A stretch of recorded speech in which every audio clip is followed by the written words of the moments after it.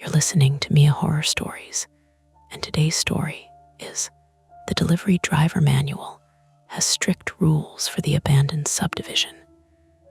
The screen will stay completely black, letting your imagination do all the work. No visuals, no noise, just a story that creeps under your skin. Don't skip a second, because every detail builds to the chilling end you won't want to miss. The first thing wrong with the house was that the porch light turned on before I got out of the van. Not when I pulled into the driveway. Not when my headlights crossed the garage door. Before that, I was still halfway down Cattail Trace, crawling past a row of empty lots and unfinished curbs, when the light clicked awake at the end of the street, like somebody had been waiting with a finger on the switch. I told myself it was a motion sensor. That was the kind of lie you used on night routes, the small, practical kind, the one that kept your foot steady on the brake and your hands from getting stupid. Deer-tripped sensors. Wind-moved shrubs. Cheap builders installed cheap fixtures that came on whenever they felt like it. All of that made more sense than someone living in a subdivision that the county had condemned after the developer ran out of money and left 47 half-built houses to rot under Missouri rain. My name is Owen Bell, 29, male, and I was driving for Quick Drop because the warehouse paid weekly and didn't ask many questions if you showed up tired. I'd been at it 7 months, long enough to know which apartment complexes stole time, which dogs could open gates, and which customers wrote cash tip in the instructions like a prank. I was good at routes because I was scared of being late. That sounds small until you've had rent due on Friday, a check engine light blinking on Tuesday, and a supervisor who liked to say your name in a disappointed tone in front of everybody. Van smelled like cold fries, wet cardboard, and the lemon wipes I used on the steering wheel after my palms got sticky. My phone was wedged in the cup holder, screen dimmed to save battery. A stack of envelopes and padded mailers leaned against the passenger seat like they were exhausted too. The heater ticked faintly each time I lowered it, and somewhere in the dash, a loose coin rattled whenever the road changed texture. The app chirped. Delivery exception. Manual protocol active.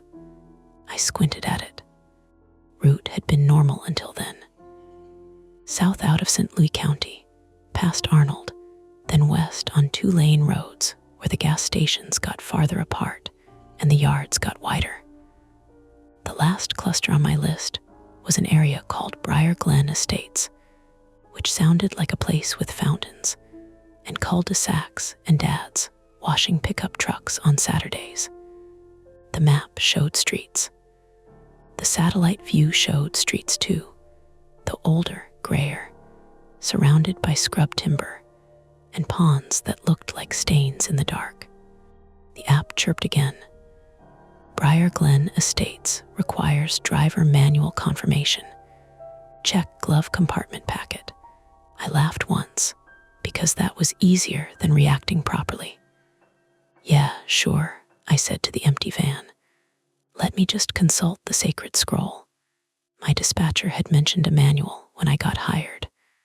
Mostly, it was common sense dressed up in corporate language. Don't enter homes. Don't accept drinks. Don't drive across lawns. Don't argue with customers holding weapons. Don't post pictures of weird orders online because every package belonged to somebody and every somebody could sue. I'd never had the app tell me to read it. I pulled onto the shoulder before the subdivision entrance. The sign was still there, leaning between 2 brick pillars. Briar Glen Estates, Phase II now selling. The letters had faded from glossy green to the color of old spinach.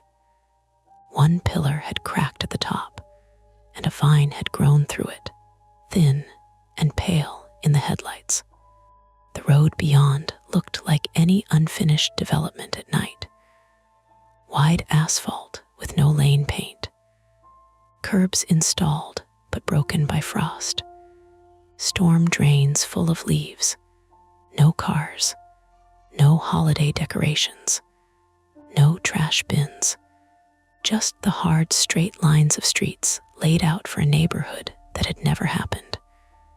I popped the glove compartment. The packet was there.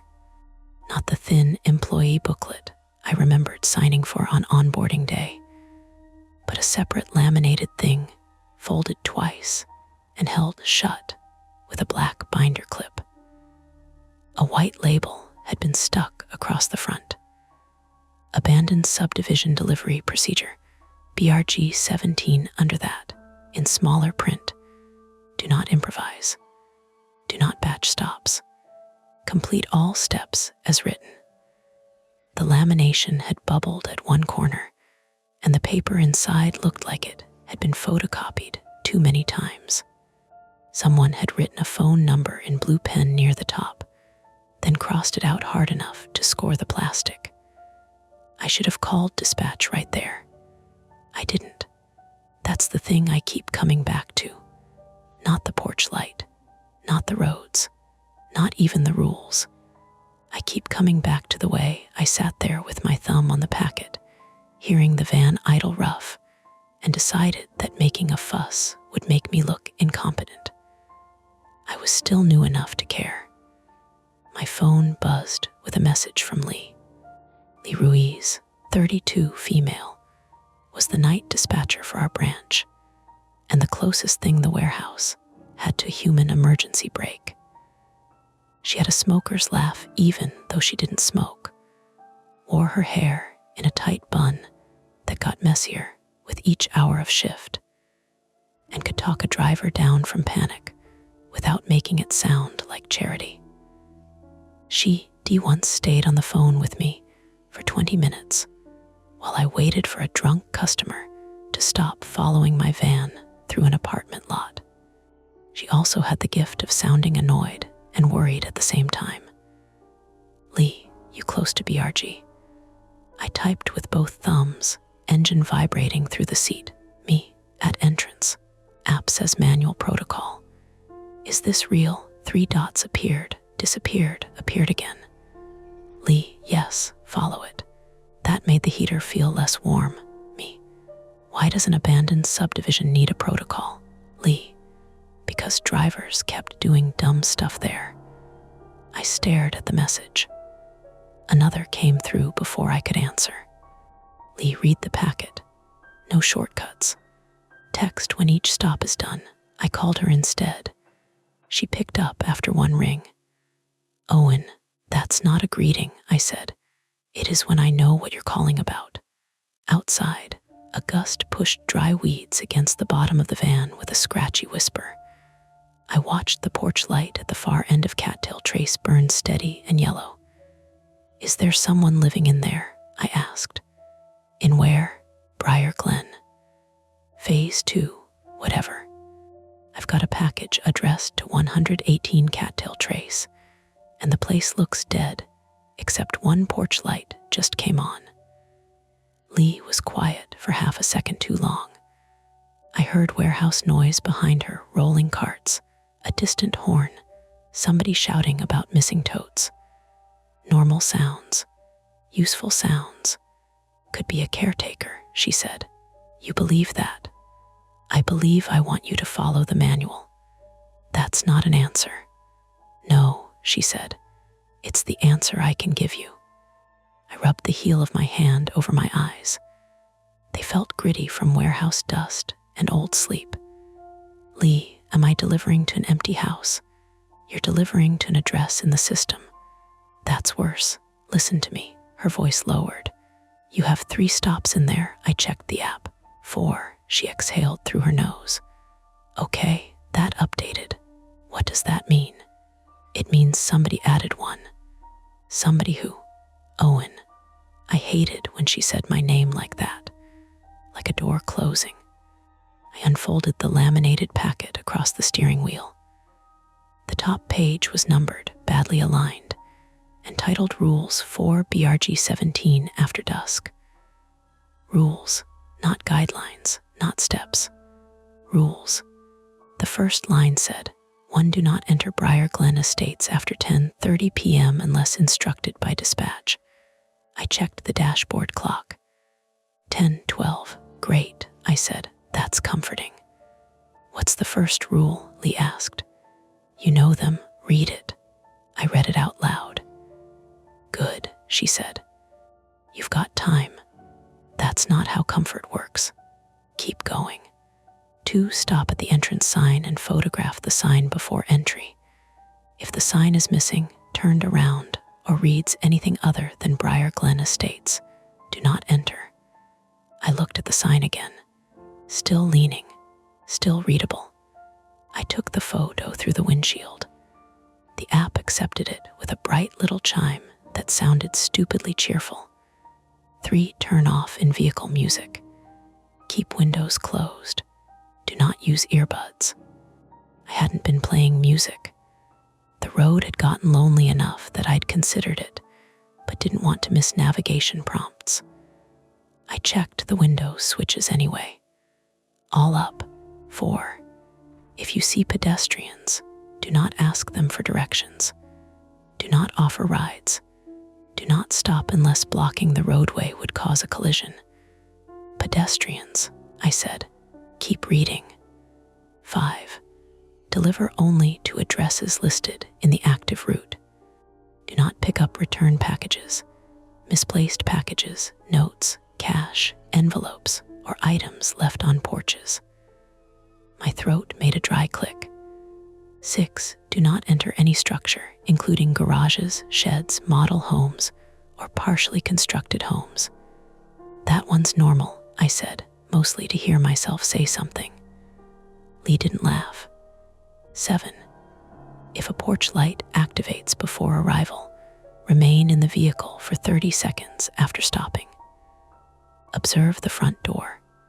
If the door opens during this interval, leave without delivering and mark access unsafe. I looked up. The porch light at the end of the street hummed in the dark. It was too far away for me to see the door clearly, but the rectangle of it sat black inside the washed-out siding. A garage door hung crooked beside it, one bottom panel buckled inward like it had been kicked by something heavy or backed into by a truck. Lee, I said, I know. You know. That's why the manual says it. You're saying this happens enough to print. I'm saying you need to decide if you're doing the stop. Her tone had changed. Not pushing, not ordering, just placing the choice in my lap, careful as glass. I looked at the app. 4 packages. The first one was a padded mailer, light enough to be phone cases or medication or jewelry.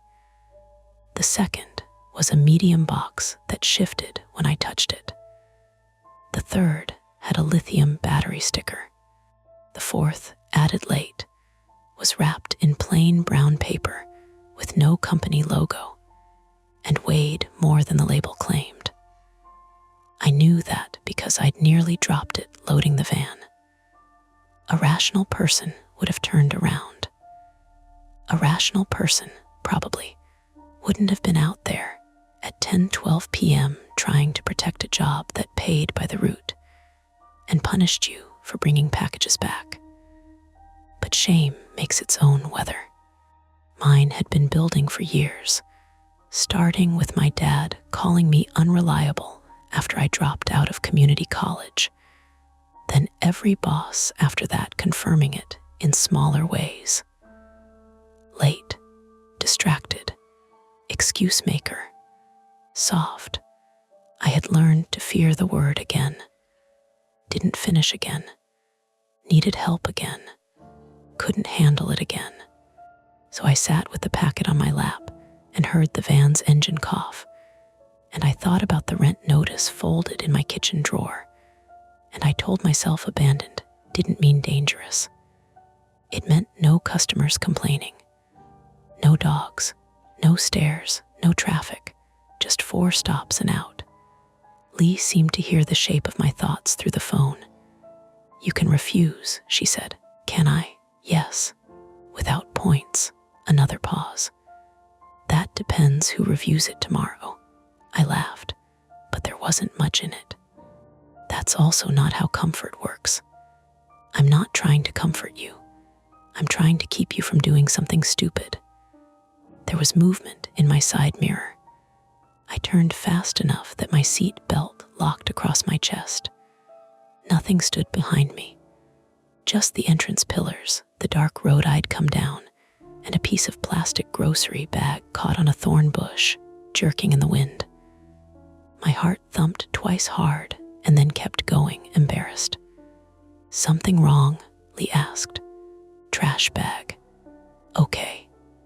It looked like somebody walking. Was it? No. Good. A third voice cut into the call, muffled but close to Lee's phone. "Ask him what route number." Marcus Dane, 41 male, was one of the lead drivers, though lead mostly meant he got the same broken scanner as everyone else and a little authority to complain. He had a shaved head, a gray beard trimmed close, and the patient misery of a man who had trained too many people who quit before payday. I'd ridden with him my second week. He taught me to park facing out, never let a customer stand behind the van doors, and keep a cheap flashlight even if corporate gave us one, because corporate flashlights died at the exact moment you needed them. Lee covered the phone badly. "He's on BRG." Marcus said something I couldn't catch. Then Lee came back. "Marcus is here," I gathered. "He says don't trust the map once you pass the roundabout." I looked beyond the entrance sign. The road sloped down, then rose toward the first intersection, where a roundabout sat around a dead ornamental tree. My navigation line curved through it like any suburban route. "Why?" Marcus's voice came on, closer now. "Because the street signs got swapped last year." I pictured teenagers with wrenches, county workers, bored kids daring each other. Explainable. Annoying, but explainable. "Swapped how?" I asked. "Enough to make drivers loop," Marcus said. His voice was rough from years of drive through coffee and road dust. "Use the package labels, not the app. Match house numbers. Don't trust painted curbs either." "Why are we still delivering there?" "Because the addresses are legally active." "That's insane." "That's logistics." Lee said. "Marcus." "What?" "It is." I flipped to the next page of the packet. A crude map had been printed there, showing 5 streets: Cattail Trace, Heron Way, Briar Glen Drive, Mallard Court, and Switchgrass Lane. Someone had drawn arrows by hand, all pointing one way through the subdivision, even though I doubted any official one-way signs existed. At the bottom, recommended sequence: Cattail right arrow, Heron right arrow, Mallard right arrow, exit via Briar Glen. Do not use Switchgrass after dark. My 4th package was for 9 Switchgrass Lane. I checked again, hoping I'd misread it. I hadn't. "Lee," I said, "the added stop is Switchgrass." Marcus swore softly in the background. Lee snapped, "Who added Switchgrass?" I waited while keys clacked on her end. The warehouse noise seemed to pull away, like she had stepped into a smaller room. "It came from central routing," she said. "Remove it. I'm trying." The app refreshed. For one hopeful second, I thought the stop would disappear. Instead, the delivery order changed. Switchgrass moved to the top. Next stop, 9 Switchgrass Lane. The van's heater clicked off by itself. A thread of cold air leaked around the driver's door and ran over my knuckles. "That's not recommended," I said. "No," Marcus said. "It is. Can I skip it and do the others first?" Lee didn't answer immediately, which told me the app would punish it. skipped stops became exceptions. Exceptions became review flags. Review flags became conversations with supervisors who had never taken a dead-end road after dark, with no houses lit behind them. Manual says recommended sequence, I said. Not required, Marcus muttered. Manual also says do not improvise. I looked at the entrance sign again.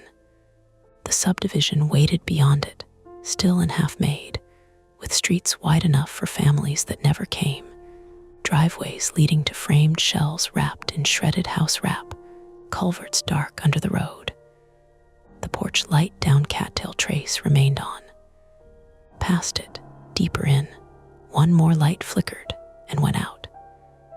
Maybe it was a transformer. Maybe kids had rigged something. Maybe somebody homeless had found a dry place in one of the builds and was ordering things they couldn't receive anywhere else. That happened. People lived in storage units, cars, empty malls, hunting cabins, old schools. A dead subdivision was still shelter if you were desperate enough. And I knew desperation. Not that kind, not fully, but enough to recognize the shape of it and dislike how easily fear turned other people into threats. I'll do the first 3, I said. Skip switchgrass until you remove it. Lee said. Owen, the app chirped. Route compliance required. Proceed to 9 Switchgrass Lane. The porch light at the end of Cattail Trace went off. Not faded, not flickered. Off. The dark that replaced it seemed thicker, only because my eyes had adjusted around that one yellow point. Now there was nothing to hold on to except the white reach of my headlights, the leaning sign, and the small bright phone telling me where to go. Marcus said, "Don't enter if it feels wrong."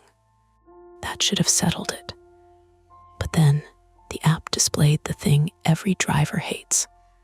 Failure to attempt may affect route standing. I sat there with one hand on the gear shift and one on the laminated packet, feeling the little ridge where the paper had bubbled under plastic. Lee was saying my name again. Marcus was telling her to escalate.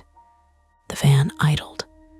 The coin rattled in the dash, even though I wasn't moving. Ahead, the road into Briar Glen dipped into shadow and curved toward the roundabout. Behind me, the county road was empty. I had a clean choice, the kind people imagine they'll make bravely when they tell stories later. Reverse out, mark it unsafe, take the review, maybe lose shifts, maybe keep breathing easy. Or drive in, follow the rules, prove I wasn't the kind of man who folded when a job got strange. I put the van in drive. Then I stopped with my foot on the brake. At the bottom of the manual's second page, under the map, there was one final line I hadn't noticed because the fold cut through it. If the route reorders itself to place switchgrass first, call dispatch and wait for verbal clearance before crossing the entrance. Lee's voice came thin through the speaker. Owen, do not go in yet. The phone signal dropped from 2 bars to 1. The app chirped again. Proceed now. I looked at the road. I looked at the manual. I looked at the clock. 10:16 p.m., 14 minutes before the rule said I shouldn't be there at all. My thumb hovered over the call button to keep Lee connected, and my other hand stayed on the gear shift, the engine tugging forward against the brake like the van had already made up its mind. I'll continue directly from the entrance decision, keeping the threat explainable and the manual's rules as pressure rather than answers. Thought for a couple of seconds, Lee got verbal clearance from Central at 10:18, and I hated how official it sounded. She didn't say, "It's safe." She didn't say, "Go ahead." She said, "Central has cleared continuation under BRG 17 protocol." Like a sentence somebody had taught her to repeat. I sat there with the van still in drive, foot aching on the brake, the entrance sign bright in my headlights. The cracked brick pillars looked narrower now, maybe because I knew I was about to pass between them. "Say that again," I told her. "Owen, no, seriously. Say it like a person." On the other end, Lee breathed out hard enough to fuzz the speaker. "They're telling you to proceed."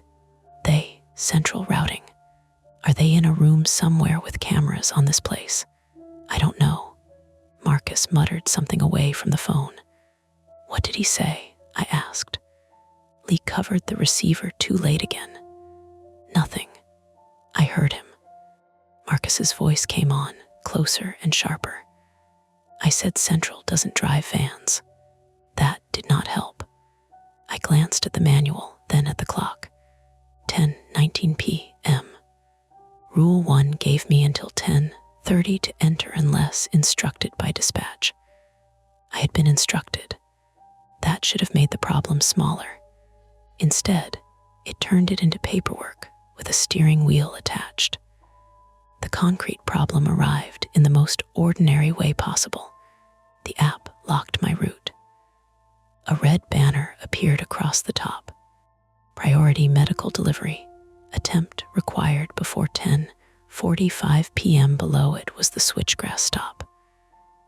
9 Switchgrass Lane. Temperature sensitive. Signature not required. Leave at marked location. "What the hell?" I said. Lee went quiet. "Did you know it was medical?" "I'm looking at it now," she said, more keyboard clicking. "It wasn't flagged that way when the tote left." "Can they do that?" Apparently they did. The package in question sat behind the passenger seat, wrapped in brown paper, so plain it looked old-fashioned. No pharmacy logo. No insulated box. Just a shipping label with the address and a small blue sticker I hadn't noticed before. "Refrigerate upon receipt." I picked it up again and weighed it in my hands. Too heavy. Not insanely heavy. Not movie prop suspicious. Just wrong. A box that size, marked like medicine, should have had the light slosh of cold packs and foam. This felt dense, with one solid weight inside that shifted half an inch when I tilted it. "Maybe it's not actually medical," I said. "Maybe the label got corrected." "By who?" "Owen, I don't know." "Then let me bring it back." Lee didn't answer fast enough. The red banner pulsed once. Late medical attempt may trigger service failure review. And there it was. That little word, failure. It hooked under my ribs with the same old familiarity. My dad's voice. My last warehouse manager's voice. My own, usually at 2 in the morning when I couldn't sleep. I knew rationally that an app notification was not a judge, not a parent, not a prophecy. I knew that. But my body had never cared much about rational things. It heard failure and started preparing a defense. Marcus said, "Medical priority or not, you don't go past the cutoff." "It says attempt before 10:45, I said. "Manual says don't enter after 10:30. You're not in yet." Dispatch cleared me. "I don't like it.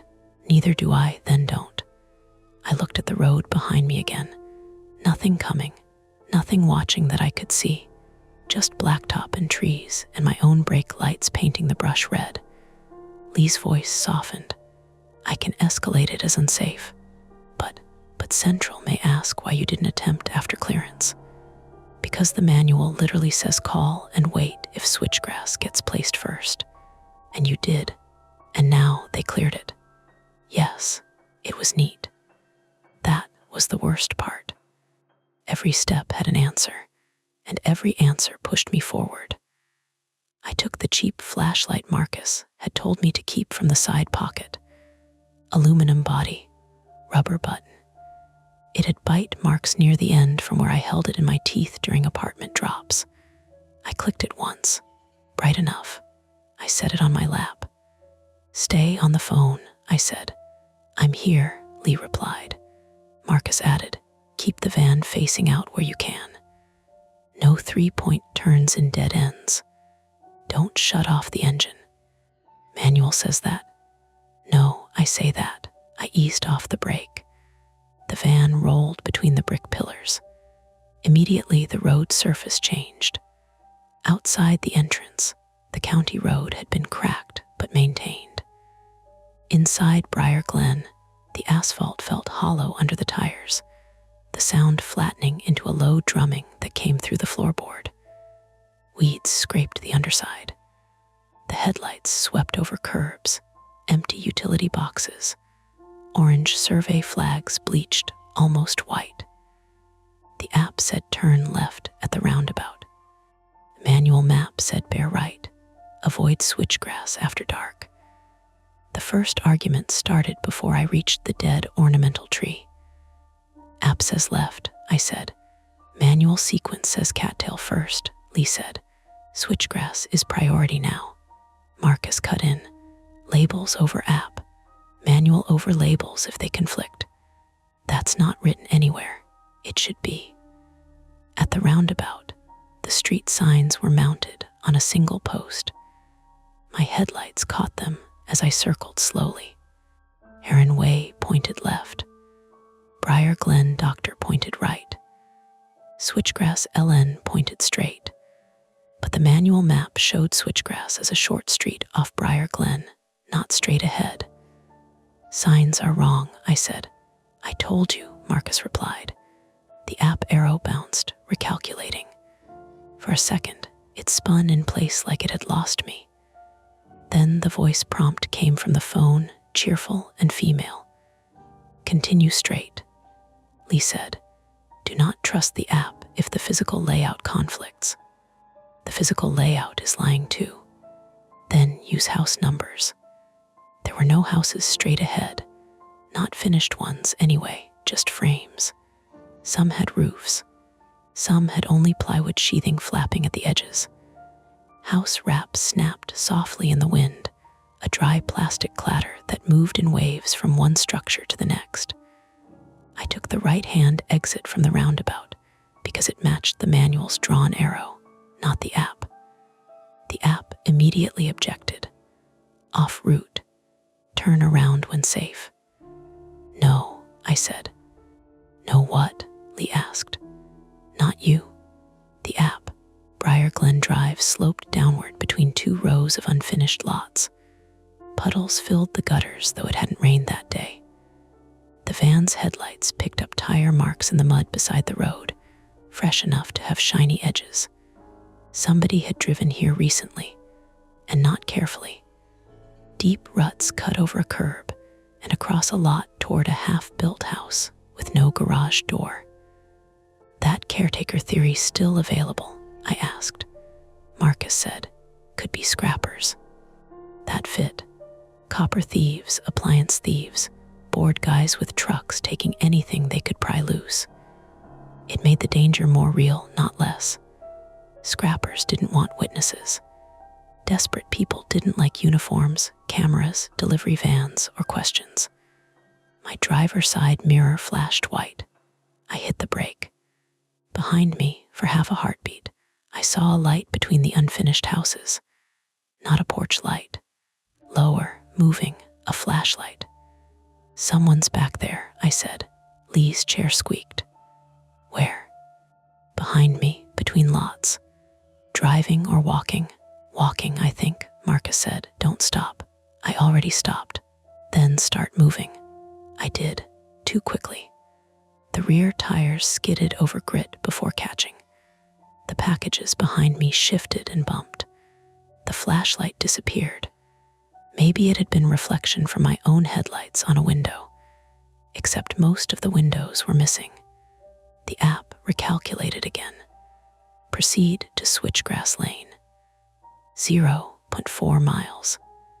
I passed house numbers spray painted on plywood. 102, 104, 106. Even numbers. Wrong street for Switchgrass. The manual said Cattail had odd numbers on the north side, even on the south. Briar Glen, had evens only because the opposite lots had never been parceled. The rules were starting to feel less like superstition and more like instructions written by someone who had been confused here before. Rule 8, which I read at a slow roll under the dome light, said 8.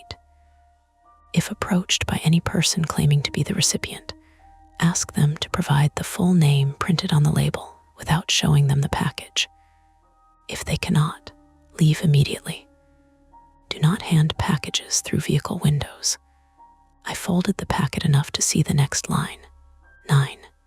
If roads are obstructed, do not exit to move debris. Reverse until an alternate route is available. At 10:24, the road became obstructed. A white vinyl privacy fence panel lay across Briar Glen Drive, dragged or blown from somewhere and jammed between the curbs at an angle.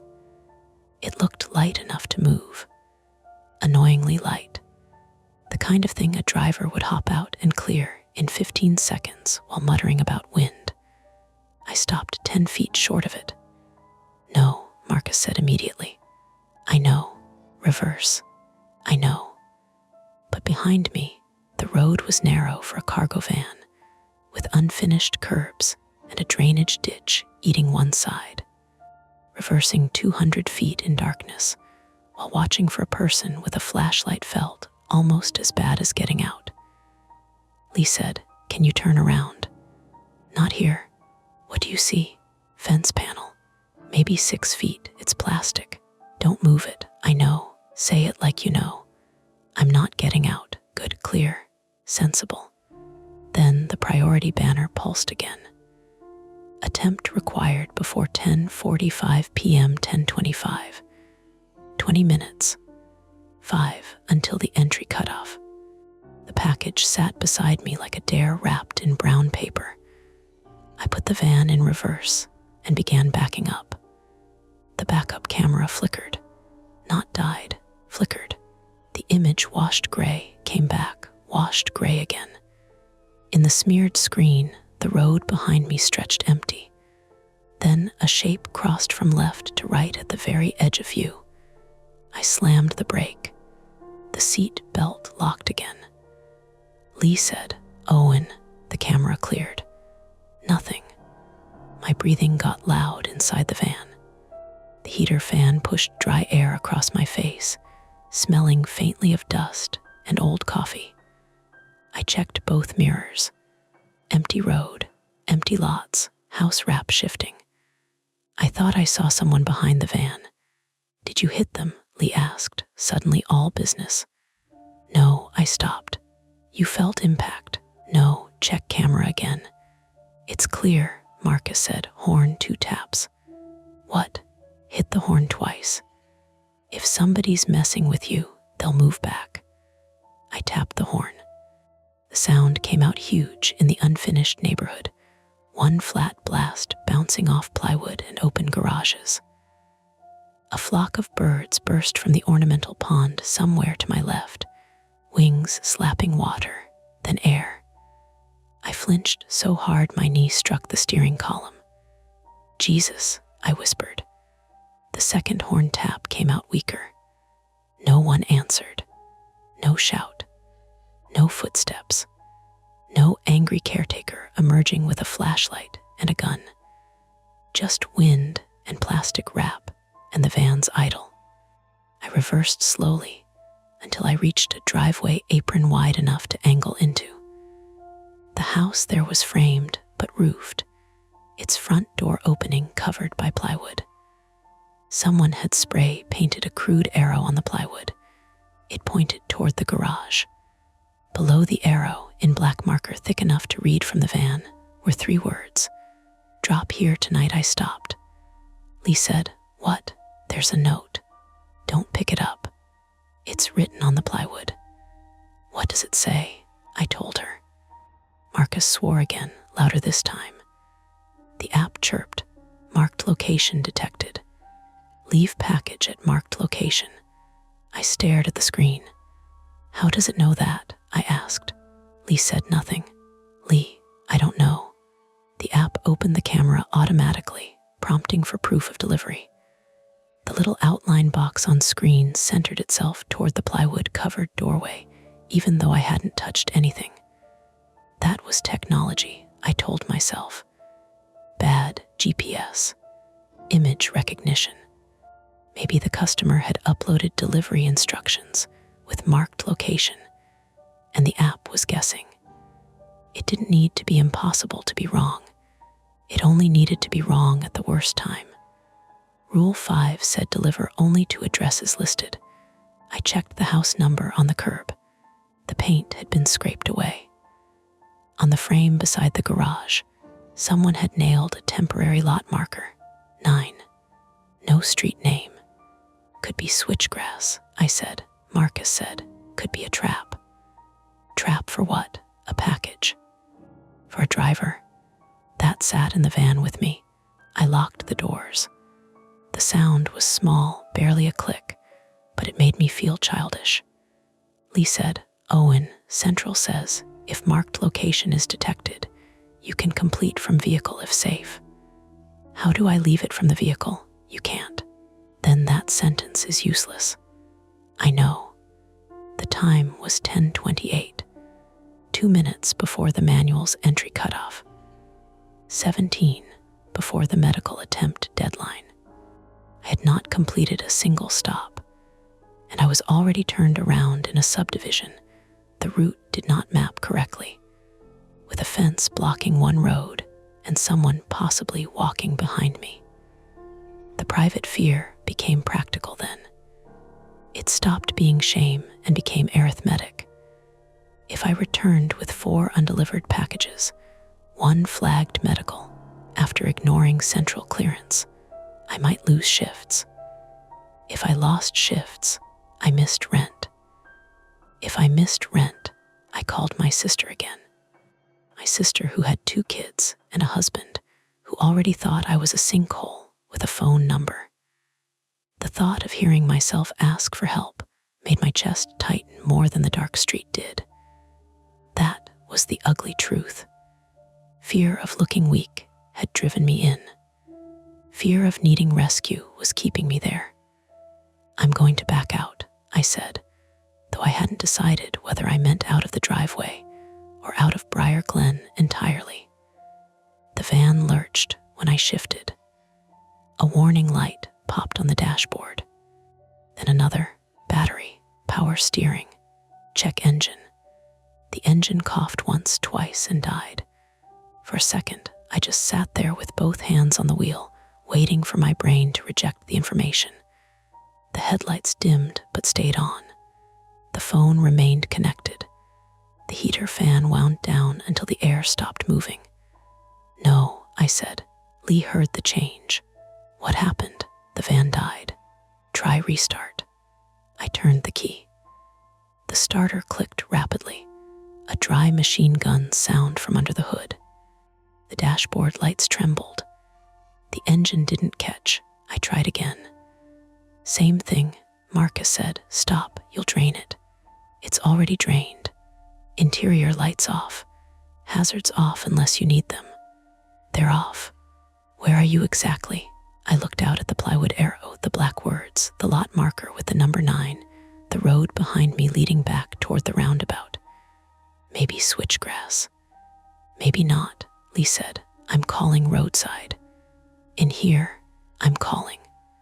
The phone signal dropped to 1 bar, then none, then 1 again. Her voice broke into pieces. Stay, vehicle doors locked. Lee, static.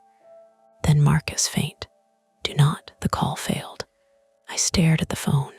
For a moment, the little screen showed my reflection over the dead call notice.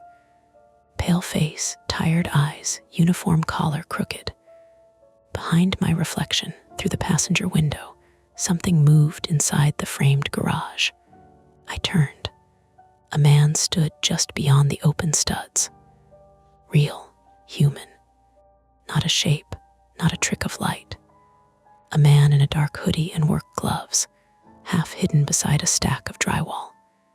He held a flashlight pointed at the floor, and the light made a white oval around his boots.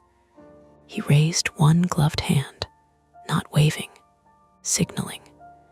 Then he pointed at the brown paper package on my passenger seat. My phone buzzed in my hand. A text from an unknown number appeared, even though I had no service. Leave it at the marked location. You have until 10:45. Outside, the man stepped from the garage frame into my headlights, and I saw there were 2 more figures behind him. The manual lay open on my lap, Rule 9 visible under the dome light. Do not exit to move debris. It said nothing about what to do when the road behind you was blocked. The van was dead, and the recipient came looking for the package himself. The first attempt was staying put and doing exactly what the manual would have wanted if the manual had been written by someone who believed help could arrive in time. I locked the doors again, even though they were already locked. The man in the dark hoodie stopped at the edge of the headlights. He was maybe 40, maybe younger if the shadows were being unfair to him. White male, average height, heavy through the shoulders, with a short beard and a knit cap pulled low. His gloves were gray at the palms, the kind sold in packs at hardware stores. Behind him, inside the unfinished garage, the other 2 figures stayed back where the studs broke their outlines into pieces.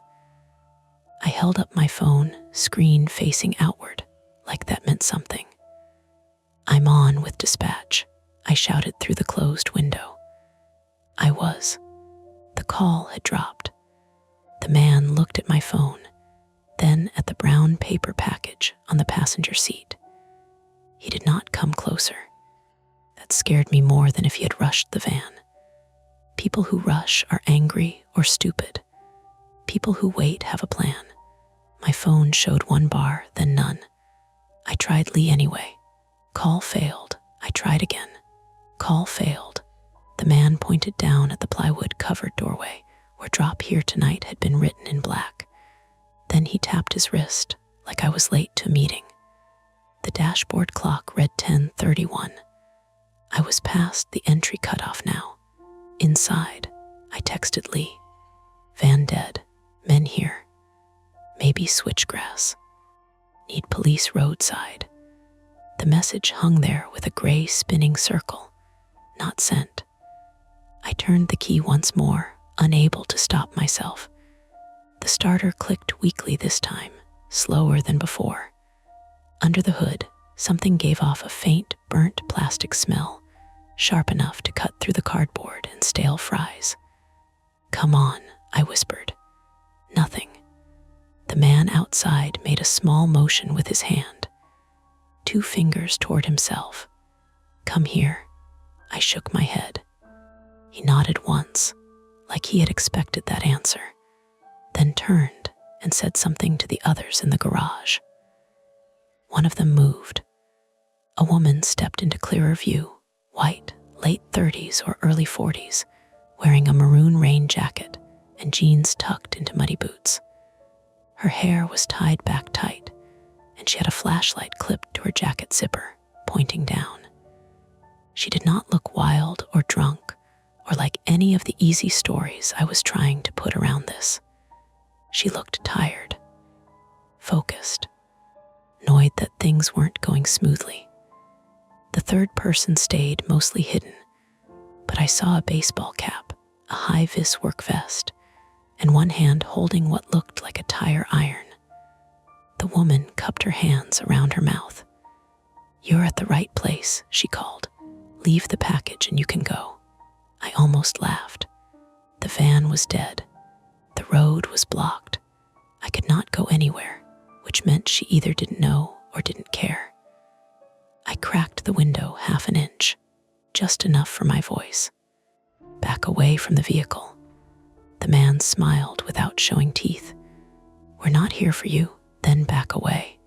We need what's in the box. Give me the full name on the label. His face changed a little, not much, just the first real mistake. I had read Rule 8. I had not shown him the label. He looked at the woman. She looked at him. "Full name," I said again. The woman called. "It's for the address." "That's not what I asked. Don't make this harder than it is." That was when the spinning circle on my text vanished. Not delivered. Tap to retry. I hit retry so hard my thumb hurt. The man's eyes tracked the movement. Behind me on the road, a light appeared. For one stupid, hopeful second, I thought it was help. Roadside, police, Marcus barreling in with jumper cables and a lecture. The light bobbed, low and white, coming from the direction of Briar Glen Drive, where I had backed away from the fence panel. The figures by the garage turned 2. The light split into 2, then 4. My stomach dropped. Headlights. A vehicle was coming slowly up the road behind me with its headlights off, except for small fog lamps near the ground.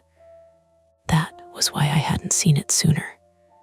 It rolled without hurry, tires grinding over grit, and stopped about 50 yards back, blocking the lane I would have used if the van came back to life. The shape was a pickup truck. Dark paint. No front plate that I could see. Its engine idled rough, louder than my van had been, a diesel knock that bounced off the framed houses. The woman in the maroon jacket lifted one hand toward it, not surprised. That ended the first attempt. Staying put did not summon rescue. It gathered more people. I shut the cracked window and grabbed the manual, flipping pages with hands that had started to shake. There had to be something. A breakdown procedure. A driver distress code. A line for hostile recipients. The laminated pages stuck together at the corners. Rule 10.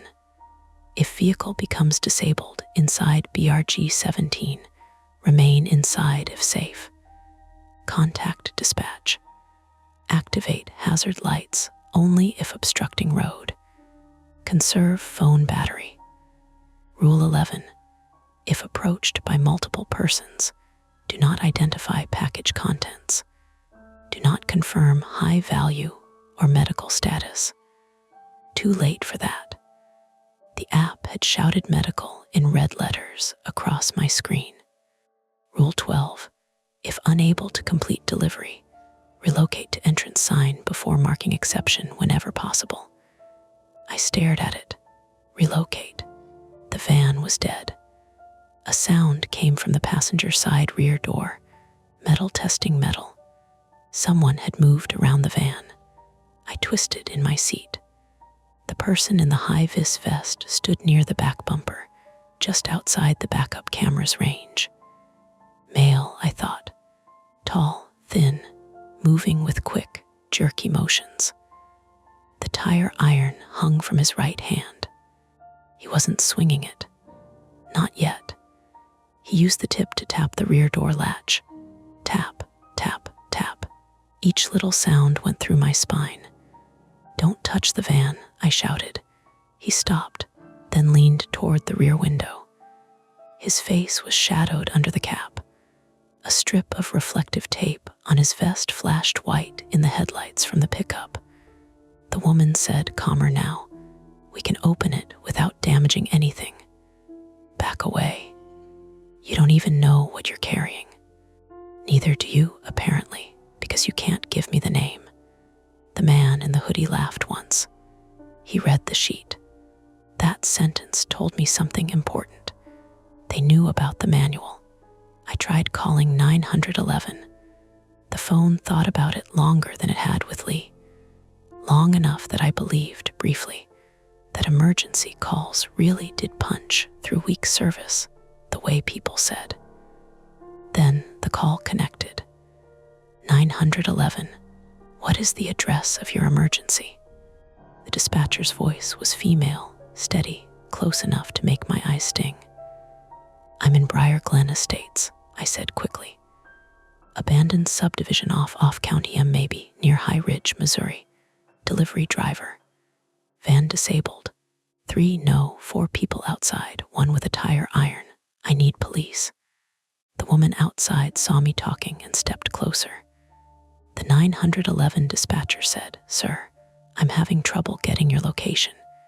Did you say Briar Glen?" "Yes, Briar Glen Estates. I'm near Switchgrass Lane, I think, lot 9. I need you to stay on the line." "I'm trying," the call crackled. The pickup behind me revved once. The tall man in the vest stepped out of sight. A second later, the van rocked hard, not enough to tip it, enough to slam my shoulder into the door. I shouted. "What happened?" the dispatcher asked. "They're pushing the van." The line broke into static. "Sir, can you repeat?" The man in the hoodie had joined the tall one at the back. Together, they shoved against the rear doors. The woman stood near the passenger side, watching me through the glass. The pickup crept forward, closing the distance behind the van like a gate sliding shut. "They're trying to move me," I said. No answer. The call timer kept running, but the voice was gone.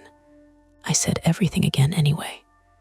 Briar Glen, Switchgrass, quick drop van, men outside. Brown package. 10:35 p.m. I repeated it like a prayer. Like if the recording survived, maybe I would too. Then the call failed. Second attempt, communication, partial success, maybe. Maybe a dispatcher had heard enough. Maybe not. The trap tightened. The third attempt was leaving the van. I know how stupid that sounds. At the time, it came down to 2 choices that were both bad. Stay inside until they broke a window or pried the rear doors, or get out before they expected it and run toward the entrance, where the sign stood at least half a mile back by the county road. The manual said relocate whenever possible. It did not say with the vehicle. It did not say on foot. That was my loophole, and fear loves loopholes. I slung the small delivery satchel across my chest, not because I needed it, but because it had my ID, scanner, and a portable battery pack in the front pocket. I grabbed the cheap flashlight. Then I looked at the brown paper package. Leaving it would satisfy them. Maybe. But if it was actually medicine, leaving it with people who couldn't name the recipient felt wrong in a way I couldn't explain. And if it wasn't medicine, if it was something else, then handing it over because I was scared might be the worst thing I could do. I picked it up. It was cold through the paper. Not freezer cold. Basement cold, the woman saw, her face hardened. "Don't," she said through the glass. I climbed between the seats toward the cargo area. My knee caught on a loose tote strap, and pain sparked up my thigh. Behind me, someone pulled at the rear door handle. Locked. They pulled again, harder. I went for the side door instead. The quick drop vans had sliding doors on the passenger side. Mine stuck in wet weather. It had been sticking all week. I remembered that as my fingers closed around the handle. Outside, the woman moved toward it. I yanked. The door opened 6 inches and jammed. Of course it did. The woman lunged for the gap. I kicked the door with both feet. The track gave a shriek, and the door slammed open far enough for me to squeeze through. Her hand caught my sleeve. I twisted away, felt fabric rip at the shoulder, and dropped hard onto the unfinished driveway. My left ankle rolled on loose gravel. Pain flashed white hot, immediate and personal. I bit down on a sound and staggered sideways, package clamped against my ribs. "Hey," the man in the hoodie shouted. I ran badly. Not heroic running. Not movie running. Delivery driver running after 9 hours on shift. One ankle half sprained. Lungs already tight from panic. Flashlight beam bouncing all over the gravel. I cut across the front of the framed house instead of taking the road. because the pickup blocked that way. The house sat on the south side of the street, driveway facing north. Beyond it was a strip of raw dirt, then another unfinished lot, then what the manual map showed as Mallard Court, curving east toward Cattail Trace. If I could cross the lots to Mallard, then follow it back to the roundabout, then out. Clear, simple. Behind me, boots pounded gravel. The woman shouted, "He's going east." That told me she knew the layout. I angled harder left, toward what I thought was east. The flashlight beam caught rebar sticking from a foundation slab, rusted orange and wet with condensation. I nearly impaled myself on it, jerked away, and clipped my shin on the concrete edge. Warmth spread under my pant leg. I kept going. A sheet of house wrap snapped loose from the next frame and flew across my path. For one terrifying second, it looked like a person rushing me with arms spread wide. White body, tall, faceless. I shouted and swung the flashlight. The plastic hit my chest, wrapped around my shoulder, and stuck there. House wrap. Just house wrap torn loose by wind. I ripped it off, breathing so hard the inside of my throat burned. Behind me, the man in the hoodie slipped in the mud and cursed. That bought me 5 seconds. Misdirection explained. Still terrifying. I reached the next street and almost cried from relief when I saw a sign. Mallard CT, except Mallard Court, according to the manual, was supposed to be a short loop with an exit back to Briar Glen Drive. The street in front of me ran straight into darkness, lined with finished curbs, but no houses at all. At the far end, a stormwater retention pond reflected a strip of moonless sky. The sign had been swapped. Again, I was not on Mallard. I was on switchgrass, the real switchgrass. The realization didn't arrive as a dramatic thunderclap. It came as a horrible administrative detail. I had been exactly where the app said I was. The plywood marker had been lot 9. The manual warning had been correct. And now I was on foot, injured, carrying the package down the street it specifically told me to avoid. My phone buzzed. A text from Lee came through all at once, delayed. Owen police notified. If you can reach entrance, go. Do not go deeper into switchgrass. Marcus says drainage culvert connects Mallard to Cattail, but do not enter unless chased. Stay visible. Another buzz. Where are you? I tried to type. Switchgrass on foot. Van dead. People chasing.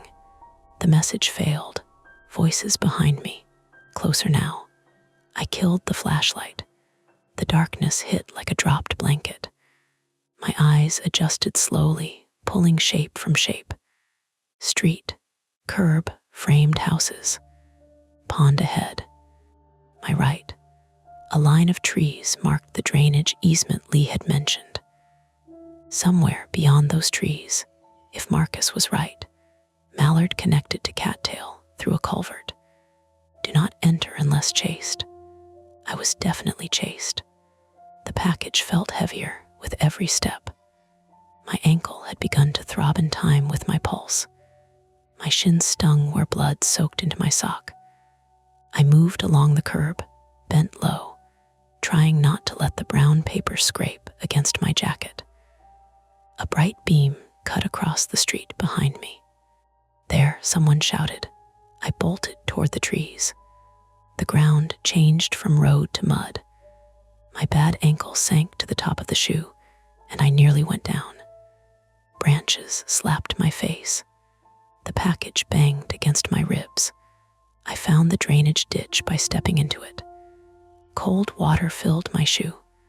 I dropped to one knee, catching myself with my left hand. Mud pushed under my fingernails. The flashlight slipped from my grip and vanished with a splash. No, no, no.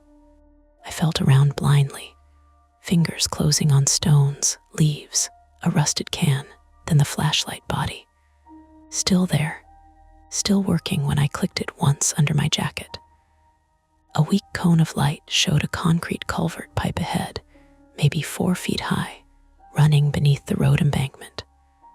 Water trickled through it over algae-black concrete. The pipe smelled like wet leaves, animal droppings, and stagnant runoff. Behind me, the pursuers crashed into the tree line. I got into the culvert.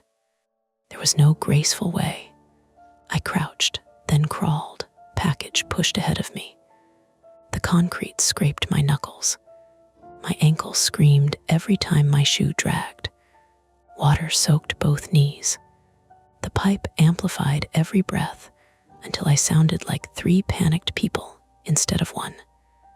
Halfway through, something brushed my hand. I jerked back and cracked my head against the top of the pipe. Pain burst behind my eyes. I slapped the flashlight toward the water. A raccoon stared back at me from a side recess, eyes shining like coins. It hissed, soaked and furious, then scrambled away through a break in the drainage channel. I laughed once, almost silently, and hated the sound. Behind me, at the pipe entrance, a flashlight beam swept across the water. "He went in," the woman said. The man in the hoodie answered, "Other side." They weren't following. They knew where it came out. That meant the culvert was an escape. It was a funnel. I crawled faster anyway, because stopping was worse. My palms slipped.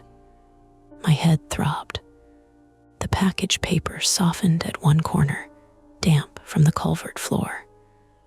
I shoved it inside my jacket as best I could and kept moving. The pipe opened onto a lower ditch beside another road. Cattail Trace.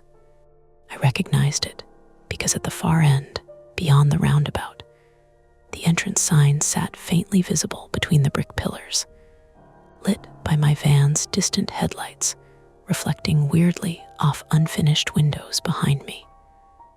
I had come out closer to the entrance than I expected. Relief made me careless. I climbed from the ditch and stumbled onto the road. A vehicle door slammed to my left. The pickup was already there, parked sideways across Cattail Trace between me and the entrance. The fog lamps glowed low, aimed at my knees. The tall man in the high-vis vest stood beside the driver's door with the tire iron resting on one shoulder. Up close, I saw he was younger than I'd thought. Maybe 25. White male, narrow face, acne scars along one cheek, eyes too wide from adrenaline or something chemical. He grinned. Wrong way, quick drop. Behind me, through the trees, the woman and the hoodie man were making their way back from switchgrass. I backed up. There was nowhere good to go. North side of Cattail, unfinished lots, one framed house, open foundation holes. South side, drainage ditch and trees. East, the roundabout and my dead van beyond it somewhere near lot 9. West, entrance blocked by the pickup. Then my phone buzzed again. This time, the message sent. Message delivered, switchgrass on foot. Van dead, people chasing. A second later, Lee called. I answered with muddy fingers. "Run to Cattail," she said before I spoke. "Marcus says there's an old sales trailer near the roundabout. Lockable door. Police are coming from the county road." "I'm on Cattail," I whispered. "Pickups blocking entrance." Lee swore softly, then away from the phone. "Marcus, pick up at entrance." The tall man took a step toward me.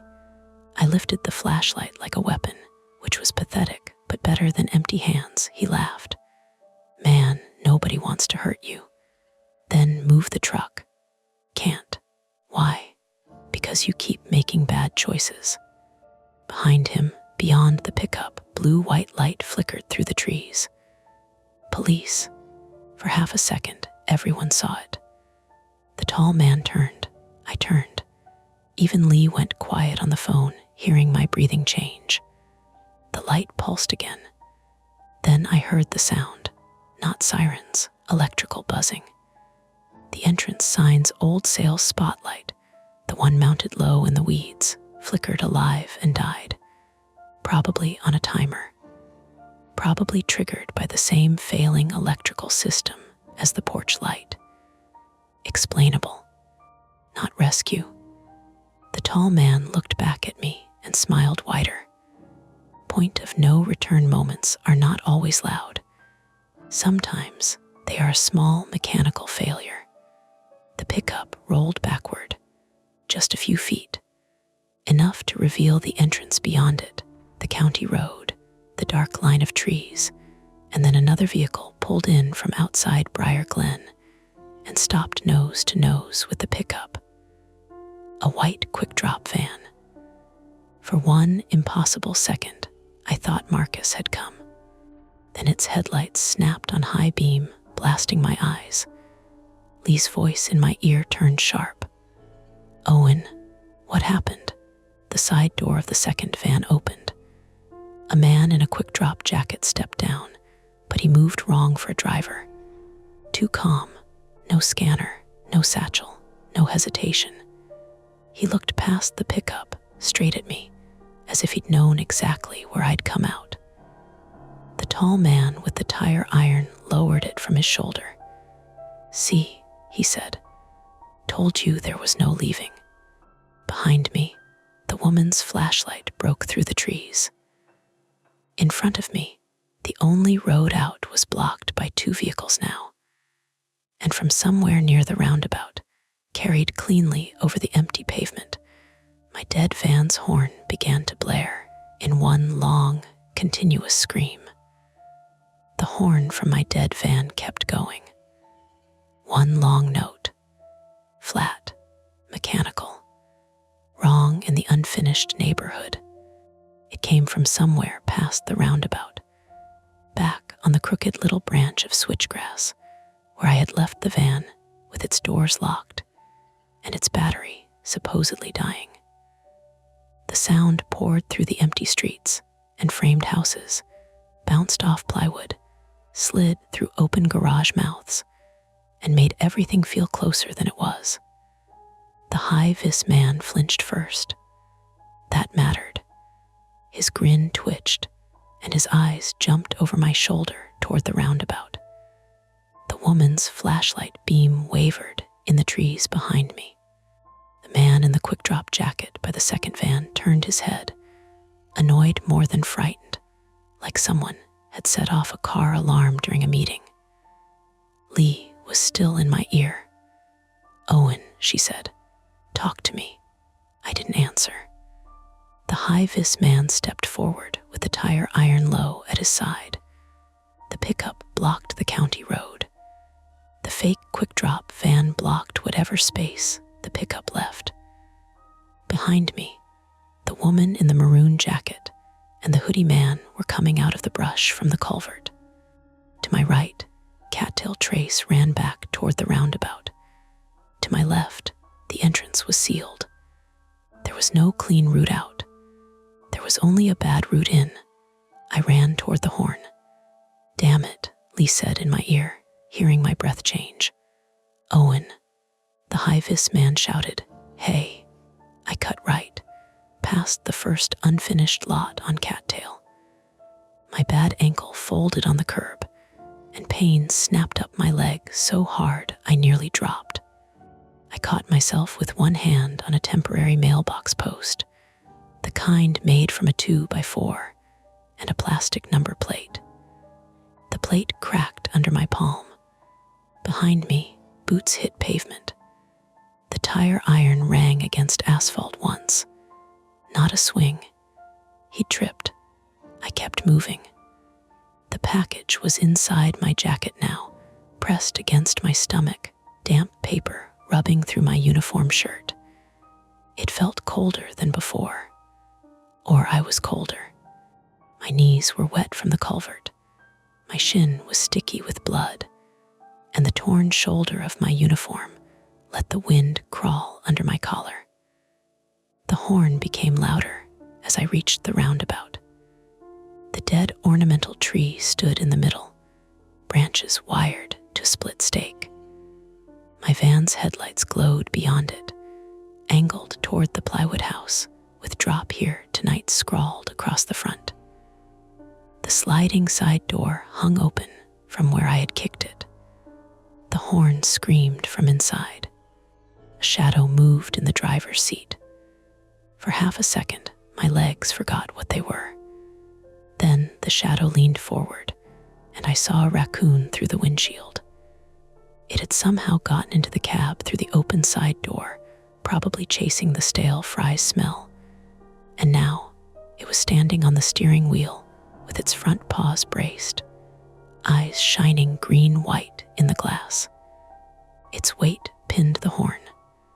That was the sound, not a signal, not someone waiting in the van, not the dead vehicle coming back to life. A wet, furious, half-starved raccoon. I almost laughed. It came out as a cough. Then the high-vis man slammed into me from behind. We went down hard on the edge of the roundabout. My shoulder hit first. Gravel tore through my sleeve and into skin. The package punched into my ribs. My chin bounced off the pavement, and my teeth clicked together with a sound I felt more than heard. The phone flew from my hand. Lee's voice went tiny and distant. "Owen, Owen." The high-vis man grabbed at my jacket. I curled around the package. He smelled like sweat, diesel, and sour energy drinks. Up close, he was younger than I thought, cheeks hollow, breath fast and panicky. "Give it up," he said. "Just give it up." "No." He got a fist in my collar and dragged me half a foot. My bad ankle scraped over the curb. I kicked with my good leg and hit his knee. He yelped, more surprised than hurt. The tire iron lay a few feet away.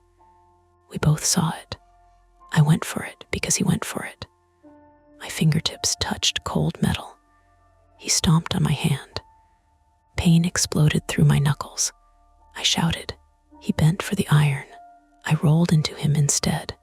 Not planned, not brave, just desperate. My shoulder hit his thigh. He toppled sideways and smacked his elbow on the curb. The tire iron skittered into the roundabout mulch under the dead tree. The hoodie man arrived next. He didn't rush like the younger one. He came around the side with his hands out, palms open, like he was calming a dog. "Enough," he said. "Nobody needs to get hurt." I was on my knees, one hand useless and pulsing, the other clamped over the package under my jacket. Blood from my chin dripped onto the pavement in small dark spots. The woman in the maroon jacket stepped onto the road behind him, breathing hard but controlled. The fake quick-drop driver was still at the entrance. He hadn't followed. He stood in the glare of his own headlights, watching. That told me he was in charge. Or he thought he was too important to run. The horn stopped. The sudden quiet did not feel peaceful. It left my ears ringing. The raccoon jumped from the steering wheel to the passenger seat. I saw it through the windshield, a hunched little shape knocking envelopes onto the floor. The hoodie man glanced at it and swore under his breath. "Your van attracted every animal in Jefferson County," he said. "Jefferson County." So he knew where we were, local. "Full name," I said, voice rough. "What?" "On the label." "Give me the name." The woman looked toward the fake driver. He called from the entrance. "Stop talking to him and take it." Lee's phone voice crackled from the pavement. "Owen, police are 5 minutes out. Stay away from..." The high-vis man kicked the phone. It slid under the van, screen flashing once. 5 minutes. That was an eternity in a place like that. It was also close enough to change how people behaved if they knew. Maybe they hadn't heard. Maybe they had. The fake driver started walking toward us. He was male, maybe late 40s, white, broad in the belly, wearing a real quick-drop jacket over jeans and work boots. Not a uniform shirt, though, no badge, no scanner. His jacket was older than ours, the logo slightly different, faded across the chest. Retired, fired, stolen. It fit him too well to be a costume from a thrift store. He stopped near the roundabout, just outside the full wash of my van's headlights. "Owen Bell," he said. My name landed worse than a threat. Hoodie man and the woman both looked at him, then back at me.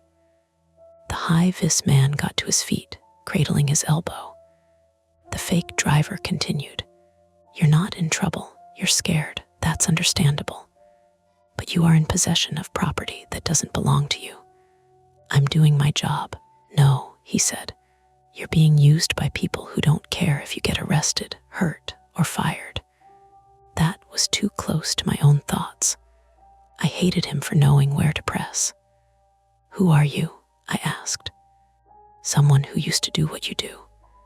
"Then you know I need a name," he sighed, like the rule bored him. "The label name doesn't matter. That package was never supposed to go through public routing." "Then why is it in my van?" "Because someone got cute," the woman said. "Dan.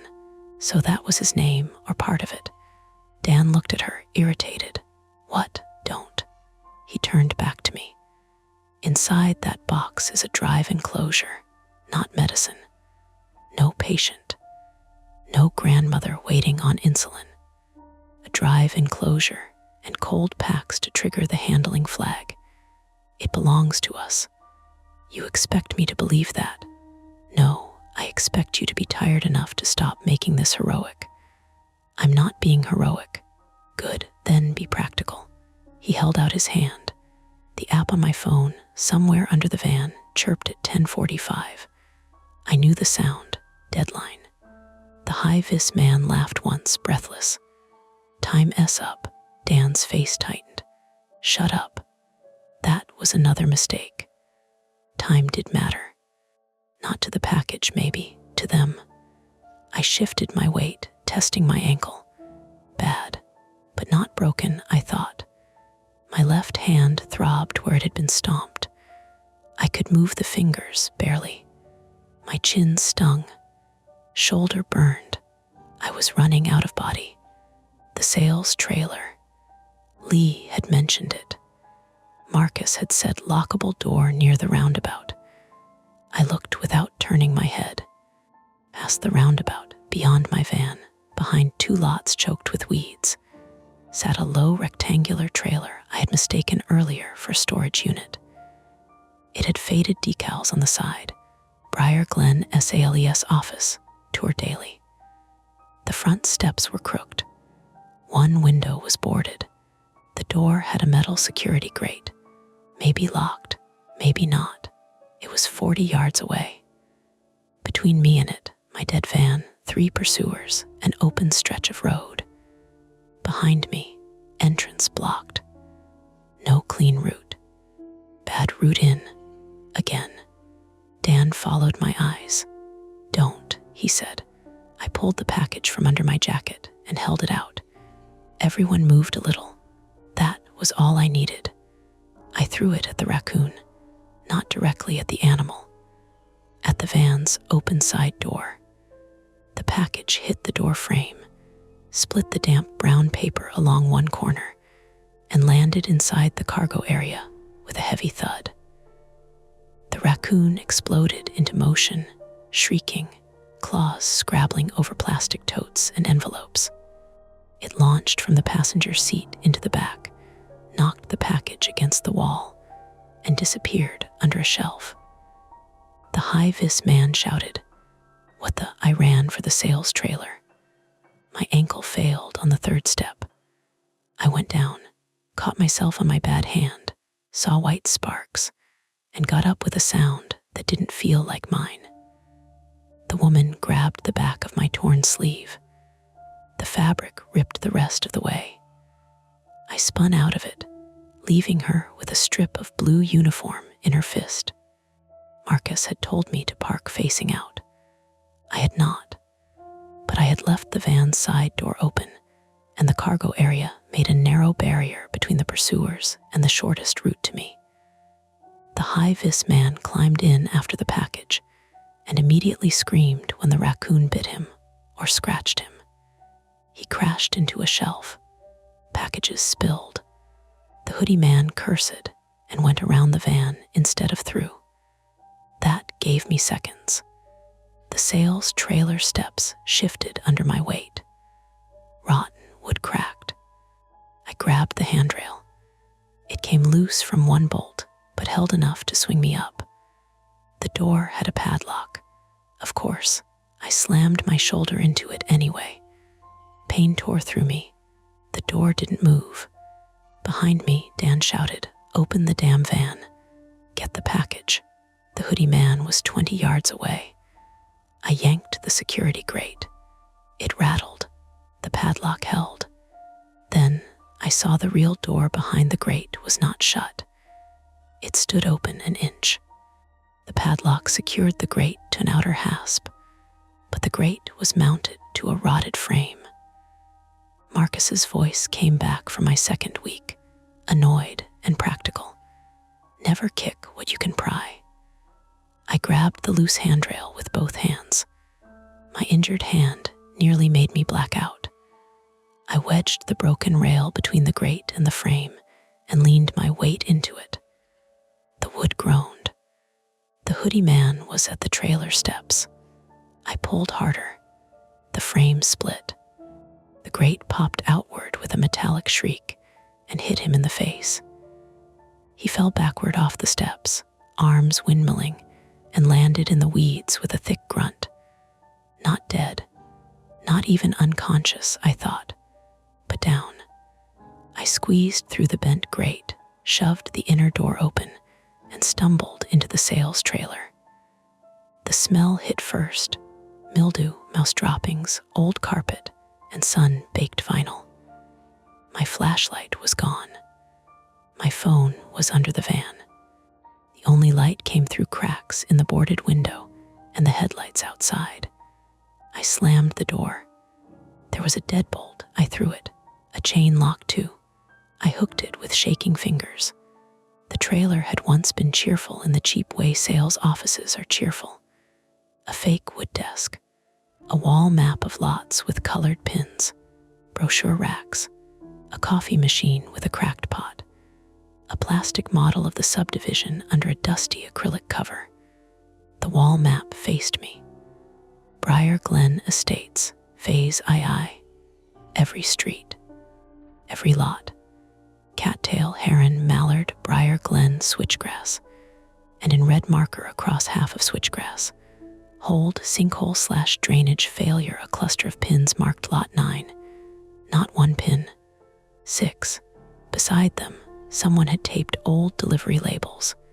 Quick drop, FedEx, medical couriers, food service. Different dates, different names. The same address. A package trap. Maybe for stolen goods. Maybe for data. Maybe for something uglier. The manual hadn't been superstition. It had been a company trying to manage a crime pattern without admitting it could not control the route. Outside, Dan reached the door. He hit it once with his shoulder. The trailer shook. "Owen," he called, voice tight now, not patient. "You just made this worse." I backed away until I hit the desk. The 911 call might have gone through. Lee said police were 5 minutes out. Maybe 4 now. Maybe 10. Maybe the blocked road would slow them. Maybe they would see the quick drop van and assume everything was normal. I looked around for a weapon. Coffee pot, stapler, brochure rack. None of it useful. Then the plastic model. The sales model sat on a plywood base maybe 3 feet by 5, showing tiny roads, tiny houses, tiny retention ponds. Heavy, too heavy to swing. But the acrylic cover had metal corner rods. I smashed the coffee pot into the cover. glass and acrylic cracked together. My injured hand screamed when shards bounced across the desk. I pulled one of the metal rods free. It was thin, but pointed at one end where it had torn from the base. The door shook again. The chain lock stretched. The deadbolt plate moved in the rotten frame. A voice outside, the woman S. Dan, cops are coming. How do you know? Scanner app, county call. For the first time, Dan sounded uncertain. Then we go, the hoodie man said, muffled and angry. Not without it. Another impact. The chain snapped. The door opened 2 inches until the deadbolt caught. I stood behind the desk with the metal rod in both hands.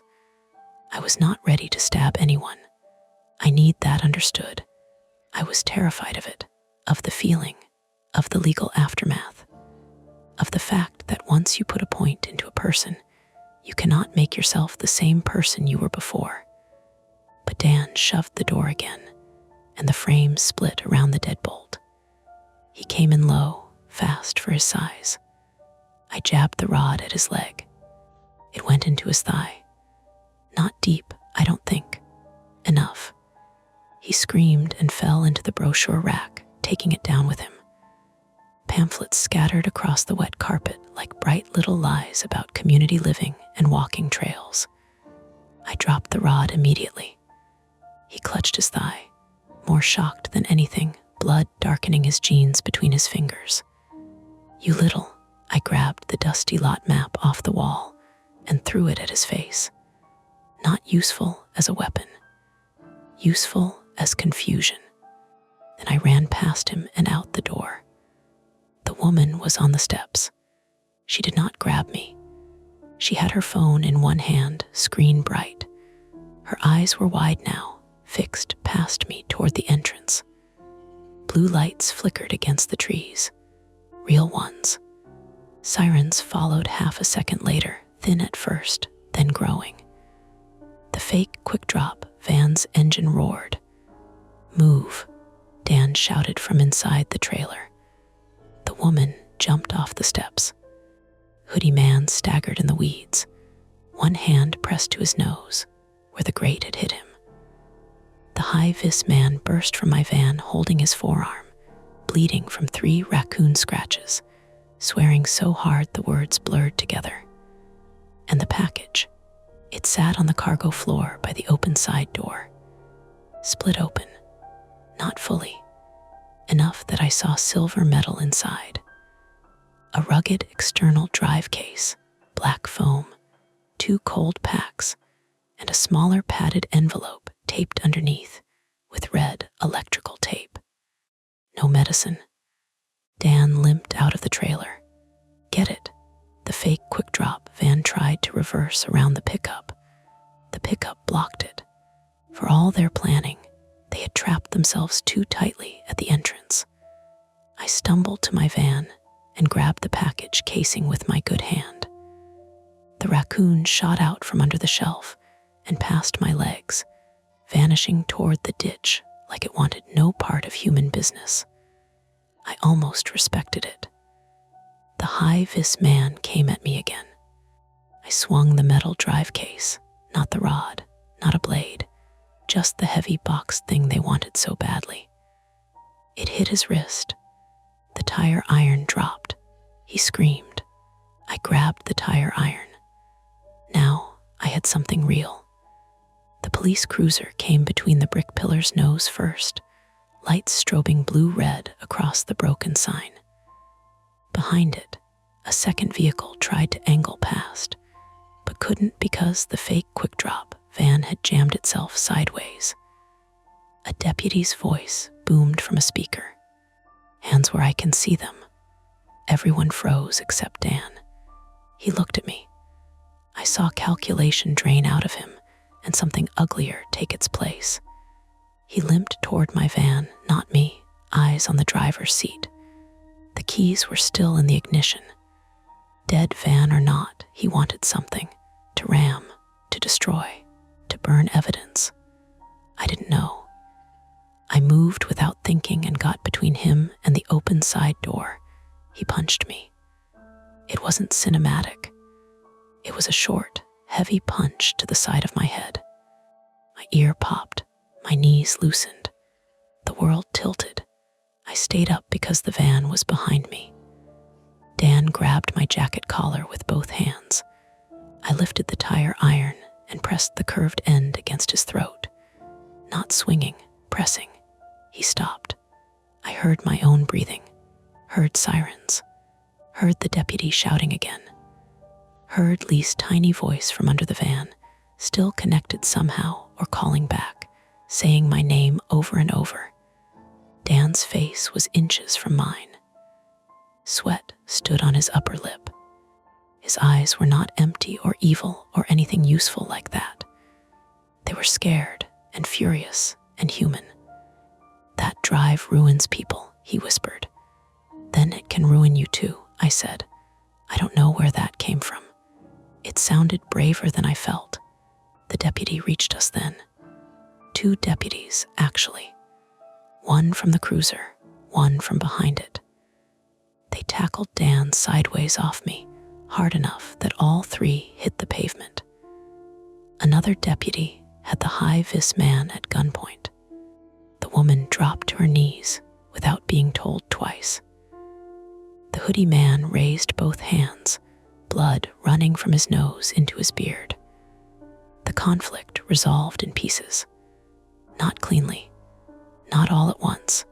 Commands, cuffs, radios, my name, questions I could not answer. Someone asking if I was stabbed. Someone asking whose blood was on my shirt. Someone telling me to sit down, and me saying I couldn't because if I sat down, I might not get up. At 10:52 p.m., a deputy took the split package from my hand. I did not want to let go. That surprised me. After all that, part of me still believed if I released it, I had failed. The deputy, a woman with a calm face and a short brown ponytail, said, "Sir, I've got it." I looked at her hand.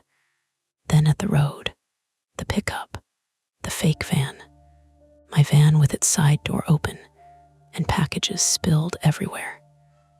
The sales trailer with its broken grate hanging loose, entrance sign flickering under patrol lights. I let go. My fingers cramped open.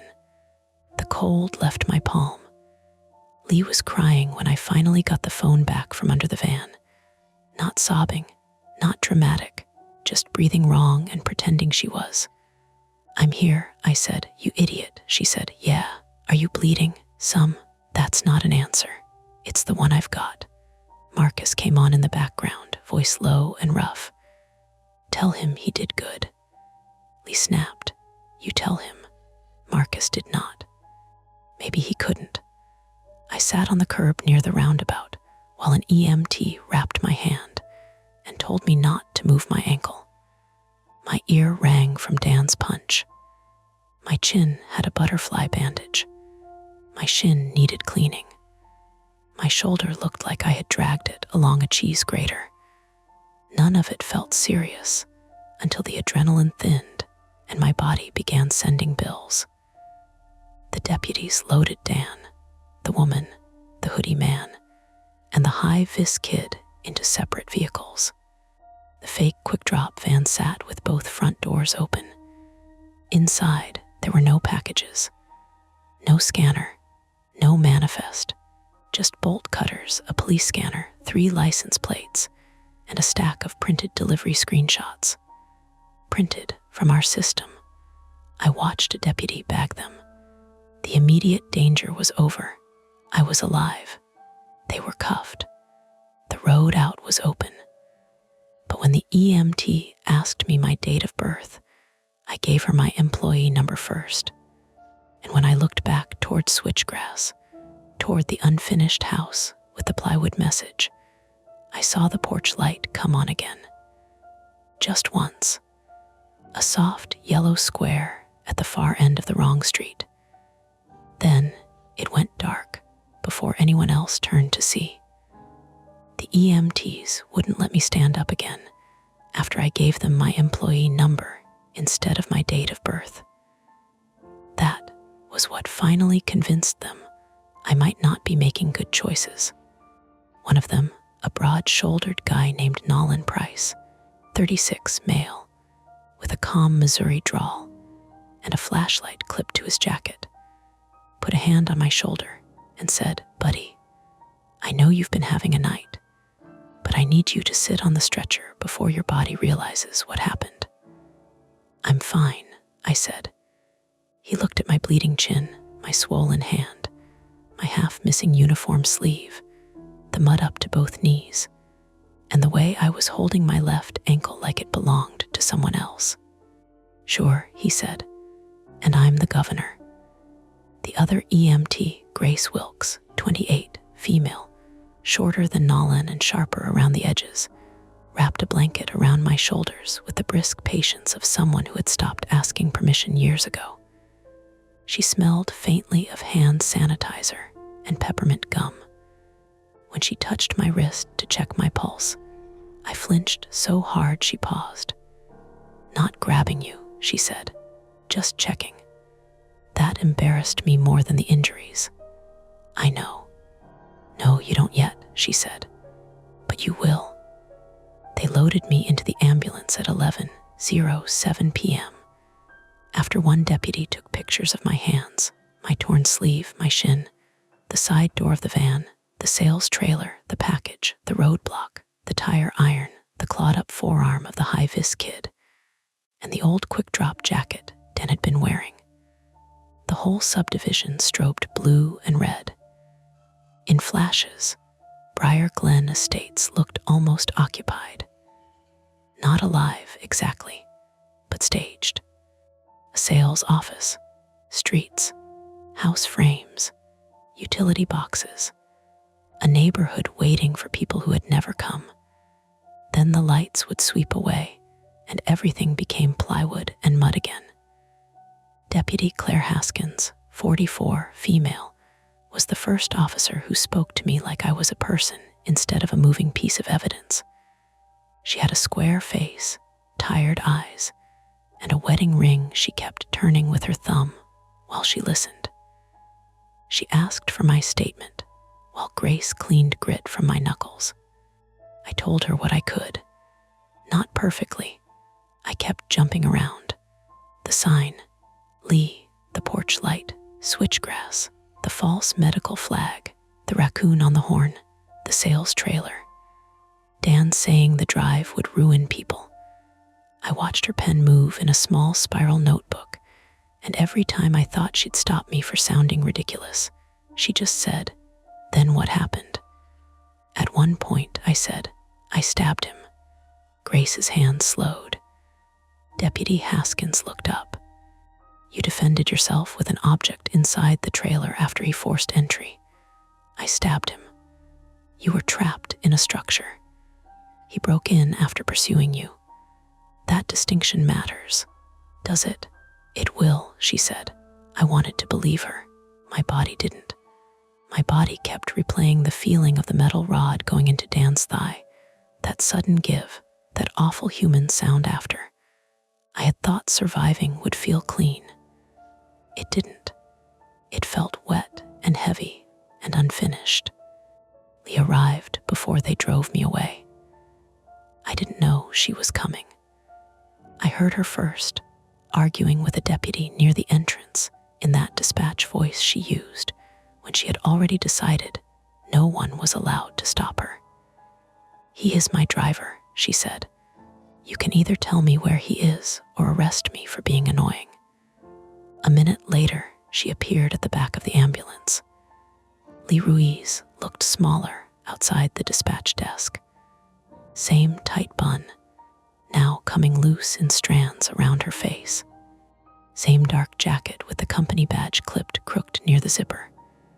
Her eyes went straight to my bandaged hand, then my face, then the blanket. "You look terrible," she said. "You drove out here." Marcus drove. Behind her, Marcus Dane stood near a patrol car with his arms folded, looking at the ground as if the gravel had personally disappointed him. He didn't come closer at first. He just lifted his chin once when I looked at him. "I thought dispatch couldn't leave," I said. Lee's mouth twitched.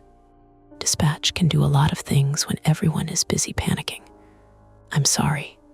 Her expression changed so quickly I almost looked away. Don't do that, she said. I didn't listen. You listened more than most would have. I still went in. Because Central cleared you. Because I didn't want another failure on my route. There it was, out loud, smaller than I expected. Uglier too. Lee looked past me into the ambulance, then back toward Briar Glen. Owen, that system was built to make you think every risk is your fault. That doesn't mean you have to believe it. I didn't have an answer. Marcus came over then, slow, hands in his jacket pockets. He looked me up and down. You kept the flashlight. I lost it in a drainage ditch, found it, lost it again somewhere around getting punched. He nodded. Acceptable. That made me laugh, which hurt my ribs enough that I immediately regretted it. Marcus's face softened by maybe 2%. You did good. Lee said, see, he can say words. Marcus ignored her. You did what you had to. Don't make it prettier than that in your head. Don't make it worse either. That turned out to be harder advice than anything in the manual. At Mercy Hospital South, they cleaned me in layers. Mud first, then blood, then little black specks of asphalt from my shoulder. My left ankle wasn't broken, just badly sprained. 2 fingers on my left hand were bruised deep enough that the doctor warned me the nails might discolor. My chin took 3 stitches. My ribs were bruised but intact. My ear kept ringing through the early morning, a high, thin whine that made every hallway beep and cart squeak feel too close. Dr. Hannah Mercer, 51, female, moved with the exhausted precision of someone who had finished one shift and been dragged into another. She asked if I felt safe going home. I almost said yes automatically. I pictured my apartment stairs, the dark hallway, my phone buzzing with unknown numbers, the porch light on switchgrass clicking on after everyone else had looked away. I don't know, I said. She didn't look surprised. That's an honest answer. They kept me until dawn for observation because of the head hit. Lee stayed in the waiting room despite me telling her not to. Marcus left around 3 to talk to the branch manager and came back at 6 with burnt coffee and my backpack from the warehouse. He set the coffee down and said, "Don't drink that. It's symbolic." The police took a formal statement at 8:40 a.m. Deputy Haskins came with a detective from Jefferson County named Ellis Rourke, 39, male, narrow-faced, soft-spoken, wearing a tie that looked like it had spent the night in a glove compartment. He placed a recorder on the tray table and asked careful questions. What time did Central clear the route? Did I know Dan? Had I ever seen the woman before? Did anyone from Quick Drop contact me directly about that package before the app changed? Did I show the label to anyone? Did the unknown text use my name? That last one made me pause. No, I said. It just told me to leave it. Detective Rourke nodded. Good. Why good? It means they probably had the number tied to the delivery device, not you personally. Probably. A small word, but I held on to it. He told me what he could. Dan's full name was Daniel Kessler, former subcontracted delivery lead for a regional courier, Quick Drop, had absorbed 2 years earlier.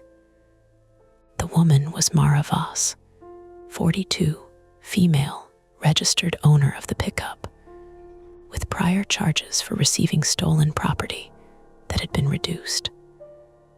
The hoodie man was Peter Lang, 38, male, a general contractor who had worked demolition and salvage around failed developments. High-vis kid was Travis Holt, 26, male, part-time tow yard employee. The false quick drop van had been real once. Retired from the fleet, sold at auction, repainted just enough to pass in darkness. Its plates belonged to a landscaping trailer in Fenton. The drive, detective work, gave me less there. It appears to contain financial records, routing exports, and surveillance footage related to a stolen goods operation using inactive or low traffic addresses, he said. That is preliminary. Using Briar Glen, among other places, were people inside Quick Drop helping. He took a breath through his nose. We are looking at that. Central routing, we are looking at that.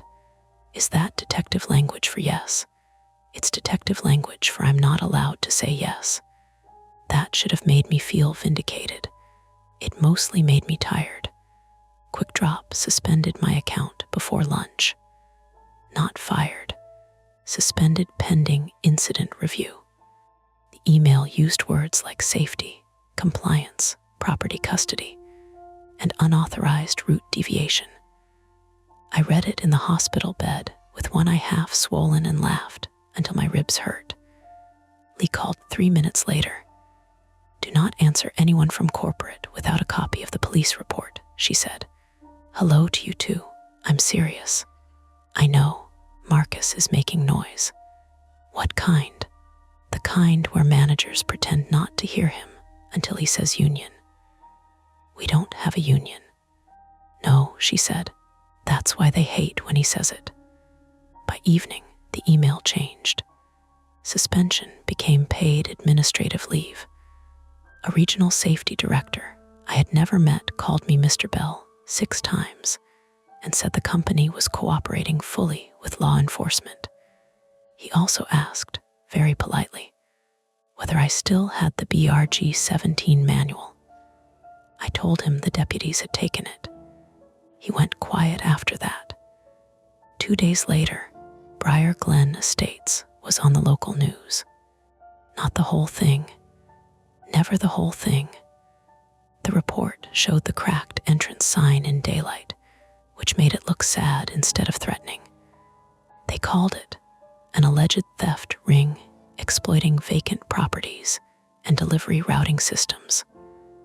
They mentioned 4 arrests. They mentioned a delivery driver injured during the incident, but did not use my name. They did not mention the rules. They did not mention the porch lights. They did not mention that Quick Drop had a laminated manual for a place it continued to serve. The branch manager called me on the 4th day and asked how I was recovering. I said, which answer keeps my job? He cleared his throat and told me to take my time. That was when I understood Lee had been right. The system wanted fear, but fear was negotiable if enough people were watching. My sister found out from the news anyway. Megan Bell, 34, female, had the same blunt jaw as me and a much better talent for making anger useful. She came to my apartment with soup, groceries, and her oldest kid's old crutches because she didn't trust the hospital pair. She did not hug me until after she yelled. You could have called me, she said. I was busy being chased through a drainage pipe. I mean before, rent, work, any of it. I looked at the grocery bags on my counter. Store brand soup, bananas, bandages, cheap coffee, the kind of help I had spent years avoiding because it came with love and witnesses. I didn't want to be a problem, I said. She stared at me for a long moment. Then she put the soup in the cabinet too hard. Too late, your family. That was the closest I came to crying. The legal part stretched, as legal things do. Statements. Faux arrays. A meeting with the prosecutor where I was told self-defense looked clear, but cases could be complicated. A victim advocate gave me pamphlets about trauma responses, restitution, and court dates. I kept all of them in a folder on my kitchen table and never opened them unless someone asked. My injuries healed in ugly colors: yellow around the ribs, purple across the knuckles. The chin stitches came out and left a small raised line I could feel when I shaved. My ankle took longer. Even weeks later, certain steps made it flare, a bright reminder not to trust level ground just because it looked level. Sleep was worse. For a while, every delivery van horn in the city woke me. Porch lights made me check windows. My phone chirping with app notifications could put me back in that driver's seat, watching a man point at a package he couldn't name. Lee texted often, without making it sentimental. Eat something. Did you elevate the ankle, or are you being stupid? Marcus says your flashlight replacement should not be rechargeable because you forget to charge things. He is correct. Marcus sent one message: park facing out. Always. I kept that one. The police never told me exactly what was on the drive. Not fully. Rourke said it helped them identify 2 warehouses, several fake recipient accounts, and at least one person with access to route exception data. He would not say whether that person worked at Quick Drop Corporate or a contractor. He did say the crossed-out phone number on the manual belonged to an old dispatch line connected to Dan Kessler's former courier group. So the manual was written because of him, I asked. Maybe because of people like him. Why not shut the location down? Rourke rubbed his forehead. Because companies don't like admitting patterns until patterns become evidence. That answer felt true enough to be useless. Briar Glen Estates was blocked off after that. Concrete barriers at the entrance. County notices zip tied to the sign. No trespassing. Unsafe structures. Active investigation. For a month, Quick Drop drivers were told not to service any address inside it. Then the addresses disappeared from the app entirely, as if the place had never been on a route. I went back to work 6 weeks later, not because I was brave, because paid leave ended, rent did not, and fear had not magically turned into a career plan. My first night back, Lee was at dispatch. Marcus pretended not to watch me check my van twice before leaving. You good? Lee asked. No, she nodded. Good answer. The route was ordinary apartments, a dental office, 2 houses with dogs that sounded bigger than they were. I found myself reading every delivery instruction twice. I stopped trusting leave at side door. I parked facing out even when it annoyed people. I stopped worrying so much about being late. That was the strangest change. The app still chirped. It still flashed warnings. It still used words like failure. But after Briar Glen, those words sounded smaller. Not harmless, just smaller than a tire iron, smaller than a dead van, smaller than a man in a fake uniform telling me practicality meant surrender. Near the end of the shift, I delivered a padded mailer to a quiet ranch house outside Arnold. Porch light on, real cars in the driveway, a television flickering blue behind curtains. Normal. As I walked back to the van, the customer's motion light clicked off behind me. I stopped, just stopped. The night filled in around the edges of the yard, crickets in the ditch. A highway hum far away, my scanner warm in my good hand, my bad hand mostly healed, aching in the cold. Nothing happened. No one stepped from a garage. No text arrived. No horn sounded. I got into the van and sat there until my breathing settled. Then I put it in drive and left. A week later, an envelope arrived at my apartment with no return address. That sounds like the start of something worse. It wasn't dramatic.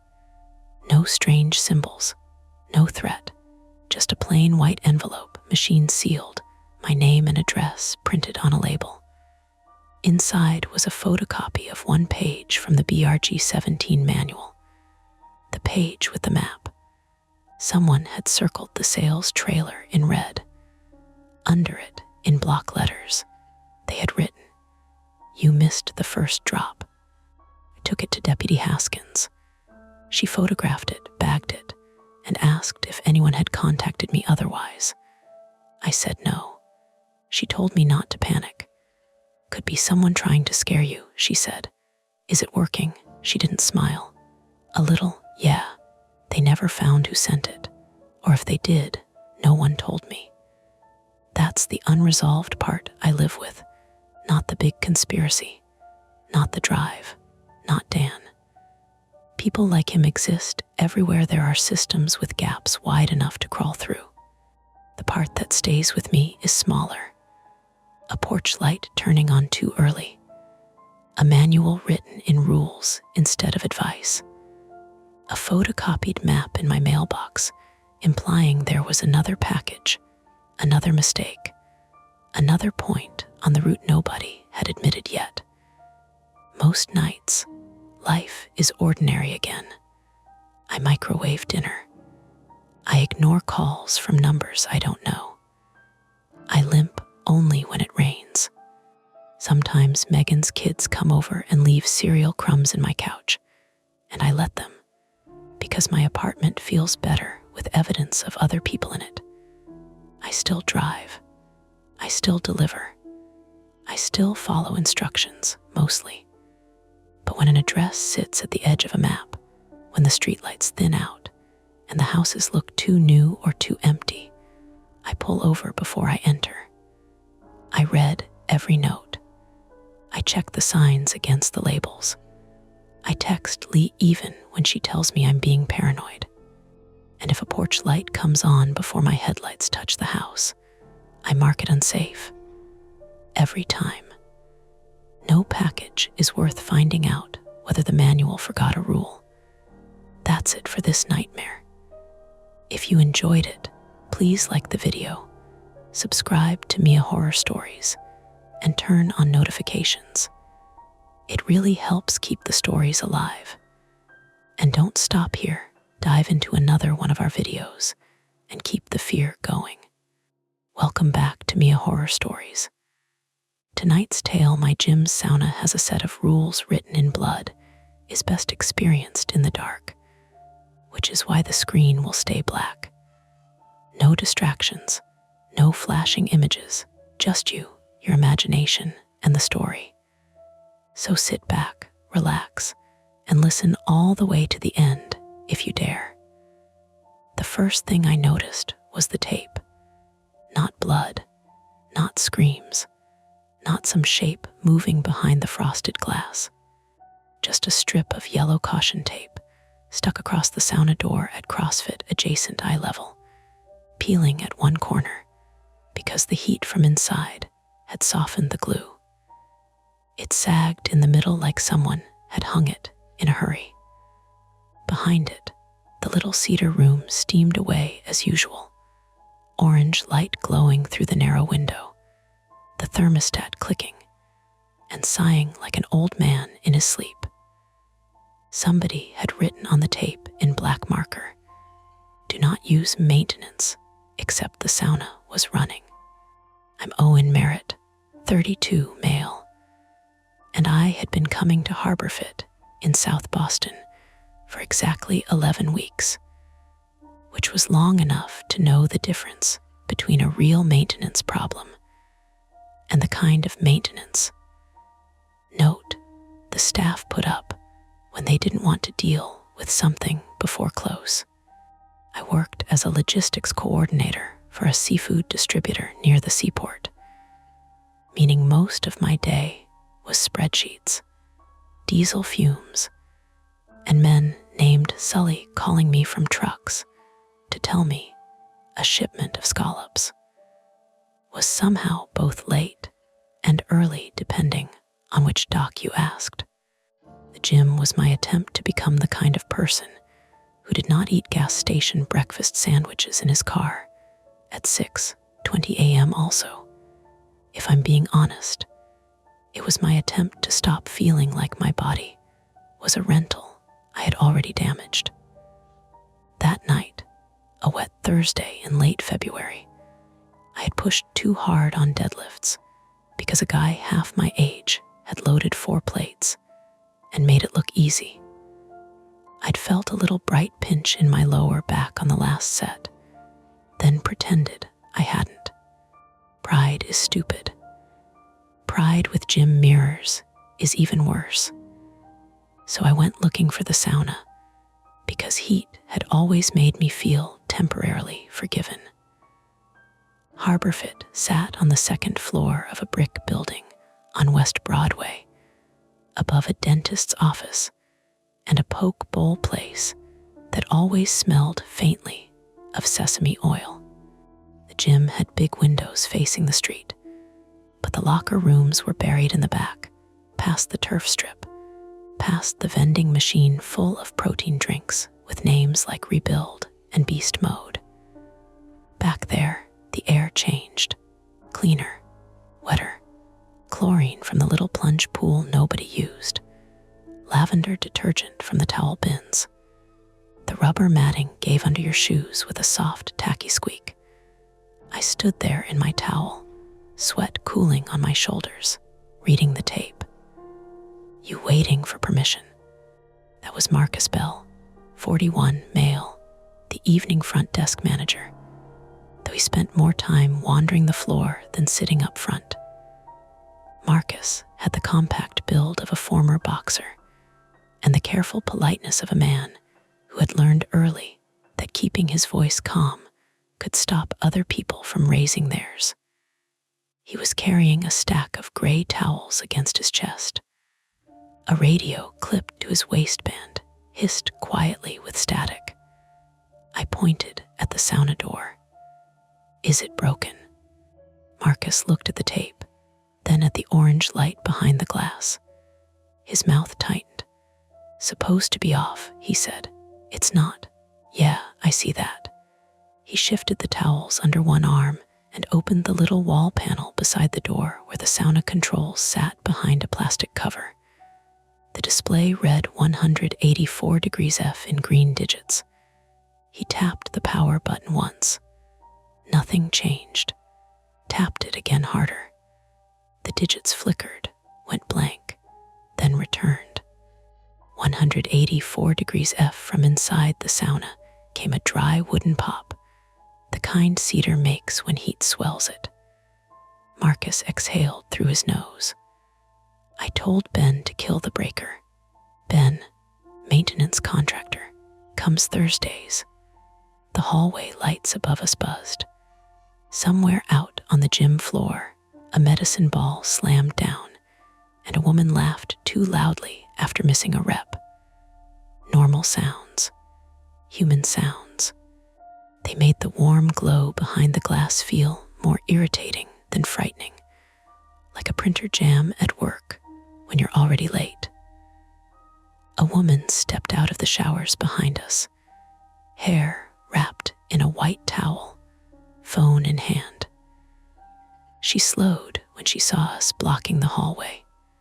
This was Nina Caldwell, 29, female, a physical therapist from Cambridge who trained at Harborfit 3 nights a week and had a habit of correcting strangers' form in the gentlest possible way, which somehow made it harder to be annoyed at her. I knew her because she had once stopped me mid-kettlebell swing and saved my spine from whatever revenge I had planned against it. What happened? She asked. Sauna's down, Marcus said. Nina glanced at the tape, then the light. It looks aggressively not down. Electrical issue. That's comforting. Marcus didn't smile. I'm going to check the breaker. He moved past us toward the staff door at the end of the hall, then stopped and looked back at me. Don't go in there. I raised both hands. Wasn't planning to. That was almost true. The thing about private fears is they rarely arrive dressed up as fears. Mine came dressed as inconvenience, as embarrassment. as the hot little shame of not wanting to be seen backing away from something harmless. I have never liked small hot rooms. I know, strange confession from a guy who used a sauna after every workout. But there's a difference between disliking something and letting it own you. When I was 7, my older cousin locked me in a laundry closet during a family party in Worcester, just for a joke, just for maybe 3 minutes. But the dryer had been running, and the room smelled like lint and bleach and hot metal. I remembered the wall against my palm. I remembered pounding until my throat hurt. I remembered adults opening the door laughing at first, then not laughing when they saw my face. So I used saunas like some people touch airplane doors before flying. A dumb ritual. Proof I could sit in heat and leave whenever I wanted. Nina must have seen something on my face because she tilted her head. "You okay?" "Yeah, just sore, lower back." "That obvious. You're standing like a folding chair." I laughed once, a little more loudly than necessary. "Deadlifts, of course." She stepped closer to the sauna door and peered through the narrow, fogged glass. The inside was mostly blur. Cedar benches, orange light, a pale wash of steam near the rocks. No person, no movement. "Why tape it and leave it on?" she said, mostly to herself. The locker room door opened, and a rush of cooler air moved through the hallway. A kid came in wearing a Harbor Fit hoodie and carrying a mop bucket that rattled on its wheels. Caleb Russo, 19, male, part-time closing staff, college freshman, and the kind of person who always looked guilty, even when holding cleaning supplies. His brown hair was damp with sweat, and one earbud hung against his neck, tinny music leaking out. He stopped when he saw the tape. "Oh," he said. Marcus's voice echoed faintly from behind the staff door. Caleb flinched. "Yeah, did Ben come back here?" Caleb looked at Nina, then me, as if hoping one of us would answer for him. "He was here earlier. Did he shut the sauna off?" "I thought he did." Marcus appeared again, no longer carrying towels. His radio crackled, a burst of unintelligible syllables, then went dead. "You thought," Caleb swallowed. "He said he was going to. He put the tape up and told me not to let anyone use it." "And where is he?" "I don't know. He left." Marcus stared at the control panel. He didn't sign out. The hallway seemed to shrink around that sentence, not in some dramatic way, but in the practical way adults become quiet when a normal system fails. A contractor signs in, does work, signs out. A door gets taped because something is unsafe. Power is cut when it's supposed to be cut. Small boxes, checked or unchecked. Nina asked, "What was wrong with it?" Caleb rubbed the back of his neck. He said someone complained the door latch was sticking. I looked at the sauna handle. It was a simple wood pull on the outside, metal latch plate on the frame, nothing fancy, no lock. Inside, there would be another handle. Saunas are not supposed to trap people. That's the whole point. Marcus stepped forward and pulled gently on the door. It didn't open. He frowned and tried again, harder. The tape stretched but didn't snap. The latch made a soft, stubborn click. "Maybe it swelled," Nina said. Marcus peeled the tape off with one hand and pulled again. The door gave maybe a 1/4 inch and stopped. From inside came another wooden pop, then something else. A sound like a palm sliding down wet glass. All 4 of us froze. Nobody said anything for a second, which made the gym noise outside the hallway seem suddenly staged and distant. Weights clanking, a treadmill belt humming, someone counting reps under their breath. The sauna window was fogged, except for one long smear that had appeared from the inside, vertical and uneven. Caleb whispered, "Is someone in there?" Marcus grabbed the handle with both hands and yanked. Hey, if someone's inside, step back from the door. No answer. He yanked again. The frame creaked. The caution tape, still stuck at one edge, fluttered. Nina moved closer. Can you see anything? I leaned toward the glass before I could stop myself. The heat coming off the door pressed against my face. Cedar minerals. That baked, papery smell saunas get when they've been running too long. Through the smear in the fog, I saw bench slats, the heater cage, a wooden ladle hanging from its peg.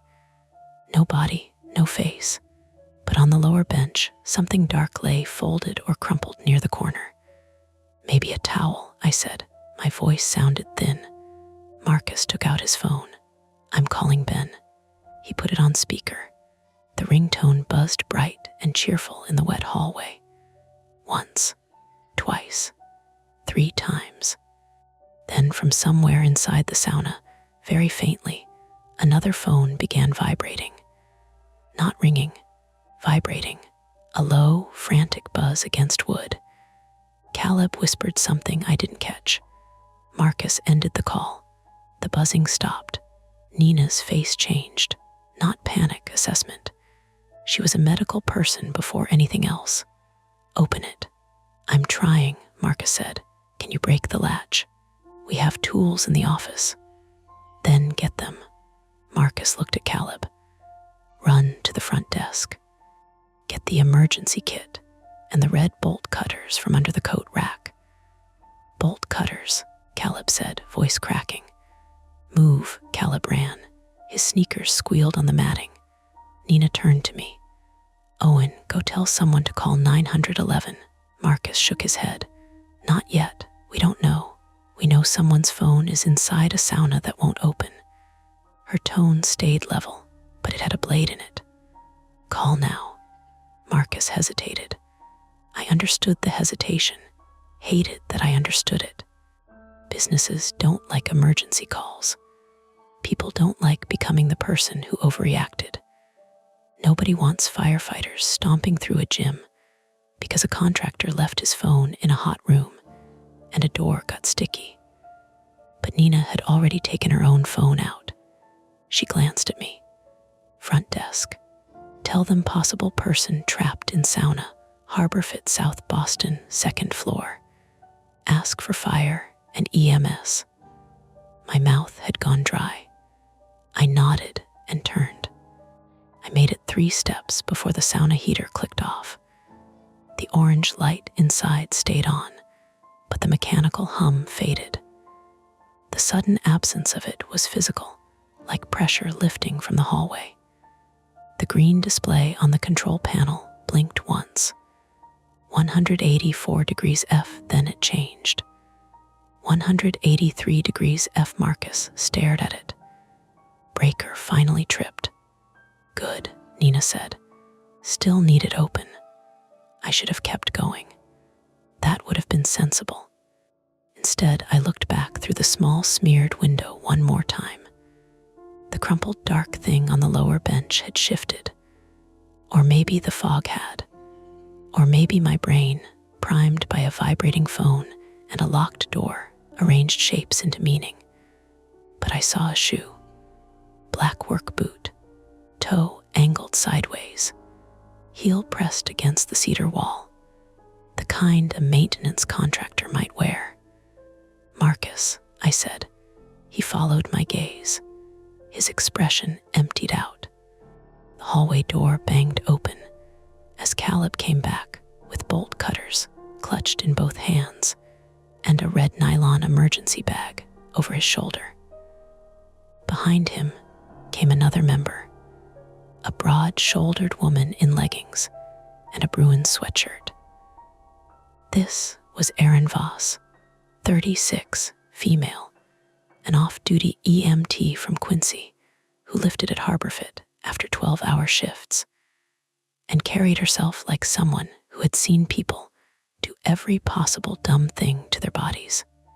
She had been at the water fountain when Caleb blurted out something about a trapped guy and apparently decided that was enough to get involved. What have we got? Aaron asked. Possible unconscious person in sauna, Nina said. Door stuck. Heat was at 184. How long? Nobody answered. That was the worst part, not knowing. Minutes mattered in heat. Everyone knew that in a vague article you once read way. But Erin knew it in a way that made her jaw set.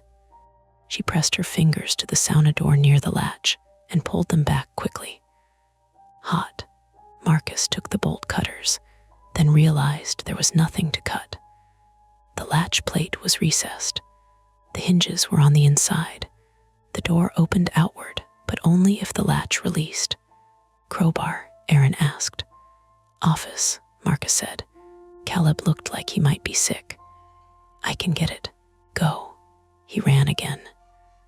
Nina had 911 on the line now, speaking clearly. Yes, possible person trapped inside a gym sauna. Door cannot be opened. Sauna was actively heated. Address is 412 West Broadway, 2nd floor. We have an off-duty EMT on scene. The words made it real in a way the boot had not. Marcus crouched and examined the bottom of the door. Sweat ran down his temple, though he hadn't been working out. Ben told me he fixed this latch last month. Aaron snapped. Who's Ben? Contractor. The one inside. Marcus didn't answer. The heater ticked as it cooled. Water dripped somewhere in the showers behind us, irregular and loud. Plink. Pause. Plink. The overhead vent pushed warm air down the hall instead of clearing it. I became aware that I was standing there in flip-flops and a towel like an idiot while other people did useful things. I'll go downstairs, I said. Flag responders. Nina nodded without looking away from the door. I turned again, and that's when the sauna light flickered. Once, twice, then steadied. From inside came a muffled thump, not loud, not theatrical. A dull knock of weight against wood. Aaron stepped forward. Hey, can you hear me? Knock twice if you can hear me. Nothing. Then another thump. Lower this time. Nina covered the phone. Could be him moving. Could be heat expansion, Marcus said, but his voice had no conviction. Caleb returned with a short pry bar, paint chipped blue at the end. Marcus wedged it near the latch and pushed. The door groaned but held. Aaron joined him, one hand braced on the frame, the muscles in her forearm standing out. Nina kept talking to dispatch, calm and precise. I watched them strain, and I watched the little window cloud over again, erasing the boot. Something about that erasure did it. The old laundry closet feeling came up through my ribs. Hot walls. No air. Adults outside laughing, then not laughing. My skin prickled with sweat that had nothing to do with the gym. Move, I said. Marcus glanced back. What? I can help. You're barefoot. I'm in flip-flops. That's not better. But there was no time to argue about footwear.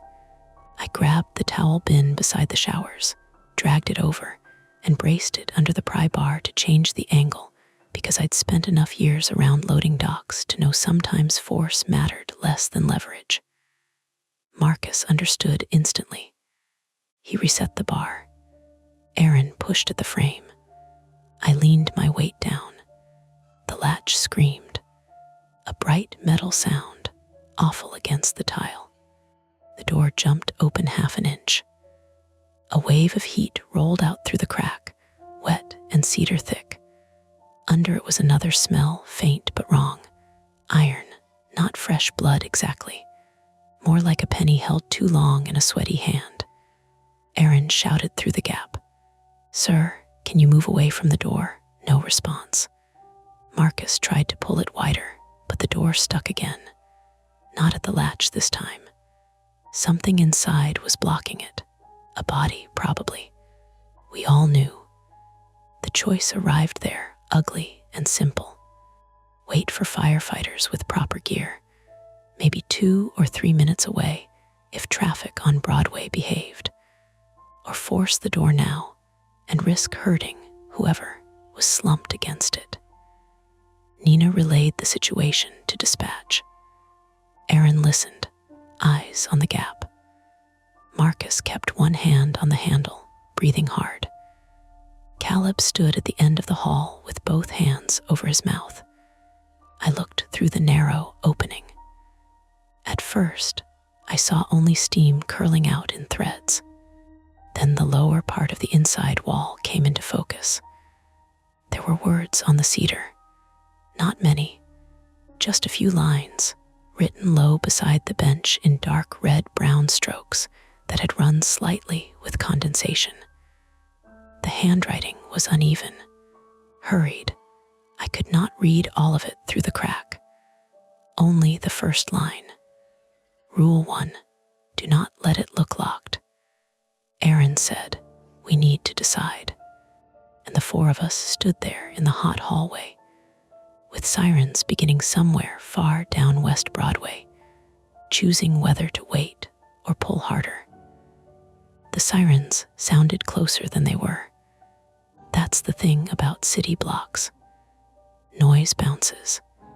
It comes at you from the brick fronts and parked cars and wet pavement until you can't tell if help is one turn away or stuck behind 3 garbage trucks on Dorchester Avenue. Down the hall, beyond the locker room door, someone on the gym floor shouted, "What's going on?" And somebody else said, "Is that for us?" Erin had her ear near the sauna crack, not touching the door because the wood was still too hot. "Sir, Ben, if you can hear me, make any sound." Nothing. Nina repeated into her phone, possible adult male trapped, unknown consciousness. Sauna temperature was 184 Fahrenheit. We have partial access, but obstruction behind the door. Dispatch said something I couldn't hear. Nina's face tightened. Understood. Fire is en route. We're trying not to move him unless we have to. Marcus still had one hand on the sauna handle and one on the frame, like he could physically hold the situation in place. We should wait. Erin looked at him. We might not have that.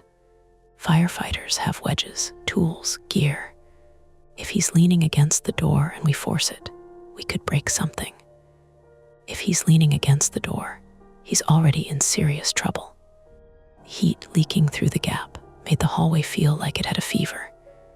It carried that iron smell with it, faint and stubborn under the cedar, and every breath had texture. My lower back pulsed where I had strained it earlier.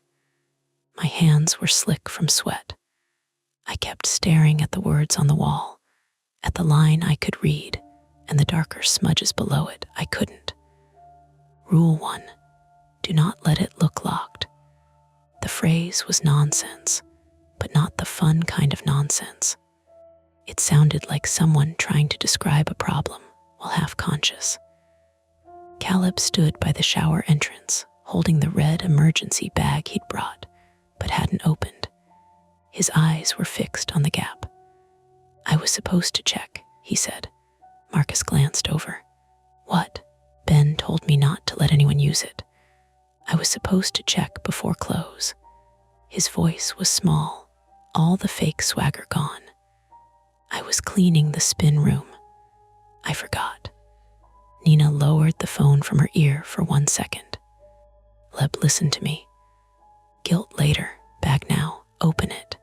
He blinked, then dropped to a knee and unzipped it.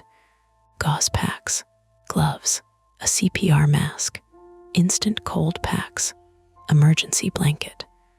The useful things you hope are decorative until they are. Erin pointed. Gloves, towels, water bottles. Get as many as you can. Owen, front desk, still needs to know to keep people out of this hallway. I'll do it, I said, but I didn't move fast. The old memory had hooked into me now. Hot air, a closed door, adults outside. My brain kept trying to put me inside that sauna, on the floor, cheek against cedar, mouth full of air too dry to breathe. I hated that my body wanted to leave, while someone else might be dying 10 feet away. Nina saw me hesitate. Owen, yeah, I'm going. I pushed through the locker room door into the gym.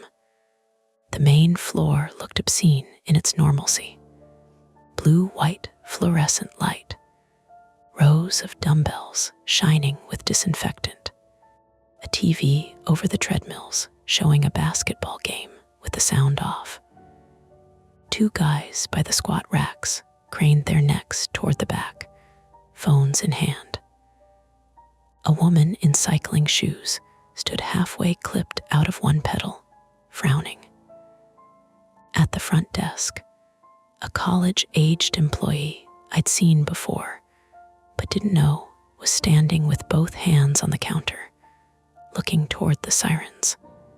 This was Paige Ellman, 22, female, another part-time staff member, red ponytail, silver nose ring, and the anxious efficiency of someone who had memorized every policy manual, but never expected to need one.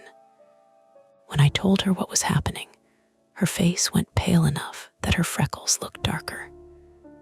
Marcus didn't radio me, she said. Radio died. Of course it did. Lock the hallway down. No members back there. Fire and EMS are coming. She grabbed the desk phone, then stopped. Do we evacuate? I looked around at 20 or so people pretending not to listen. I don't know. That was the honest answer, and it landed badly. One of the squat rack guys said, Is there a fire? No, I said. Then why are there sirens? Paige found her voice. Everyone, please move toward the lobby area and keep the walkway clear.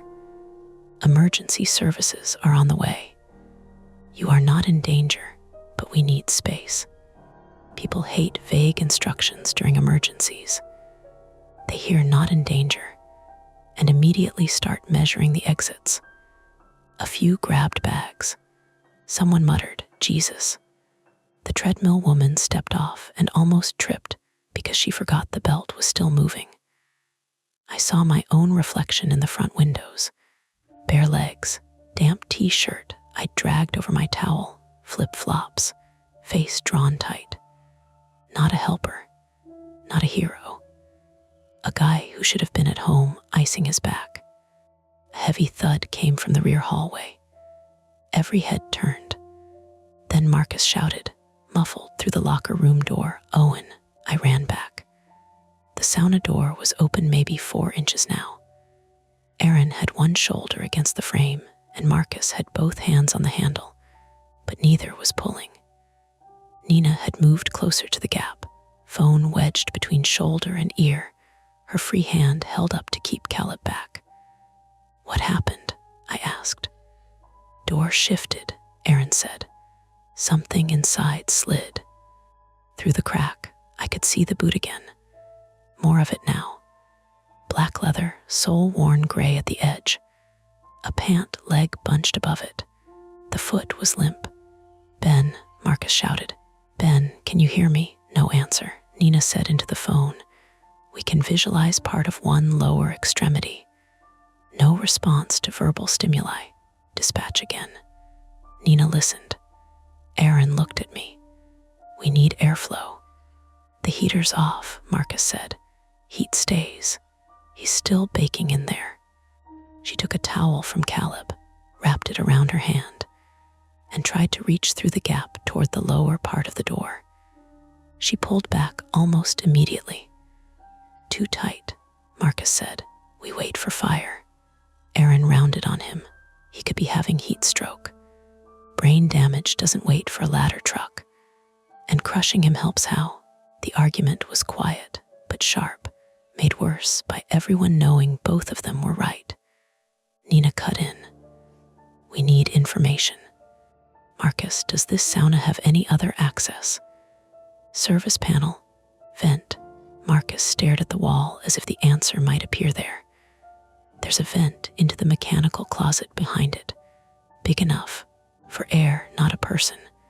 Where? He pointed toward the staff door. Through there. Utility closet backs onto the sauna wall. Aaron said, Can we get water or cool air through it? Maybe. Then go. Marcus hesitated, looking at the door. Marcus, Nina said, you are most useful if you can get us access behind the sauna. That did it. He grabbed his key ring and went to the staff door. I followed without being asked, partly because I could still hear that thump, and partly because leaving the sauna door felt like stepping away from a cliff edge. Marcus unlocked the staff door with hands that shook just enough to make the keys chatter. Inside was a narrow corridor of employee clutter, extra mats, a vacuum, cardboard boxes of branded shaker bottles, a bulletin board with shift schedules, and a laminated sheet that said Incident Report Procedure in friendly blue font. The utility closet was at the end. Marcus unlocked that too. Heat hit us before the door was fully open. Not sauna heat exactly. Mechanical heat, dust, electrical plastic, hot pipes. The closet was cramped, lit by one bare bulb. Breaker panel filled one wall. The back of the sauna heater had a metal service box with conduit running into it. Above that, near the ceiling, was a rectangular vent grill about 8 inches high and maybe 16 wide. Marcus flipped a switch on the wall fan. It coughed, spun once, then stopped. Great, he said. I pointed at the breaker panel. Which one's sauna? He scanned labels. Half were neat printed stickers. Half were faded handwriting. Lockers, showers, sauna steam. HVAC 2. Unknown. Ben should have cut this, Marcus muttered. Should we? He opened the panel. It looks off. The breaker marked sauna steam was halfway between positions. Not fully tripped, not fully off, I said. Is that bad? It's not good. He pushed it to off. It resisted, then clicked. The sound was small but satisfying. From the other side of the wall, in the sauna, the orange light went out.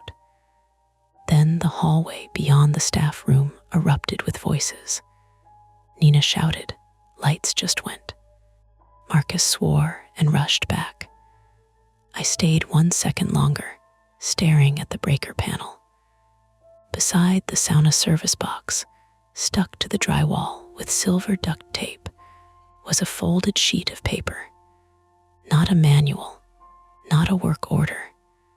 It was a Harbor Fit incident form, the kind used when someone slipped or dropped a weight. The top had been torn. The lower half remained.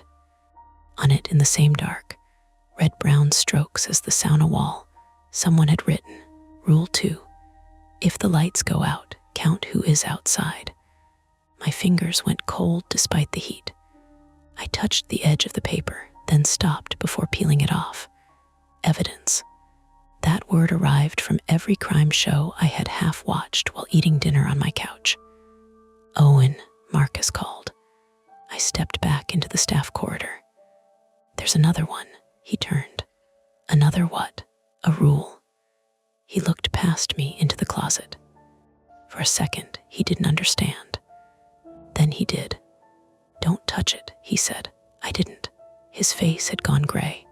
Don't tell the members. That's your concern. No, my concern is that someone is writing in blood in my gym, and maybe a man is dying behind a wall. I can have more than one concern. Fair. We went back to the sauna hallway. The orange glow was gone now, replaced by battery lights Marcus must have triggered when the circuit died. They were weak blue strips along the baseboards, turning everyone's skin waxy. The sauna door crack was a black vertical line. The heat was less visible without the light, but somehow more present, rolling out low and heavy. Nina had switched her phone to speaker and placed it on the towel shelf. Dispatch's voice asked, "How many people are currently with the patient?" Aaron answered, "No access to patient yet. 5 by the door. 1 staff in front controlling crowd." Nina looked at Marcus. 5. Marcus counted quickly. Me, Owen. You, Aaron, Caleb. Caleb said, Paige is at the front. Dispatch said, fire is approximately 4 minutes out. 4 minutes. It sounded both tiny and impossible. Aaron looked at the door. We need to get him cooled before then. Nina nodded. Can we open it enough to move his leg? We don't know what's pinning him. Marcus swallowed. There's writing in the utility closet. Nina looked at him sharply. What writing? I told them. Rule 2. Count who's outside. Caleb backed up a step. What does that mean? Nobody answered. That was when Paige pushed through the locker room door, breathless. Marcus, there's a problem. He snapped. I told you to keep people out. I was.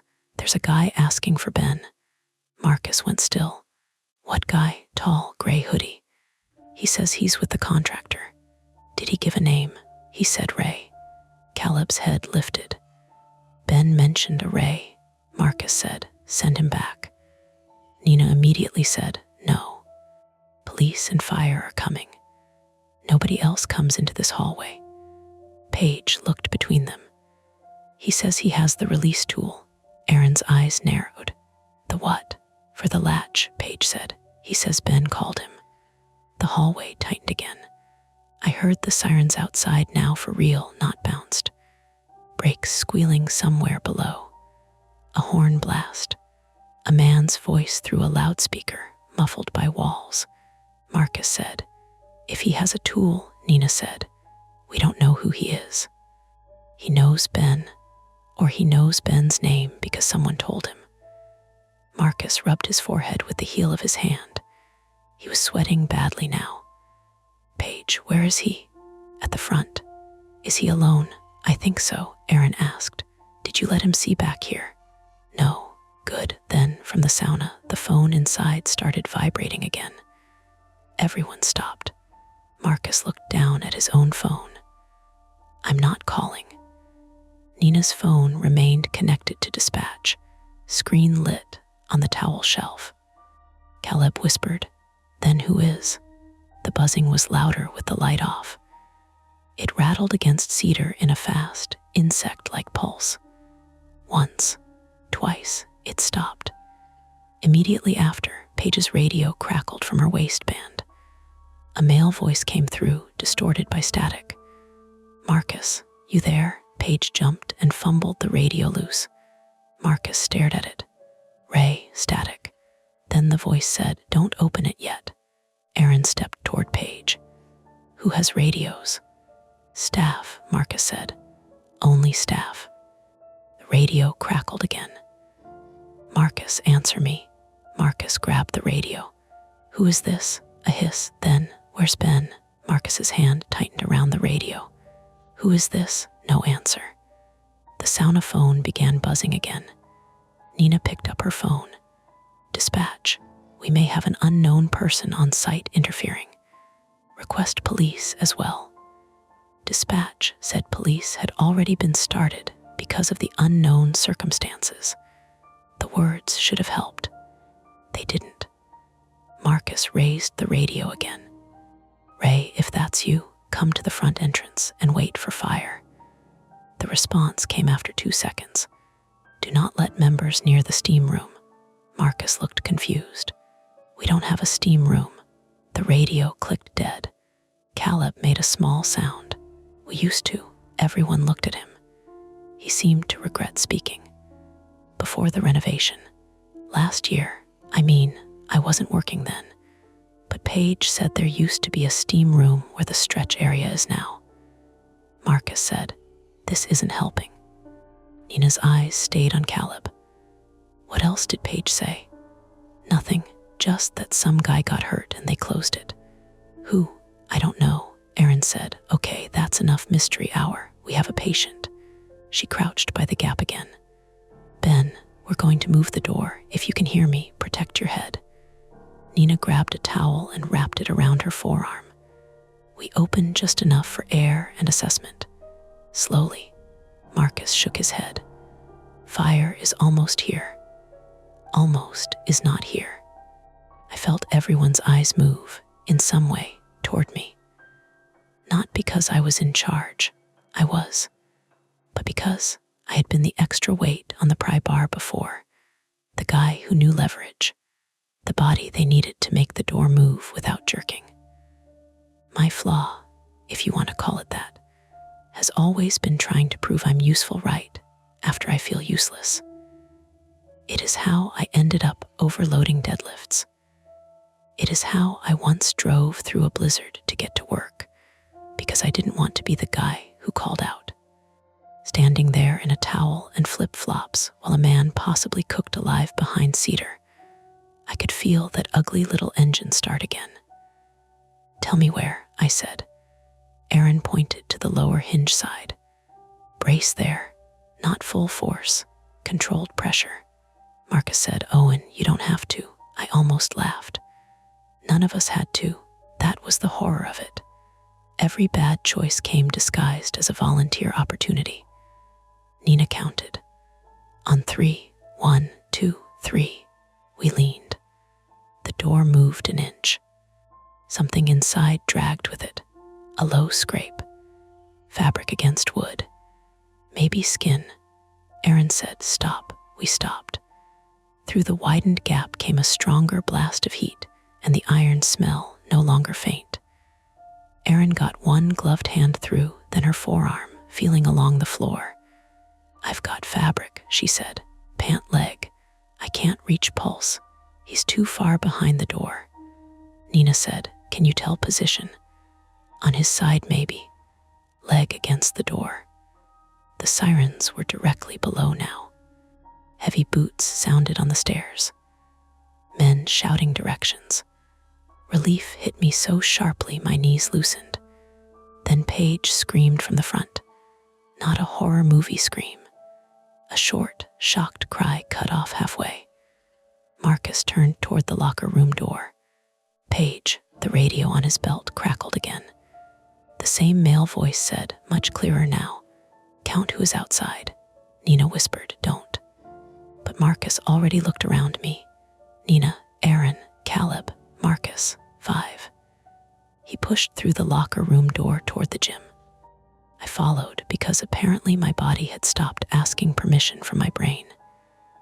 The main floor was half emptied, members clustered near the lobby, while firefighters came up the stairs in turnout gear.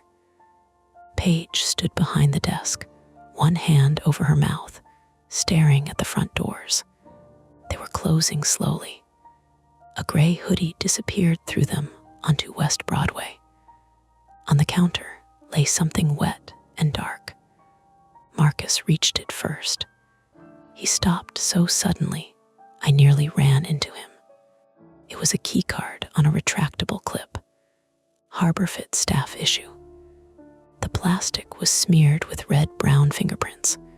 Printed on the card was the name, Ben Harker. Maintenance Page's voice shook. He said Ben told him to return that.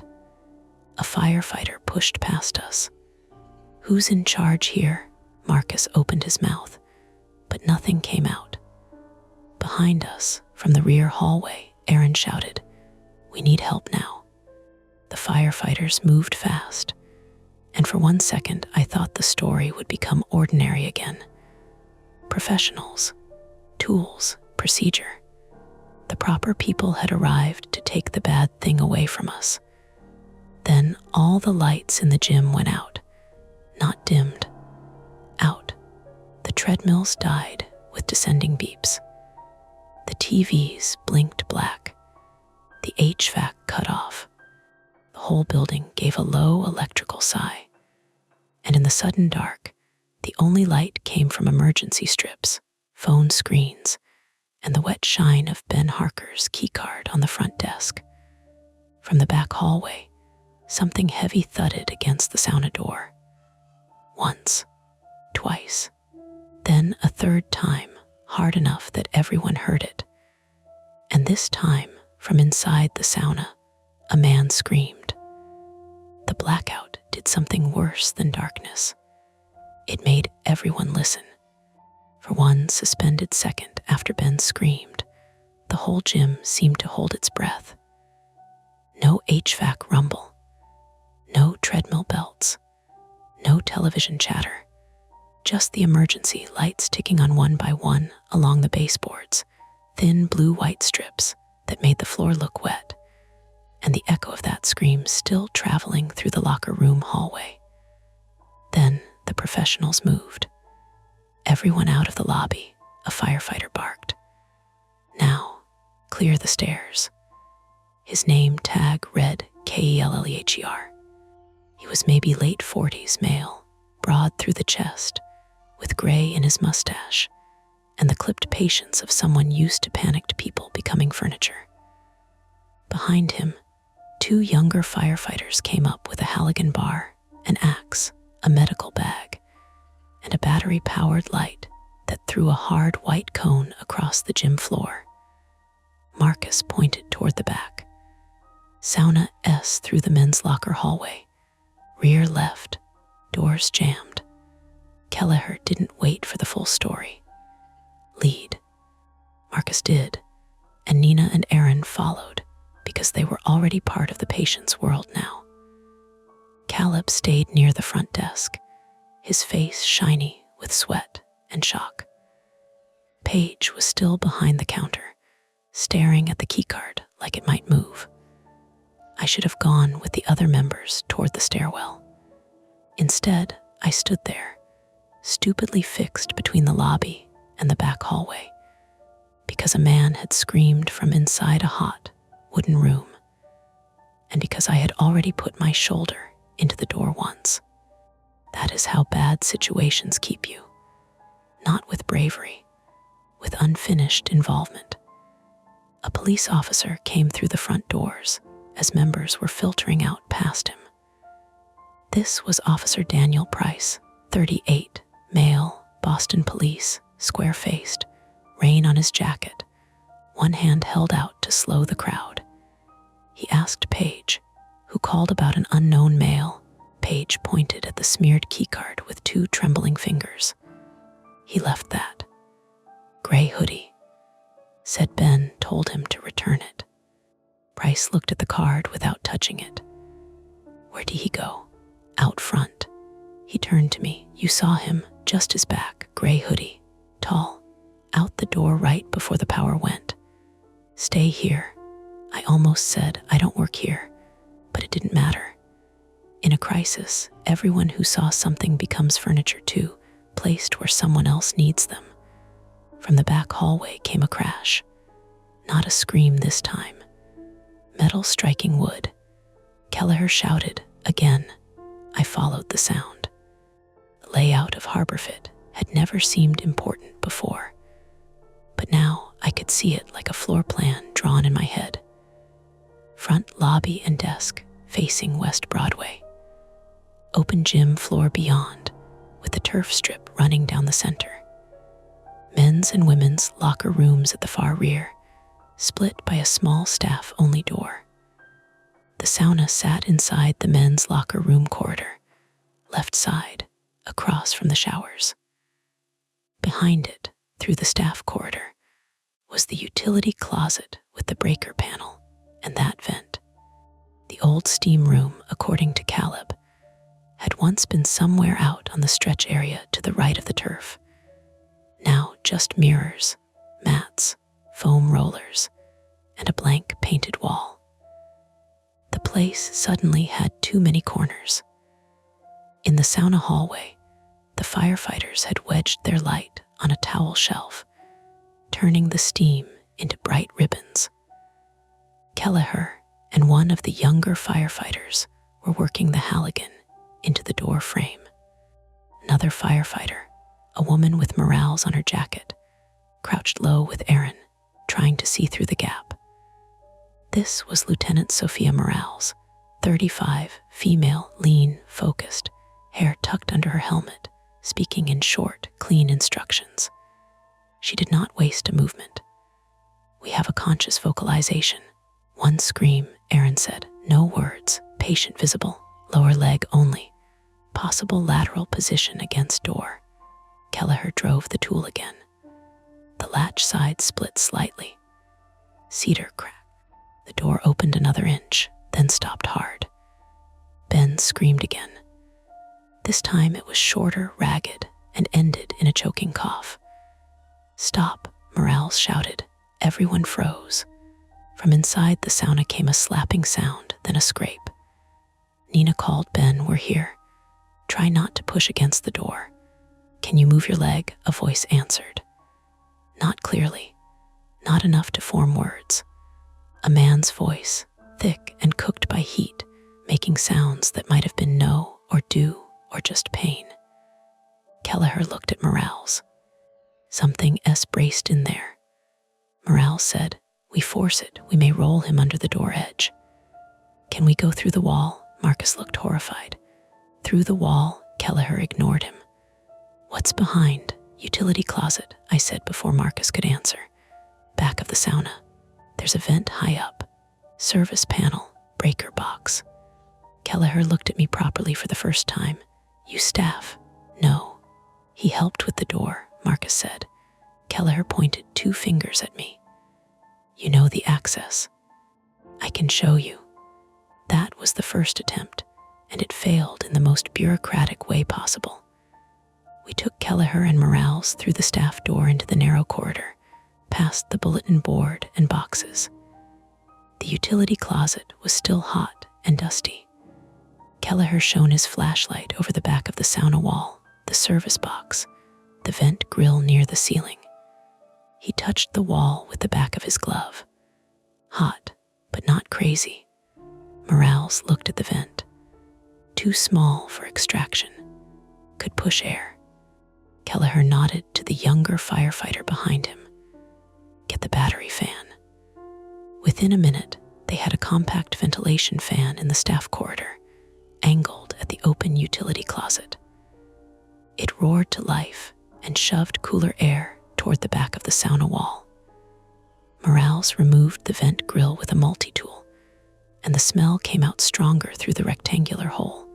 Cedar, sweat, coppery blood, and something sourer, like damp clothing left in a gym bag. "Ben," Morales shouted through the vent. "Boston Fire, can you hear me?" A cough answered from inside the wall.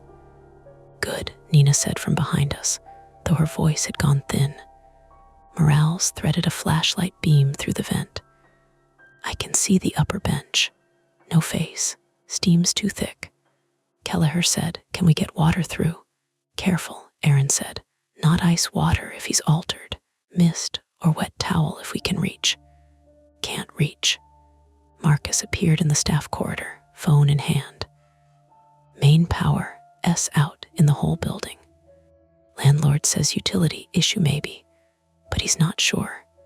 Emergency lights on battery." Price came up behind him. "No one leaves who was directly involved until I get statements." Kelleher gave him a look. "You can collect statements after we get the man out." The fan ran harder, blowing dust off the floor and into my mouth. I coughed and stepped back. My lower back gave a warning pinch. Sweat ran down my ribs under my shirt.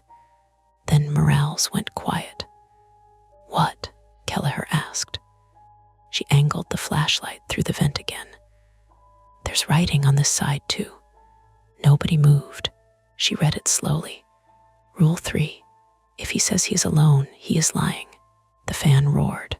Somewhere beyond the wall, Ben made a low, animal sound. Price said, "Who wrote that?" Marcus said. "We don't know." The answer was becoming less believable every time. Kelleher leaned toward the vent. "Ben, is anyone else in there with you?" For several seconds, only the fan answered. Then Ben's voice came back, broken into pieces. "Alone." Nina closed her eyes. Price muttered, "Christ." Morales tried again. "Ben, listen carefully. Are you injured?" A cough, then door. "What about the door?" "Do." His voice collapsed.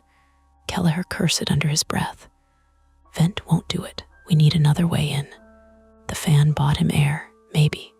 It revealed Rule 3. It gave us Ben's voice, but it didn't free him. That was the first partial success and the first tightening. Ben was alive. Ben was not clear-headed. And someone, before all this, had anticipated the exact question we would ask. The second attempt began at the front desk with a set of keys and ended with Caleb vomiting into a trash can. Marcus remembered there was an outside service entrance behind the building, down a narrow alley that ran along the dentist's office and opened near the dumpsters. Contractors used it when bringing equipment to the mechanical room. If the unknown man had come in or out without crossing the main lobby, he might have used that door.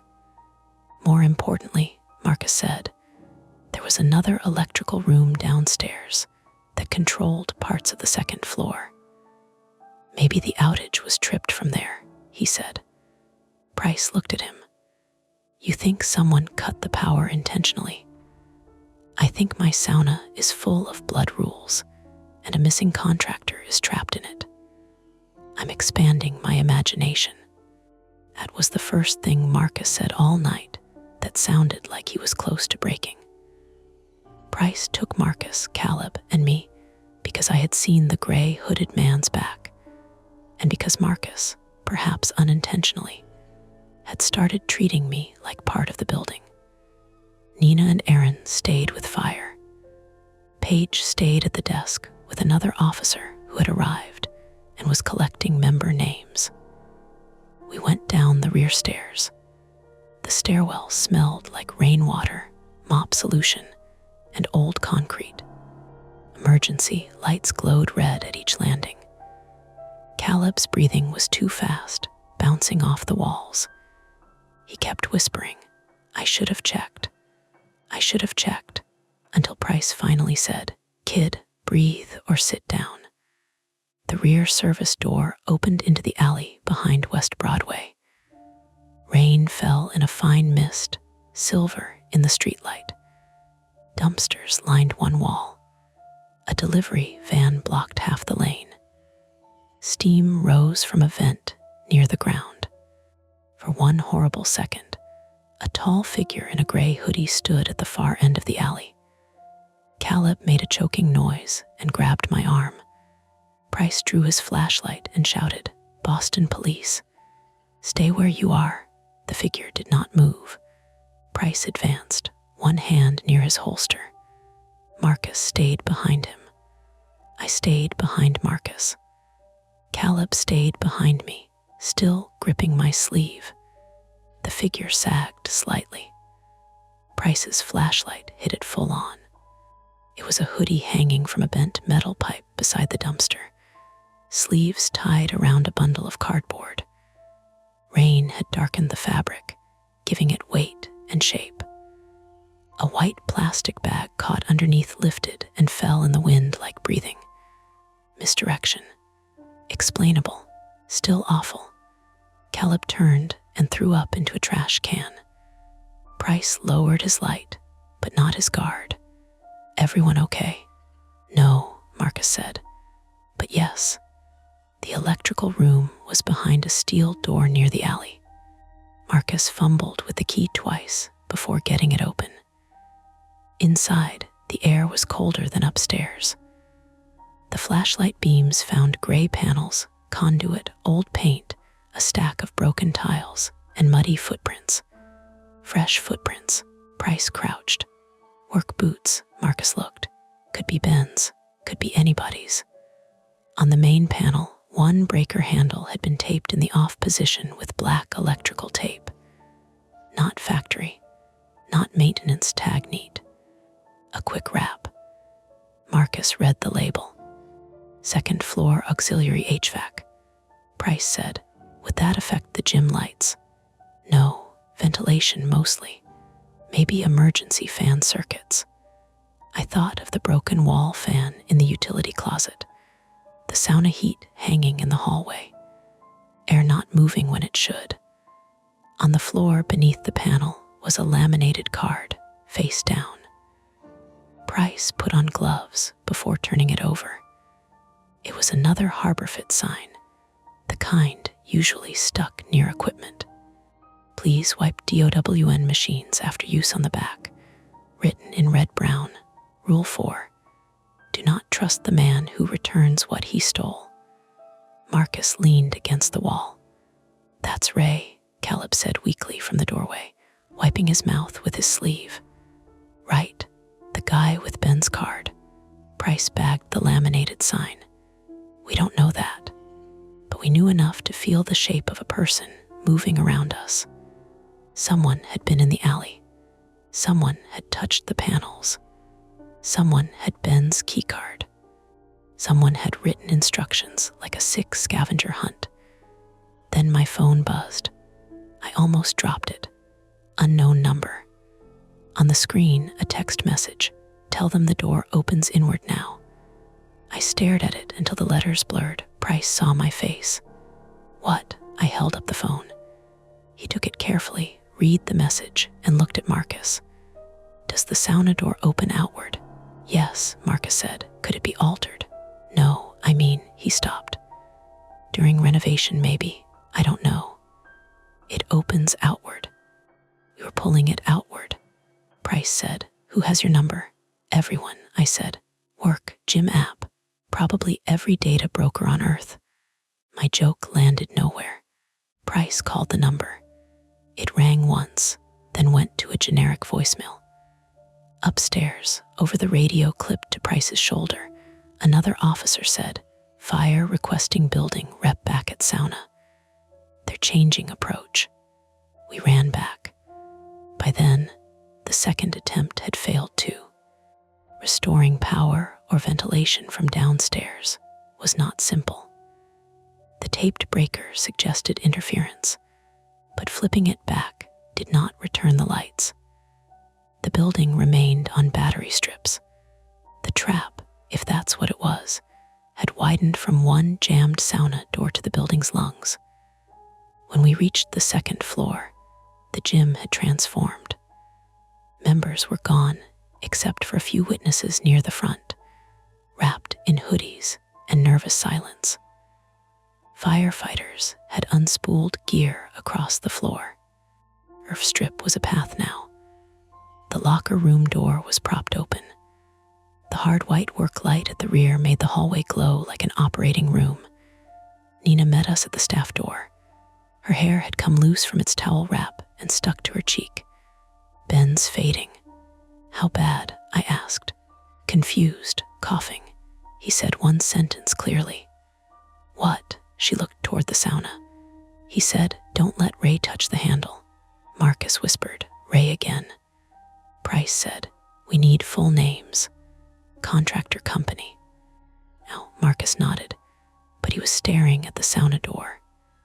Kelleher had shifted tactics.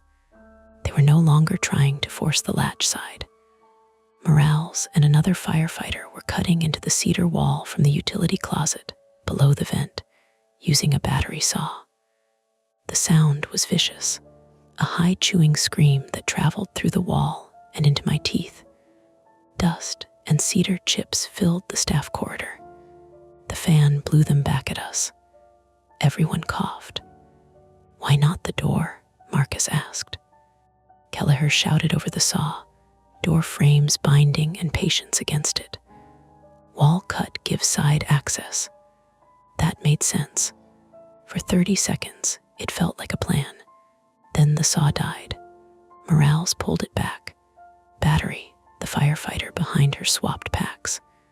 The saw whined again, bit into the paneling, then caught on something metal with a shower of sparks. Stop, Kelleher shouted. The smell of hot metal joined the cedar. Morales leaned in with her flashlight. There's a plate behind the wall. Marcus looked baffled. What plate? Metal reinforcement. We don't have. Clearly you do. Kelleher stared at him. Was this sauna modified? Marcus's face twitched. Not while I've been here. Caleb, sitting against the wall with a water bottle in both hands, said, Old steam room lawsuit. Everyone turned again. He looked miserable. Pei told me a guy got trapped. Not in the sauna, in the old steam room, before the renovation. She said the owner had contractors reinforce stuff after. What guy? Price asked. I don't know. Ben. No, I don't think so. Maybe an employee. I thought it was Jim Gossip. Kelleher's radio crackled. Truck S getting the rotary saw. Morales said, that'll throw more heat and sparks in a hot, enclosed wall. Then we shield and cut slow. Nina looked at Aaron. Aaron looked back. Neither liked it. Ben coughed again inside the sauna. Wet this time. Then he said something none of us caught. Morales leaned toward the vent. Repeat that, Ben. A pause. Then Ben rasped, he's outside. Price moved immediately. Who's outside? No answer. Ben, who is outside? The radio on Marcus's belt crackled. Not Price's police radio. Marcus's gym radio. The male voice said, count again. Caleb began crying, not loudly, just tears slipping down his face while he stared at the floor. Price grabbed the radio from Marcus. This is Boston Police. Identify yourself. Static. Then, you open the alley. Price looked toward the rear stairs. From the front desk, Paige shouted, Officer. Price ran. I followed, again. Because by then following had become easier than deciding. At the lobby, Paige pointed to the glass front doors. Outside, beyond the reflection of emergency lights, the sidewalk was mostly empty except for rain and a parked engine. But there, on the inside mat, was a wet footprint. One, then another, leading from the door toward the gym floor. The front door had not opened. At least, Paige swore it hadn't. The officer with her said he had been checking member IDs and had his back turned for maybe 5 seconds. Price swept his flashlight across the floor. Wet prints crossed the lobby, past the desk, and continued down the turf strip toward the rear locker hallway. Work boot tread, fresh water. Someone had come in, or someone already inside had stepped out of a wet place. The misdirection with the hoodie had been explainable. This wasn't, not yet. Price drew his weapon, but kept it angled low. Everyone stay behind me.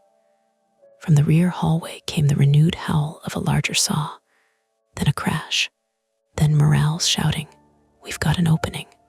For 1 second, hope lifted.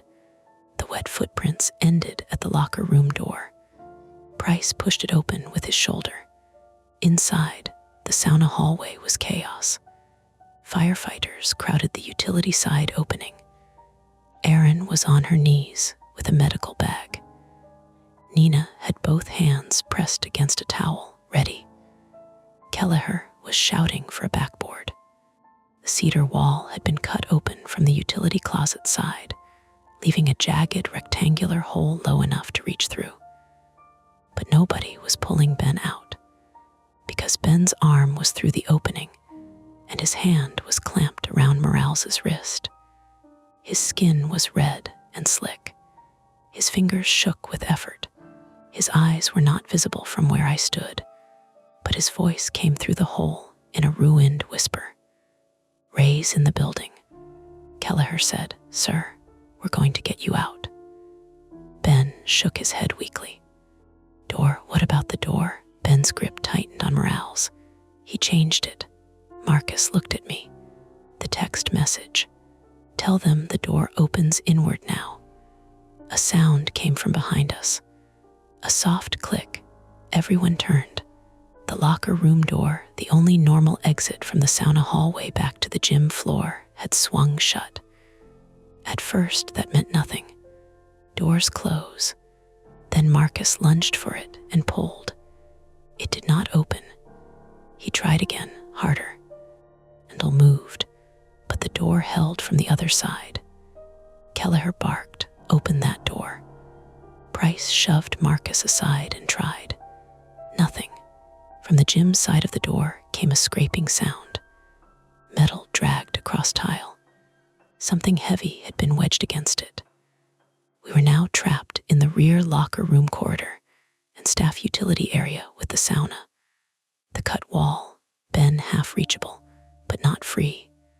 Firefighters crowded into a narrowing space, and an unknown man somewhere on the other side of the blocked door. The emergency lights flickered. Not out, just enough to remind us they were batteries, and batteries die. Then the gym radio, lying on the floor near Marcus's feet, crackled one more time. "Rule 5, the voice said softly. "When the rescuers are inside, lock the rescuers in." And from inside the sauna, Ben began to scream again. The first thing Captain Kelleher did was stop everyone from pulling in different directions. That sounds small. It was. The locker room hallway had become a box of bodies, tools, steam, and bad decisions. Firefighters were packed between the sauna door and the cut-open utility wall. Aaron had Ben's wrist between two fingers through the jagged hole, trying to find a pulse that kept slipping under sweat and tremor. Nina was on the floor beside her, gloved hands ready with wet towels and gauze. Marcus was still yanking at the locked hallway door like he could tear the building open by being responsible enough. Officer Price had his shoulder against it, pistol low in one hand, trying to listen through the wood. And Ben screamed until his voice shredded. "Everybody stop," Kelleher shouted. It worked because he didn't sound afraid. Or maybe because he sounded angry enough to replace fear with instructions. The hallway froze. The emergency lights buzzed low along the floor. The sauna gave off heat in waves through the cracked door and the hole in the wall. The air smelled of cedar dust, blood, wet socks, and electrical plastic from the saw. Kelleher pointed. "Morales, keep access on Ben, Aaron, Nina, medical only. Price that door, Marcus, away from the handle unless asked." "Kid," Caleb flinched. "Sit down before you fall down." Caleb slid down the tile wall, arms wrapped around his knees. Kelleher looked at me. "Owen, you still useful?" It was a brutal question. "Yes," I said. My voice didn't sound convincing. My back was already spasming from the first pry attempt, a hot band across my lower spine that made one leg feel slightly unreal. My mouth tasted like dust. Every breath pulled warm air into the soft parts behind my eyes. Kelleher nodded toward the utility corridor. "You know that closet. Stay with Morales. If she needs leverage, give it. If I say move, move." I nodded. The gym radio on the floor crackled again. "Captain," the voice said. Everyone looked at it. Not Marcus this time. Not Ben. The man on the radio sounded calm, almost tired. Kelleher stared at the little black radio like it was an insect. "Ignore it. Captain Kelleher," the voice said. "You cut the wrong wall." Price's eyes moved to Kelleher. The voice continued, distorted by static. "You cut where they put the plate. You always cut where they put the plate." Kelleher picked up the radio. "This is Boston Fire. Identify yourself and step away from the door." A soft laugh, not theatrical, worse, human. Close to the microphone. "Ask Marcus about the steam room." Marcus went still. Kelleher looked at him. "Later." "No," the voice said. "Now." Ben made a guttural sound through the hole. Morales leaned toward him. "Ben, stay with me. Look toward my voice." "I can't," Ben rasped. "Why not?" My eyes. Nina's face tightened. "Smoke, chemical." "No smoke," Morales said. Aaron looked through the opening. His face is flushed, skins blistering near the shoulder. He may have blood in one eye. Ben's hand, still gripping Morales's wrist, flexed weakly. "Ray," he whispered. Price lifted his voice toward the blocked hallway door. "Ray Harker." Marcus's head snapped around. Price looked at him. "That name means something," Marcus swallowed. "Ben's last name is Harker. And Ray, I don't know," the radio answered for him. "Brother," the voice said. "Ray is the brother who got left in the steam room." The hallway changed. Not colder, nothing that dramatic. It became heavier. The kind of heavy a room gets when everyone realizes the emergency has a history, and history has a bill. Marcus whispered, "That was before I worked here." Ray said, "Everyone says that." Price shouted through the door, "Ray, listen to me. If you have a grievance, we can deal with that after Ben gets medical treatment. Move whatever is blocking this door. No, your brother could die." A pause. He should have opened the door. Ben started sobbing. Not loud, not a clean cry. Broken, dehydrated sound from inside the sauna, like his body had run out of fluid, but not guilt. Kelleher crouched near the cut wall. "Ben, we need information. Is the sauna door blocked by you or by hardware?" Ben coughed. "Chain," Marcus said. "There's no chain." Ben's voice came again, clearer through pain. He ran it through the inside pull, around the heater cage. I tried to kick loose. Fell. Morales cursed softly. That explained the door. It hadn't become inward opening by magic or renovation. Ray had rigged it from inside before Ben was trapped, looping a chain so pulling the outside door tightened it against the heater cage. Every pry had dragged Ben, shifted him, hurt him. A trap, but a real one. Kelleher said, "Can you reach the chain?" "No." "Can you move away from the door?" "No." "Why, my leg?" Aaron leaned closer. "Ben, is your leg caught?" "Under bench, ankle." I broke. He lost the sentence in coughing. Nina said, "He needs out now." "Agreed," Kelleher said. Morales looked at the metal plate behind the cut cedar. Rotary saw can get through, but sparks and heat near dry cedar and patient. Kelleher said, "We don't cut blind." Price kept his position at the locked hallway door. "We also have a suspect outside this door." Ray's radio clicked. Not outside. The sound came from above us. Not supernatural, not impossible. A ceiling tile shifted near the shower entrance. Dust sprinkled down. Price swung his flashlight up. "Don't move." The tile lifted. A hand appeared on the metal grid. Pale, scraped, shaking.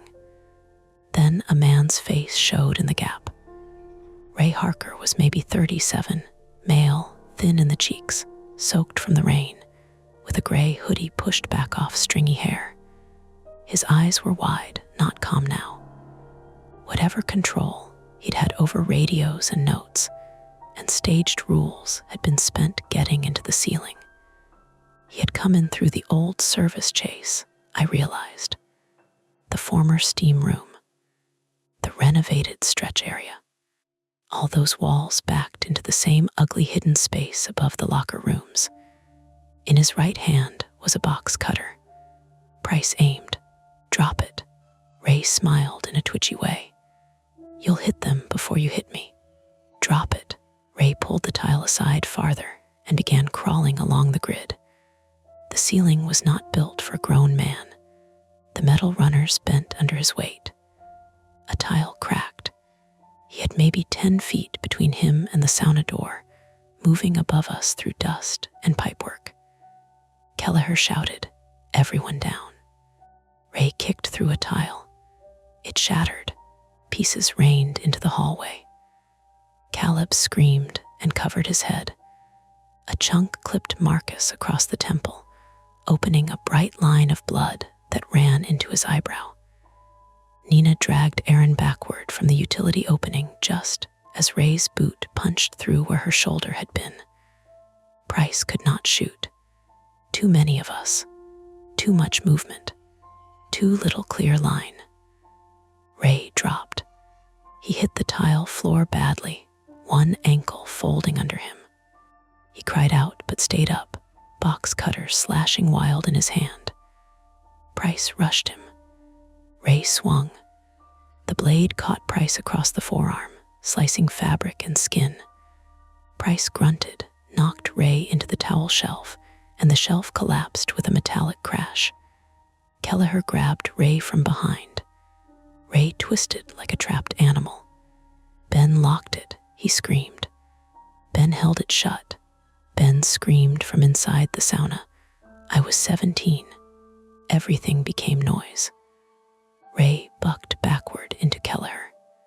Price, bleeding from the arm, grabbed Ray's wrist. The box cutter skittered across the tile toward the sauna door. Marcus, half blinded by blood, kicked it away under the bench near the showers. Ray kept shouting. He was outside. He heard me. He heard me. Kelleher drove him down to the floor. Price got one knee between Ray's shoulder blades and cuffed one wrist, then the other, jaw clenched against pain. Suspect secured, Price said into his shoulder radio, breathless. Rear locker hallway. Another unit up here now. Ray turned his face sideways against the tile. His nose was bleeding. You don't know what it feels like. Nobody answered him, because we did not, and because Ben was still trapped. The second the handcuffs clicked, Kelleher turned back to the sauna. Chain, inside pull to heater cage, Ben's leg under bench. We need access to the chain. Morales crawled back to the wall opening. I can see his shoulder, part of his torso, no chain. The sauna door gap was still too narrow. The outside pull was accessible. The inside pull wasn't. I looked at the utility vent above the cut wall, then at the sauna door, then at the towel bin we had used for leverage. My brain, which had been trying to flee the heat for an hour, offered something useful and awful. The bench, I said. Kelleher looked at me. What? Ben set his ankles under the bench. If the chain is around the heater cage and inside handle, the bench is between him and the wall. Can we break the bench through the wall opening? Make space to pull him sideways instead of through the door. Morales shone her light inside. Lower bench is cedar slats on brackets. Maybe, Kelleher pointed, tools. Morales got a short axe through the wall opening. The angle was terrible.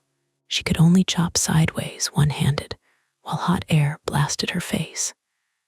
After 3 strikes, she pulled back, coughing. Too awkward. Kelleher looked at me. I knew before he said it. You're smaller than us. No, Nina said immediately. I said nothing. Kelleher's face was hard. Not inside. Arm and shoulder through the wall opening. You may be able to reach the bench support from lower angle.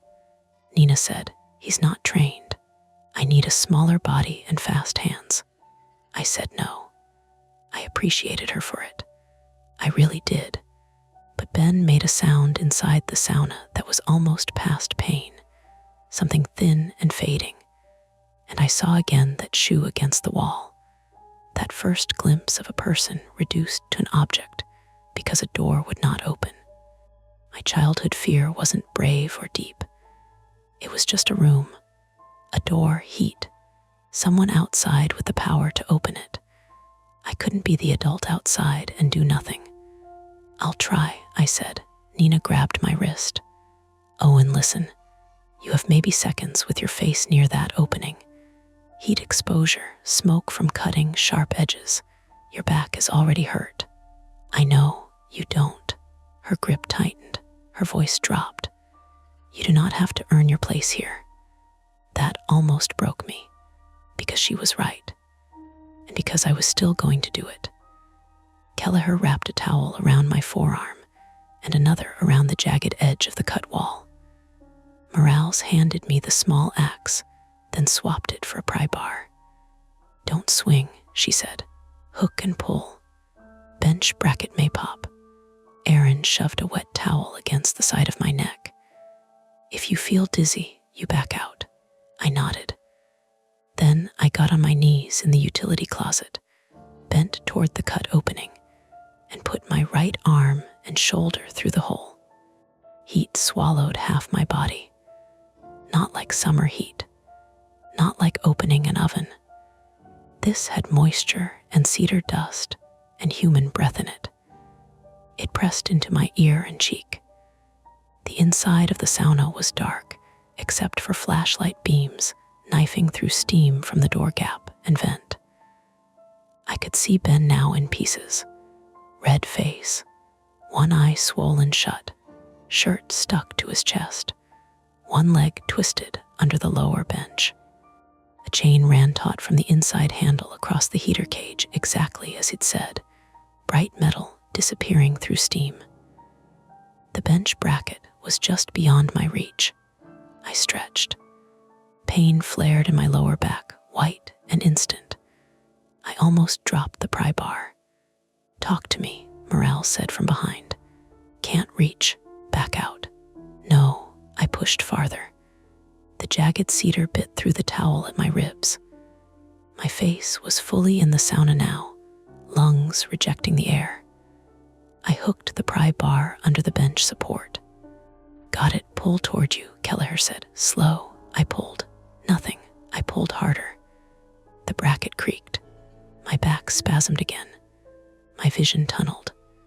For one stupid second, I was 7 years old in the laundry closet, palm on a hot wall, throat raw, waiting for someone outside to decide the joke was finished. Then Ben's good eye found me. He whispered, "Sorry." Not to me, maybe, to Ray, to the past, to the room. I braced my knee against the wall and pulled with everything. The bracket snapped. The lower bench dropped 6 inches. Ben screamed. I jerked back out of the opening and hit the utility closet floor, coughing so hard I gagged. Nina was there immediately, hands on my shoulders, dragging me clear. My right forearm was striped with shallow cuts. The skin on my cheek stung like sunburn. My back felt torn in half. But inside the sauna, Ben's trapped leg had shifted free. "Now," Kelleher shouted. Morales and another firefighter reached through the wall opening and got Ben under the arms. Aaron guided his head. Nina slid towels under his shoulder to protect him from the jagged cut. Kelleher kept one hand braced against the wall and one eye on Ray, who was still cuffed on the hallway floor, sobbing into the tile.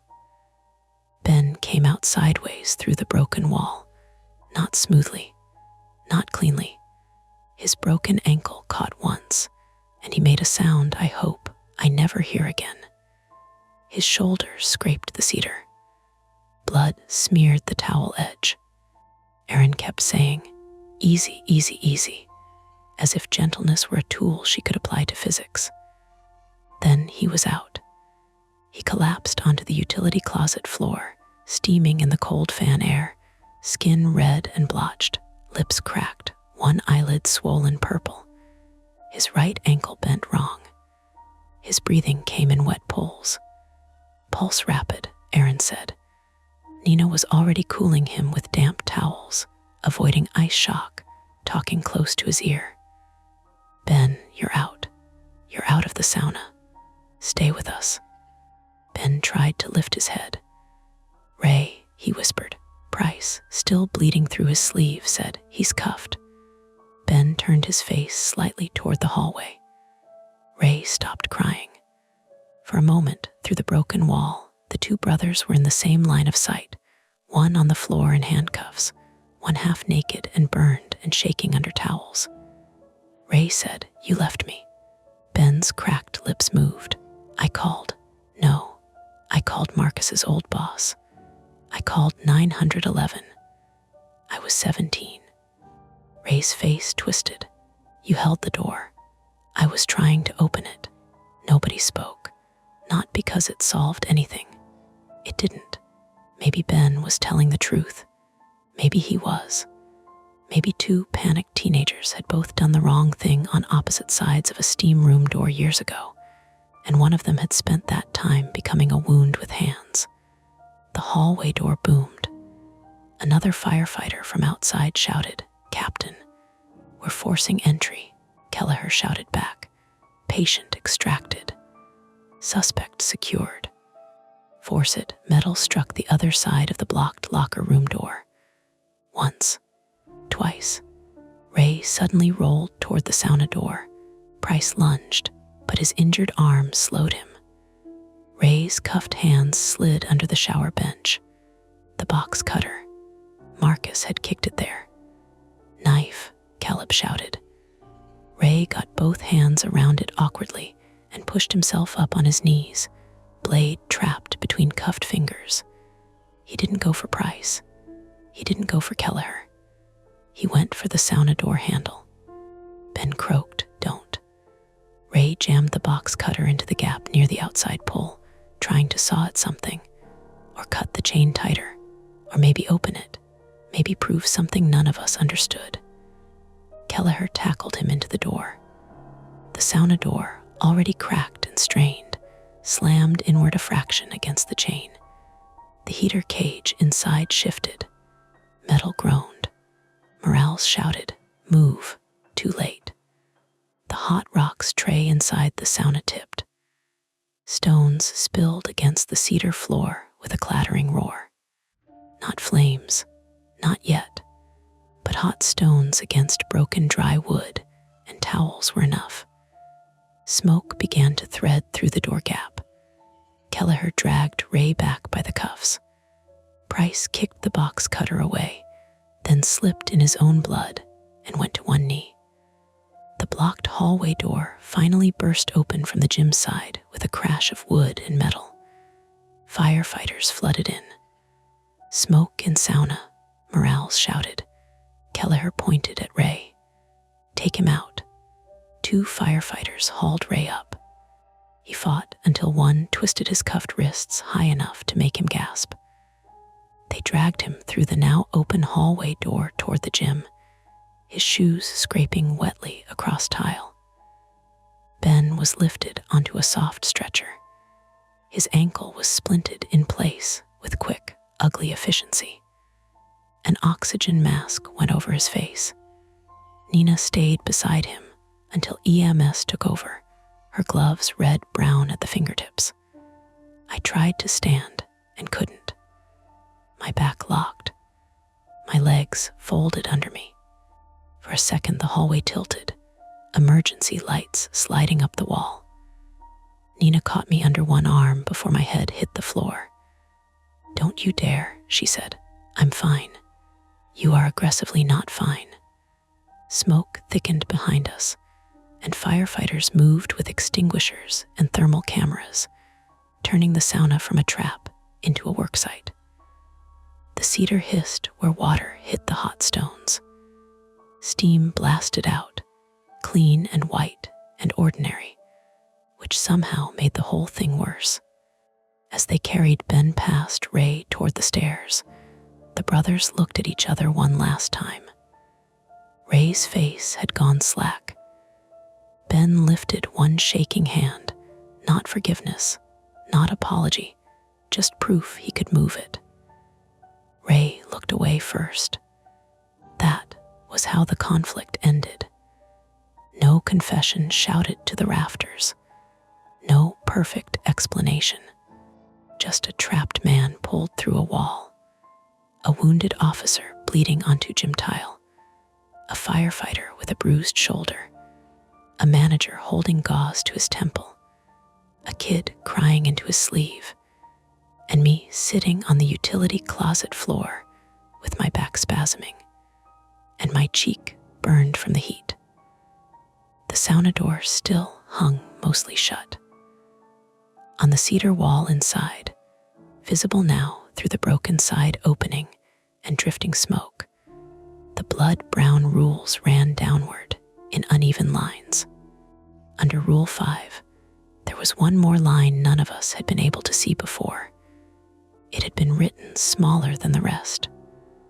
Rule 6, someone always waits outside the door. I read it while firefighters stepped over hoses, and EMS called out vitals, and police dragged Ray toward the lobby.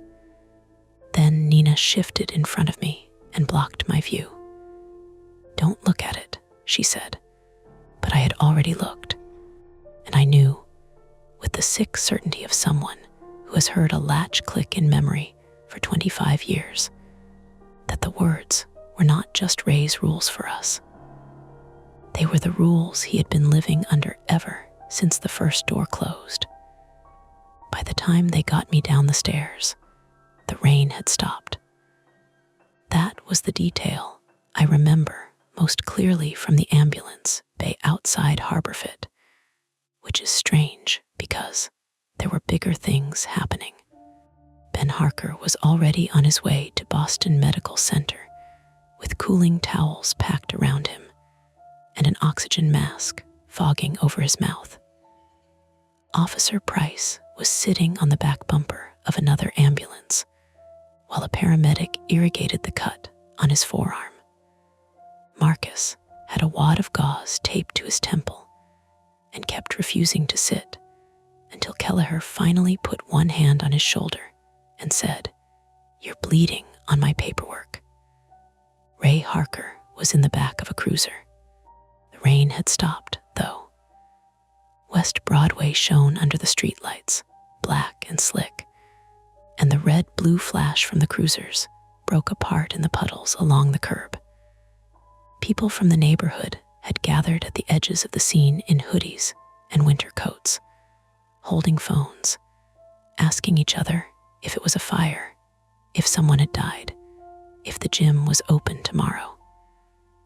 A woman carrying takeout from the Polk Place stood beneath its awning and watched firefighters haul smoky equipment out through the front doors. Normal city behavior.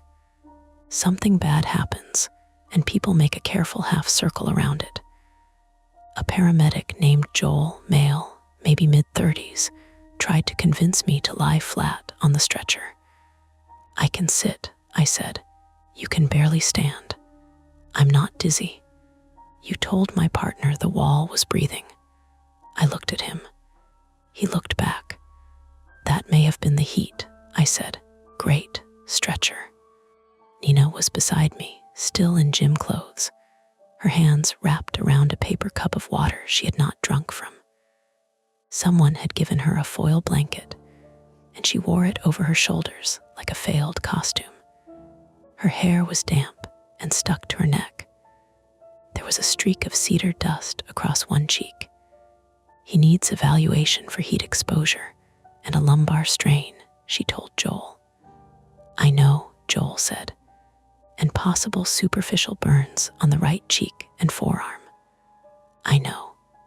And he's going to minimize everything." Joel glanced at me. "I know," I would have argued, but a spasm went through my lower back hard enough to make my teeth click. That settled the matter. They loaded me into the ambulance. Through the open doors, I saw Caleb sitting on the curb with Paige beside him. Caleb had both hands wrapped around a bottle of water, staring at the sidewalk.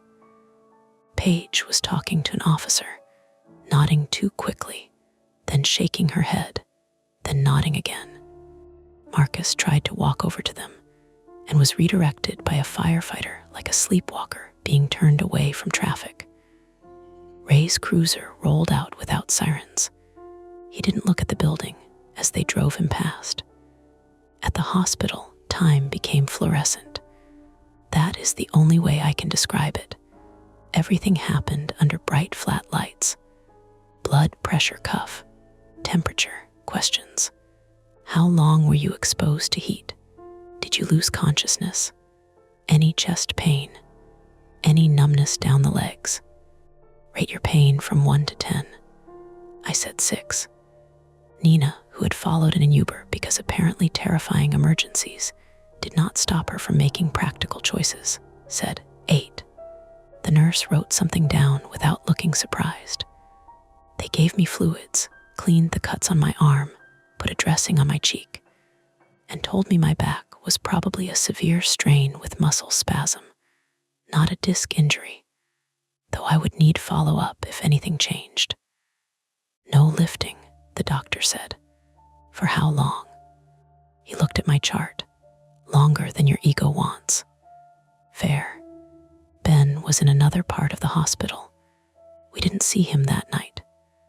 Later, through Marcus, I heard he had second-degree burns across parts of his shoulder and back, a fractured ankle dehydration, heat exhaustion close enough to heat stroke that nobody joked about it, and corneal irritation from sweat, steam, and blood getting into his eye after he hit the bench.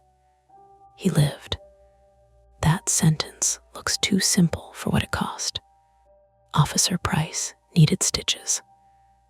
Marcus needed 4 staples near his hairline. Kelleher had a deep shoulder bruise from taking Ray down. Morales had burns along one wrist where her glove slipped near the cut cedar. Erin refused transport at first, then finally agreed to have her lungs checked because she had been breathing sauna smoke and dust for too long.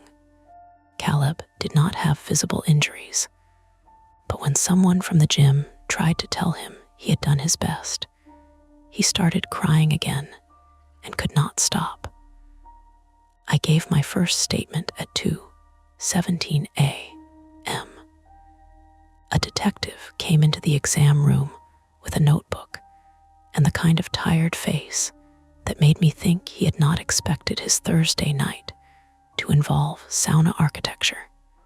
Detective Laura Sweeney, 44, female, Boston Police, spoke softly, asked direct questions, and never once used the word crazy. She asked about the caution tape, the first rule, Ben's phone vibrating, the gray hooded man, the key card, the utility closet, the text message I received. That part took longer. I showed her the unknown number. She photographed it. She asked if I had ever met Ray Harker. I had not. Asked if my phone number was visible through the gym app or membership system. I don't think so, I said. That's not the same as no. No, she wrote that down. The next morning, the story had already become smaller and wrong online. Man RESCUED from South Boston Gym Sauna Police. Investigate domestic dispute. AT Fitness Center firefighters save contractor. After locker room incident, no headline said anything about rules written in blood, which was probably for the best. People would have turned it into content. They would have made jokes. Someone would have filmed themselves outside Harborfit pointing at the windows with a shocked thumbnail face. The official version, once it formed, was worse because it made sense. Ray Harker had suffered serious burns and lung injury in a steam room incident at the same gym building 8 years earlier, before Harborfit changed ownership and renovated the space. Back then, according to reporting that surfaced later, the steam room door latch had failed during an after-hours maintenance visit. Ray, then 29, had been doing subcontractor work with Ben, his younger brother. Ben told investigators he had gone to get help when he could not open the door. Ray claimed Ben panicked, pulled from the wrong side, jammed the latch worse, and left him there while he screamed. The truth had been legally flattened years ago into settlement language. Fault disputed. No admission. Medical expenses covered. Steam room removed during renovation. But settlement money does not heal the part of a person that keeps hearing a door fail. Ray had worked building maintenance on and off after that, sometimes under other contractors, sometimes not legally at all. He knew service corridors, panels, ceiling grids. He knew how cheap fitness centers hid old systems behind new drywall. The week before the incident, Ben had taken the Harborfit sauna latch job through a small contractor network. Ray found out, or Ben told him. That part remained unclear.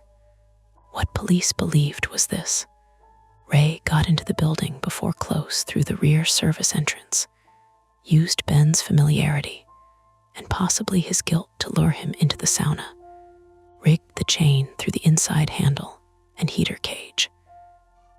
manipulated the power and ventilation so the sauna would remain hot but unstable. He wrote the rules in Ben's blood after injuring him with the box cutter, though Ben later said some of the writing happened while he was drifting in and out, and he could not tell whether Ray or he had made all the marks. That detail never made it into the articles. Ray did not mean for the police report to sound like a ghost story. He meant for us to follow instructions. That was what Detective Sweeney told me 2 weeks later when I went in for a follow-up statement. He created conditions, she said. Then he created rules that made people second-guess normal procedure. That bought time. Why text me? We're still looking at that. Do you know how he got my number? She paused a fraction too long. Possibly from Ben's phone, possibly from gym records, possibly from a member contact list accessed at the front desk. Possibly. That's where we are. I nodded like I accepted that. I did not. Harborfit stayed closed for 19 days. They put butcher paper over the front windows first, then proper contractor film. A notice appeared on the door thanking members for their patience during facility repairs. That phrase bothered me more than it should have. Facility repairs. As if the problem had been a plumbing leak or a broken mirror. When the gym reopened, the sauna did not. The hallway had new paint, new tile trim, a new security camera pointed at the locker room entrance, and an employee-only keypad on the staff corridor. The old sauna door was gone, replaced with drywall so smooth you could almost believe there had never been a cedar room there at all. Almost. The air still changed when you walked past that spot. Cleaner now, sharper with fresh paint, but underneath, it's something warm lingered in memory. I did not go back right away. My back made the decision for me at first. For 3 weeks, I moved like an old man, rolling out of bed sideways, bracing a hand on the sink to brush my teeth. The burn on my cheek scabbed, peeled, and left a faint pink patch that looked worse in cold weather. My right forearm healed with thin, pale lines where cedar had cut me. At work, the warehouse guys were kind about it, in the horrible way men are kind. Heard you fought a sauna. Sauna 1. You getting hazard pay from Planet Fitness Dracula. I laughed because it was easier than explaining that sometimes I woke up at 3 a.m., convinced the bedroom door was stuck. Nina checked on me twice by text, then once in person when she decided I was ignoring sensible advice. She met me at a coffee shop near Broadway Station and watched me lower myself into a chair. You're still guarding, she said. My back, everything. She was right. I sat facing the door. I had started doing that everywhere. Ben's awake, she told me. I heard. Marcus said he asked about you. That made me uncomfortable. Why? You helped get him out. So did everyone. Yes, Nina said. And you? I looked out the window at a bus sighing to the curb, brakes hissing, people stepping around puddles. I don't know what to do with that. You don't have to do anything with it yet. That was probably the best thing anyone said to me after. Caleb quit Harborfit. Paige stayed, but only daytime shifts. Marcus took a leave of absence, came back thinner, and then left for a job managing a boxing club in Dorchester, where, he told me, the worst thing in the locker room is usually someone's foot fungus. Erin went back to work as an EMT. Of course she did. Some people run toward bad rooms because that is the shape they have chosen for their lives. She sent one group text to those of us who had exchanged numbers through the investigation. Everyone drink water and go to therapy. Not optional. Officer Price recovered use of his arm, though with a scar cut pale across the inside of his forearm. Ray Harker was charged with kidnapping, assault, attempted murder, obstruction, and a stack of other things I only half understood. His lawyer argued psychiatric crisis and trauma history. The papers used the phrase revenge plot. That phrase was too neat. Ben did not give interviews. I saw him once, 3 months later, outside a courthouse. He was on crutches, thinner, hair cut short around the healing burns near his neck. His right eye watered constantly in the wind. Reporters called his name. He ignored them. Then he saw me. For a second, we just stood there on the courthouse steps. 2 men who had shared a room only one of us had entered. He came over slowly. "Owen," he said. His voice was rougher than before, like the sauna had sanded something permanent into it. "Hey," I said, because language is useless sometimes. He looked at the scar on my forearm. "I'm sorry. You said that inside. I don't remember a lot. You said it." He nodded. He looked past me toward the courthouse doors, where his attorney was waiting. Ray used to say there's always someone outside the door. Like that was the worst part, not the heat. Knowing someone could open it and didn't. I didn't know what to say. Ben swallowed. "I did go for help. I believe you." I said it too quickly. Maybe because I wanted to believe someone. Maybe because the alternative was too large. His face tightened with gratitude or pain. Hard to tell. "Thanks." Then he went inside. That should be where the story ends. Man rescued. Suspect arrested. Gym repaired. Survivors healing in uneven, inconvenient ways. But ordinary reality has cracks, and sometimes all you need is the right angle to see them. I went back to Harborfit in May. Not for the sauna. There was no sauna. Not for deadlifts either. The doctor had allowed light cardio and machines if I behaved like someone with a spine he planned to keep. I chose a Tuesday afternoon when the gym was quiet and sun came through the big front windows, making the rubber floor look almost cheerful. Paige was at the desk. Day shift. She smiled when she saw me, but her eyes checked my face, my gait, my hands. "You good?" she asked. "Getting there. Marcus said to tell you he still thinks you're banned from touching pry bars." "Fair." I walked past the turf strip, past the stretch area where the old steam room had been hidden behind new mirrors, past the medicine balls, the cable machines, the vending machine humming like nothing bad had ever happened near it. At the rear hallway, I stopped. The drywall where the sauna used to be was painted pale gray. A framed poster hung there now. Recovery is part of training corporate wisdom over fresh plaster. I stood in front of it for maybe 10 seconds, listening. Showers running. A locker closing. Someone laughing softly in the women's locker room. Normal sounds. Human sounds. Then, from behind the wall, I heard a click, not loud, a small metal tick like a latch settling.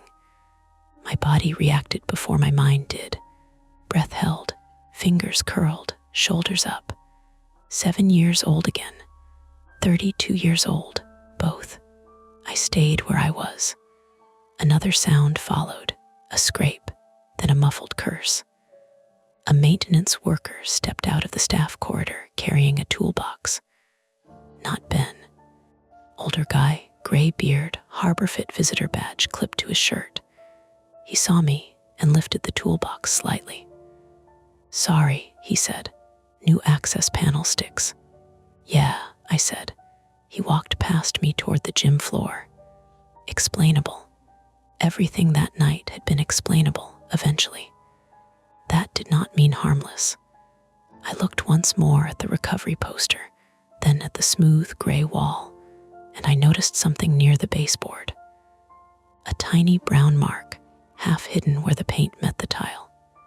It could could have been rust, could have been old adhesive, could have been dirt from someone's shoe. It was shaped like the bottom of a number, a 6 maybe, or nothing at all.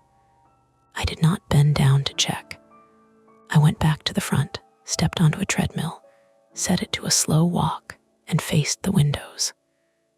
Outside, West Broadway moved in its usual pieces: buses, bikes, delivery drivers, people with coffee, people with dogs, people late to something. Behind me, weights clanked. The air smelled like disinfectant and rubber and someone's mint shampoo. Almost ordinary. I walked for 12 minutes before my back tightened. Then I stopped, wiped down the machine, and left before dark. And that's the end of today's chilling tale. If you enjoyed this story and want more nights full of suspense, don't forget to hit that like button, subscribe to Mia Horror Stories, and turn on the bell so you never miss a scare. I've got plenty more stories waiting for you, so stick around and check out the other videos on the channel. Thanks for watching, and until next time, stay safe and don't look behind you. Hey everyone, this is Mia Horror Stories, and the title of today's horror story is The House Sitter's Guide Left by the Owners Defies the Laws of Physics. For your comfort, the screen will stay black throughout the video, so you can relax without strain and just focus on the story. Make sure you stick around until the end. Sometimes the last few moments are the ones that stay with you the longest. The first thing I noticed was that the hallway was too long. Not dramatically long. Not the kind of thing you'd point at and say, "That is impossible," because people hate being the first person to sound stupid in an empty house. It was just longer than it had been when I carried my duffel in. I knew that because the owners had left a runner rug down the center of it, faded red with blue diamonds, and I had counted the steps without meaning to. 12 from the kitchen archway to the guest room. 12 exactly, because the rug had a coffee stain shaped like Oregon right near the end, and I had stepped over it with my left foot. Now, standing there with a chipped mug of tap water in my hand and rain whispering against the windows, it took 18 steps to reach the same stain. I stopped with my sock half on it. Behind me, the refrigerator hummed. Somewhere in the walls, the heat clicked on with a sound like knuckles tapping once and changing their mind. The house smelled faintly of lemon oil, wet cedar, and that dry paper smell you get from old books left too close to a radiator. I looked back toward the kitchen. The archway was still there. The brass light switch was still crooked. The little framed print of Crater Lake was still hanging slightly off-center. Old house, I said out loud, because talking to yourself counts as a tool if you do it with enough confidence.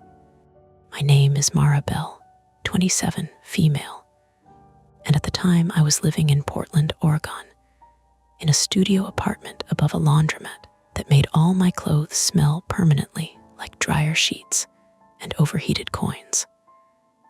I house sat when I could because the money was better than dog walking and quieter than bartending, which I had done badly for 6 months before admitting I hated strangers when they were drunk and holding wet receipts. I had a careful face, people told me. Trustworthy, sensible, the kind of person who locked doors twice and read instructions. That last part mattered more than it should have. The house belonged to the Vosses, a couple I had met through a friend of a friend who worked with them at Oregon Health and Science University. Their place sat on a slope in Arlington Heights, west of downtown, high enough that the city lights showed through the trees at night like someone had spilled jewelry down the hill. It was a narrow, old, 3-story craftsman with green shingles, a steep roof, and more windows than seemed smart for a city where rain could come sideways. They were going to Zurich for 11 days. A conference first, then 2 nights just for us, as Mrs. Voss had said, smiling in a way that made me feel like I'd been handed something delicate and private. My job was simple: feed the cat, water the greenhouse, bring in packages, and follow the house guide. Not instructions. Guide.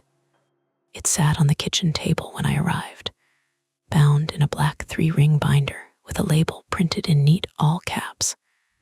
House Sitter's Guide. Please read before sunset. That was dramatic, obviously. People with enough money for custom cabinetry develop odd habits. Still, I read it. I always read things: medication labels, rental agreements, emergency exit maps in hotel rooms. My mother used to joke that I came out of the womb looking for the terms and conditions. It wasn't a cute quirk, not really. It came from being the oldest kid in a house where nobody else checked the stove. Nobody else remembered whether the door had been locked. Nobody else noticed Dad's truck keys sitting in the ignition all night with the battery draining. If something went wrong, I had learned early. It usually meant I had missed a sign. So I sat at the Voss's polished kitchen table while the October light thinned behind the Douglas firs and read every page. Wi-Fi, network VOSS 5G, password taped under router. Cat, Figaro, male, 11, black and white, diabetic. Insulin in fridge.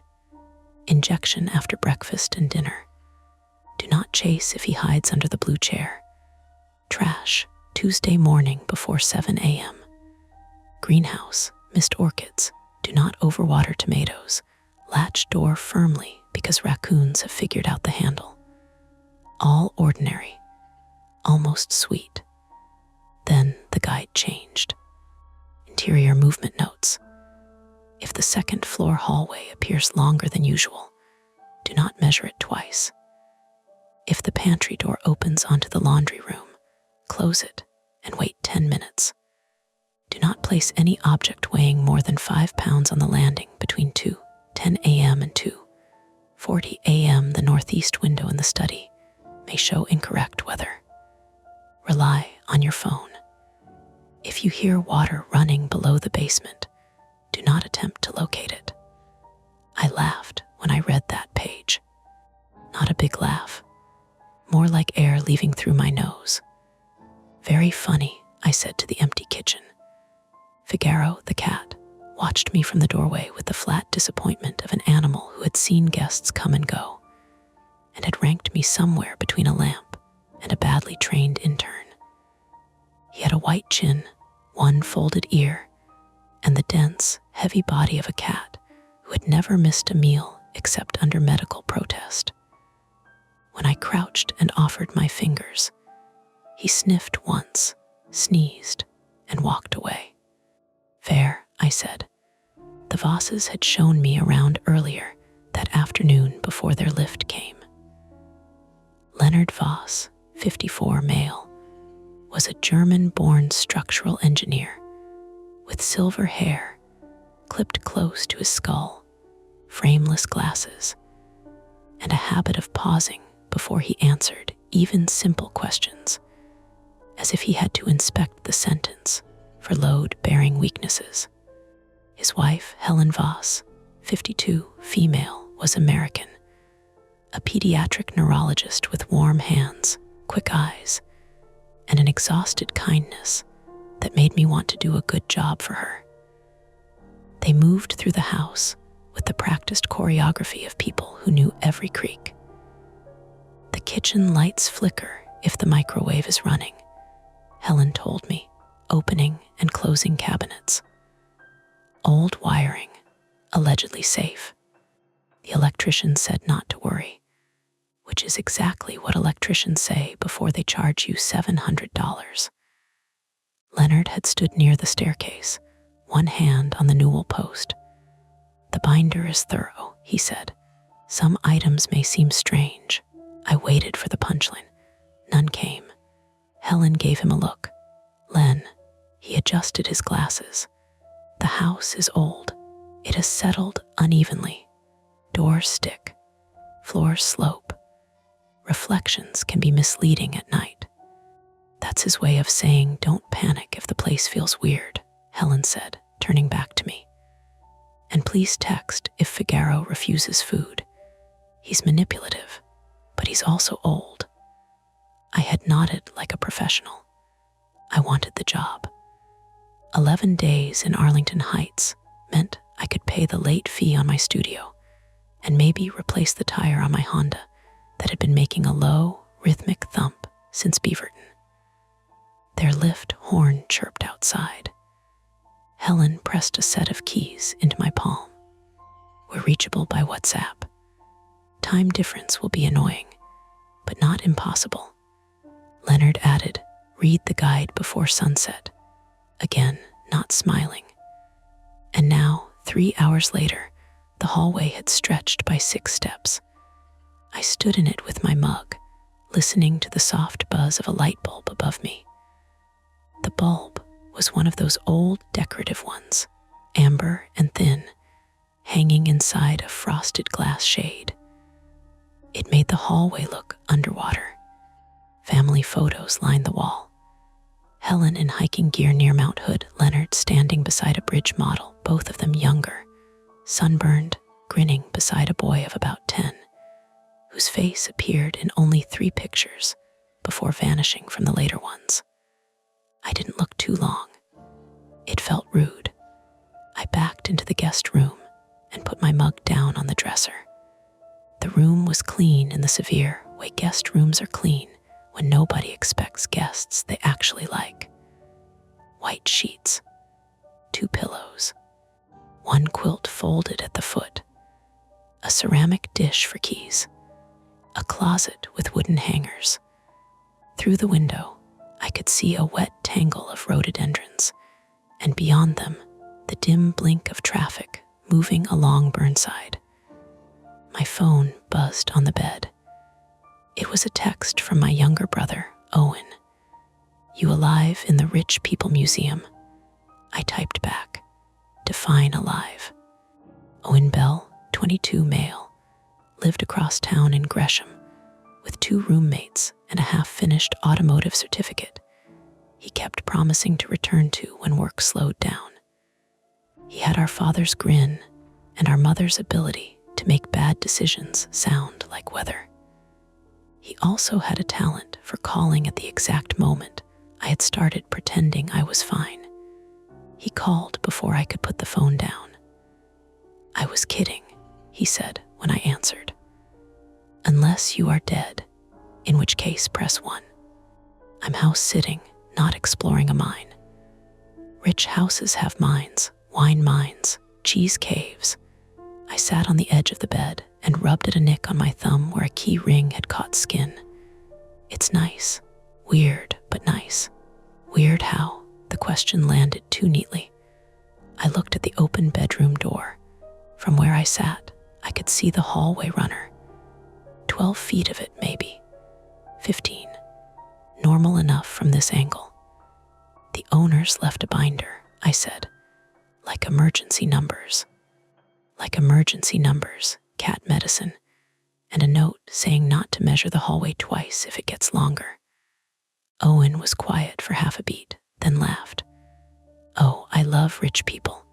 I think they're messing with me, obviously. That's what people do when they have a breakfast nook. They didn't seem like prank people. Nobody seems like prank people until they own a gong." I smiled despite myself. Rain ticked against the glass in small, uneven taps. Owen's voice softened. "You good, though, for real?" That was his version of asking about my anxiety without using the word. He hated that word, thought it made things sound clinical and permanent.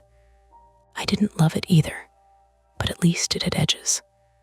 Without a name, it became everything. Locked doors, stove knobs, unread messages, a hallway that might or might not be longer. "I'm good," I said. "You sure?" "I'm sure." The house gave a small sound then, not a bang, not a footstep. A muted wooden pop from somewhere below, followed by a faint drag, like a heavy drawer sliding shut one floor down. I stopped breathing for a second so I could listen better. Owen noticed. "What?" "Nothing. You did the thing." "What thing?" "The thing where you go quiet like a rabbit heard a lawn mower." I stood and walked to the doorway. Something shifted downstairs. House settling. Yeah, old houses make noises. You know this. Remember Aunt Linda's place in Eugene? That house sounded like it was chewing at night. This was different. "Mara, I know." I hated how he said my name when he thought I was spiraling, gentle, but tired underneath. I could hear the future in it, everyone I loved learning to speak to me like I was a skittish dog. "I'll call you later," I said. "Send me a picture of the binder." "No, why not?" "Because you'll make memes." "Correct." I hung up before he could ask again. For a while I stayed still, phone in hand, listening. The heat clicked. Water moved through pipes. Figaro's collar bell gave a tiny metallic twitch somewhere downstairs. Then the kitchen light flickered. I told myself it was the microwave even though I hadn't used it. Downstairs, the guide waited on the table. I went because not going would have been worse. That was the stupid truth about fear. Avoiding the thing gave it more room. So I walked the hallway without counting, kept my eyes on the stair rail, and descended to the first floor. The stairs creaked under my socks. Fourth step from the bottom, deeper than the others. The kind of sound you learn immediately in someone else's house. The kitchen looked exactly as I'd left it. Warm bulbs under the cabinets, copper pots hanging over the island, rain tracking silver lines down the dark window above the sink. Figaro sat beside his bowl, staring at the refrigerator as if expecting it to apologize. "Did you make that noise?" I asked him. He blinked slowly. Helpful. The binder was open to the strange page. I had not left it open. That was what I thought first. Then I remembered I might have. I had read it, laughed, flipped pages back and forth. Maybe I'd gone upstairs without closing it. Maybe the draft from the heating vent had moved the pages. Maybe Figaro had pawed it, though he looked like a cat morally opposed to labor. The page had a yellow sticky note on it. I was certain that had not been there. It was stuck beside rule number 4. The northeast study window may show incorrect weather. Rely on your phone. The note was written in blue pen. Small block letters. Start here if you notice length CHANGES. I stared at it until the letters stopped looking like letters and became little arrangements of ink. "Okay," I said, too quietly. My first sensible thought was that the Vosses had a security system with motion detection and remote access. Maybe they had seen me walking around, noticed I had found the hallway weird, and somehow, sent a robot to place a sticky note. That was ridiculous. My second thought was worse. Someone else was in the house. I checked the back door. Locked, front door. Locked, mudroom door. Locked, deadbolt turned, windows. At least the visible ones, latched. My phone had 2 bars. I opened WhatsApp and typed to Helen Voss. "Hi Helen, sorry to bother you so soon. Did you leave a sticky note in the guide that says, start here if you notice length CHANGES? I did not send it. I stood there with my thumb over the arrow, imagining her receiving that message at whatever hour it was in Zurich, and deciding the anxious house sitter was already inventing problems. I imagined losing the job, the late fee, the tire. Owen's voice saying, "You good though?" The refrigerator hummed louder, then clicked off. In the sudden softer room, I heard rainwater running in the gutters and a car hissing along the wet street outside. Normal sounds, Portland sounds. The world had not tilted. The house had not swallowed me. It was a sticky note and a hallway in an old building owned by people who had warned me the place felt weird. I put the phone face down. "Start here," I read aloud. The binder had tabs. The strange rules belonged to a section marked interior movement. Behind it were diagrams. Not ghost diagrams. Actual floor plans printed from some architectural program with measurements written in Leonard's neat handwriting. First floor, second floor, basement, study, greenhouse, pantry, laundry, arrows between rooms, some black, some red, some dotted. The northeast study was on the first floor, through the living room, past a pocket door. I had skipped it during the tour because the Vosses said I wouldn't need it. That now seemed less like a detail and more like a dare. Figaro made a rough little sound behind me. Not a meow. A complaint dragged through gravel. He walked to the living room entrance, stopped, and looked back at me. "No," I said. "Don't do that." He did it again, softer. I picked up the binder because leaving it felt worse than carrying it. The pages were heavier than normal printer paper, smooth under my fingers, faintly warm from the kitchen lights. I also took my phone, the key ring, and a small metal flashlight from the junk drawer labeled, absurdly, Power OUTAGES/raccoons. The living room was dimmer than the kitchen. Tall windows reflected the lamps back at me in yellow smears. Bookshelves climbed both walls, interrupted by framed maps of Portland from different decades. The floorboards gave under my weight in subtle waves, as if the house were breathing very slowly through its joints. At the pocket door, I stopped. From the other side came a sound like rain against glass. That made sense. It was raining. Then my phone buzzed in my hand. A weather alert from the National Weather Service. Rain ending in Portland area by 8:15 p.m. Dry conditions overnight. I looked toward the living room windows. Rain still moved down them in threads. Maybe the alert was wrong. Forecasts were wrong all the time. Weather changed fast around the West Hills.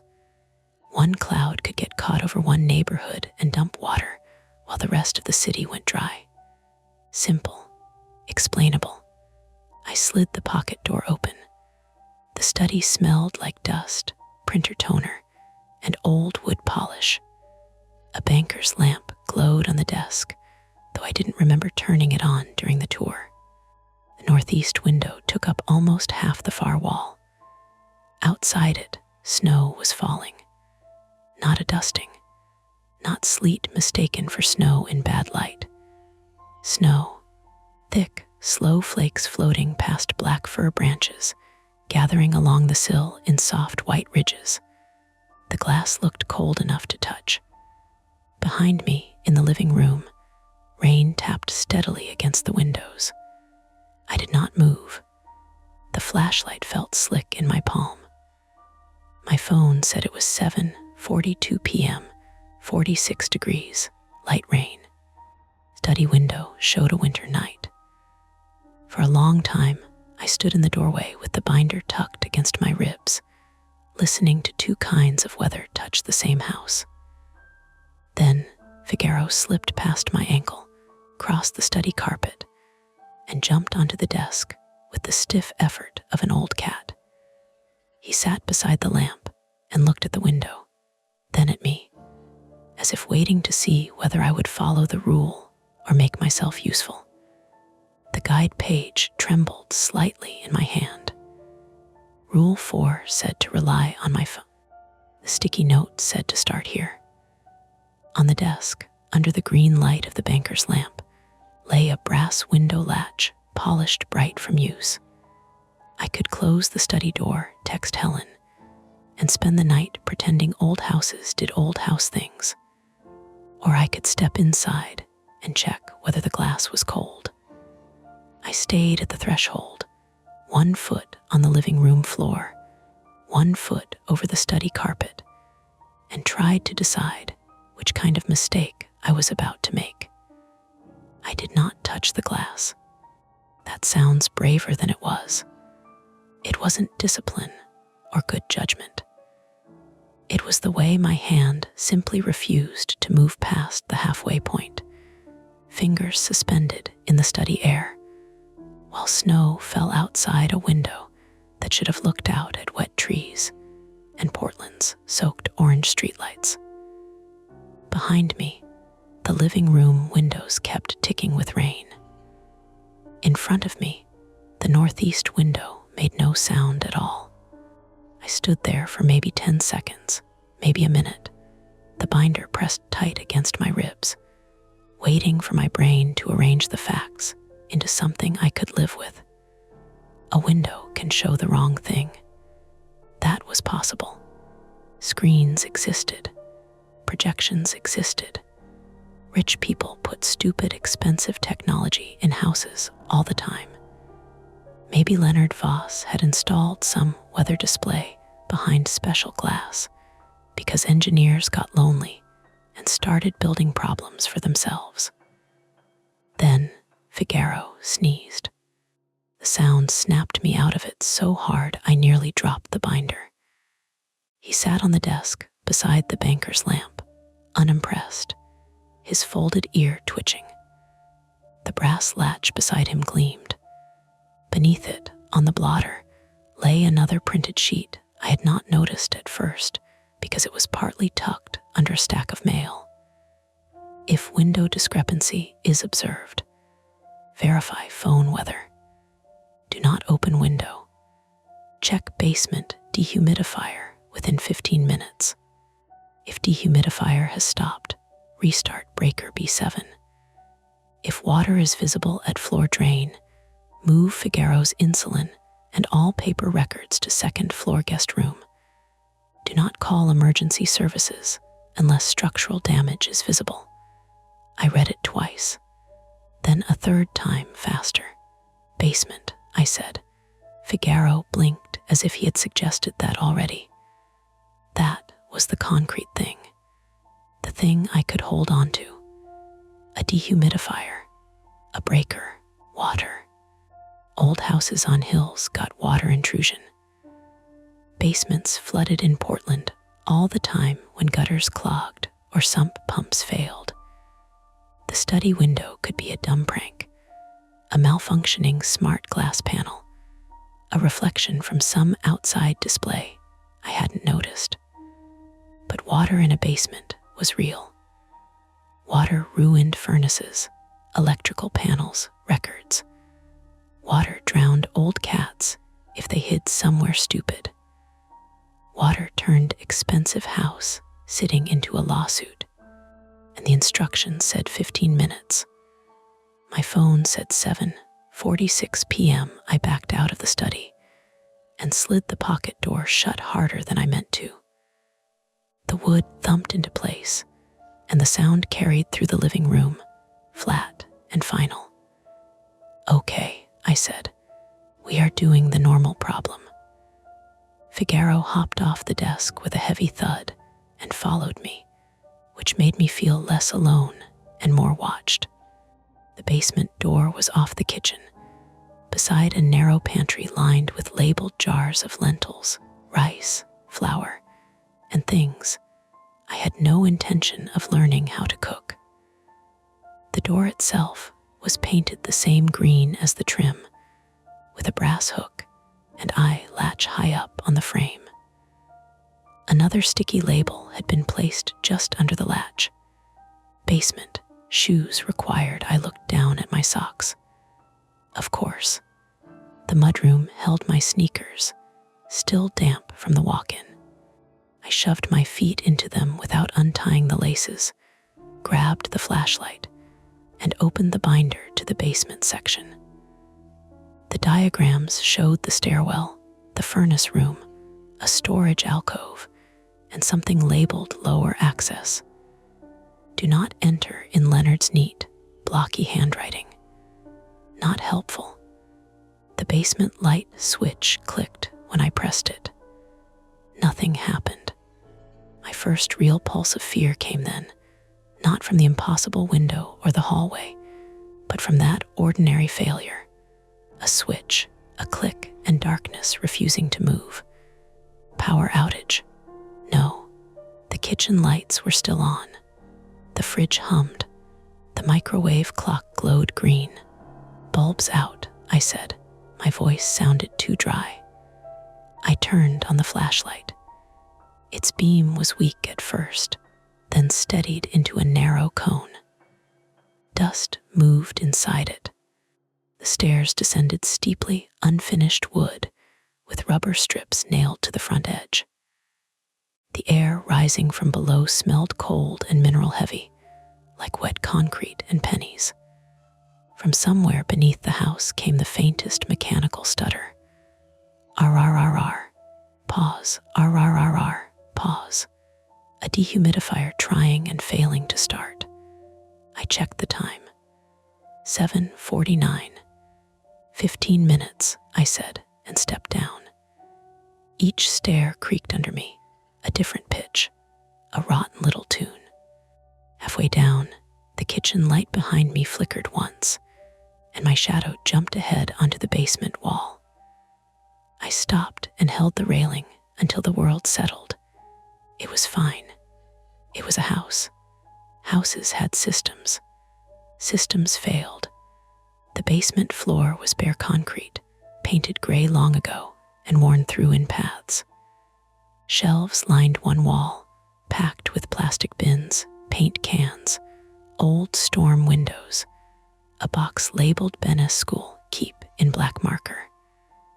I looked away from that one quickly. The boy in the photos. Their son, maybe. None of my business. The dehumidifier sat near the furnace, squat and beige, with a hose running into a floor drain. Its display flashed E3 in red. Every few seconds, the motor tried to kick on and gave up with a cough. Water glistened around the drain. Not much. A shallow crescent spreading beneath the hose, maybe a 1/4 inch deep at the lowest point. But water reflects light in a way that makes a small amount look like a warning. I moved closer, careful with my steps. The floor sloped toward the drain, which should have been good. The problem was that the drain was not taking the water.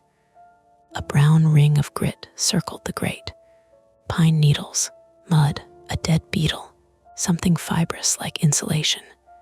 Great, I whispered. I crouched and reached toward it, then remembered the guide. If you hear water running below the basement, do not attempt to locate it. I wasn't locating water. I was clearing a drain, totally different. Practical. The flashlight slipped under my arm as I tried to balance it between chin and shoulder. My fingers touched cold water. I pinched the wad of debris and pulled. It came up longer than expected. A strip of soaked paper, rolled tight as a cigarette, brown and pulpy. I dropped it onto the floor. The drain gurgled once, but did not open. From below the grate came a sound like water moving fast through a narrow pipe. I leaned back. Nope, I said. Breaker first. The electrical panel was on the far wall behind the furnace. Its metal door had been labeled with more care than any panel I had ever seen. B7 basement, humidity control / auxiliary pump. Auxiliary pump.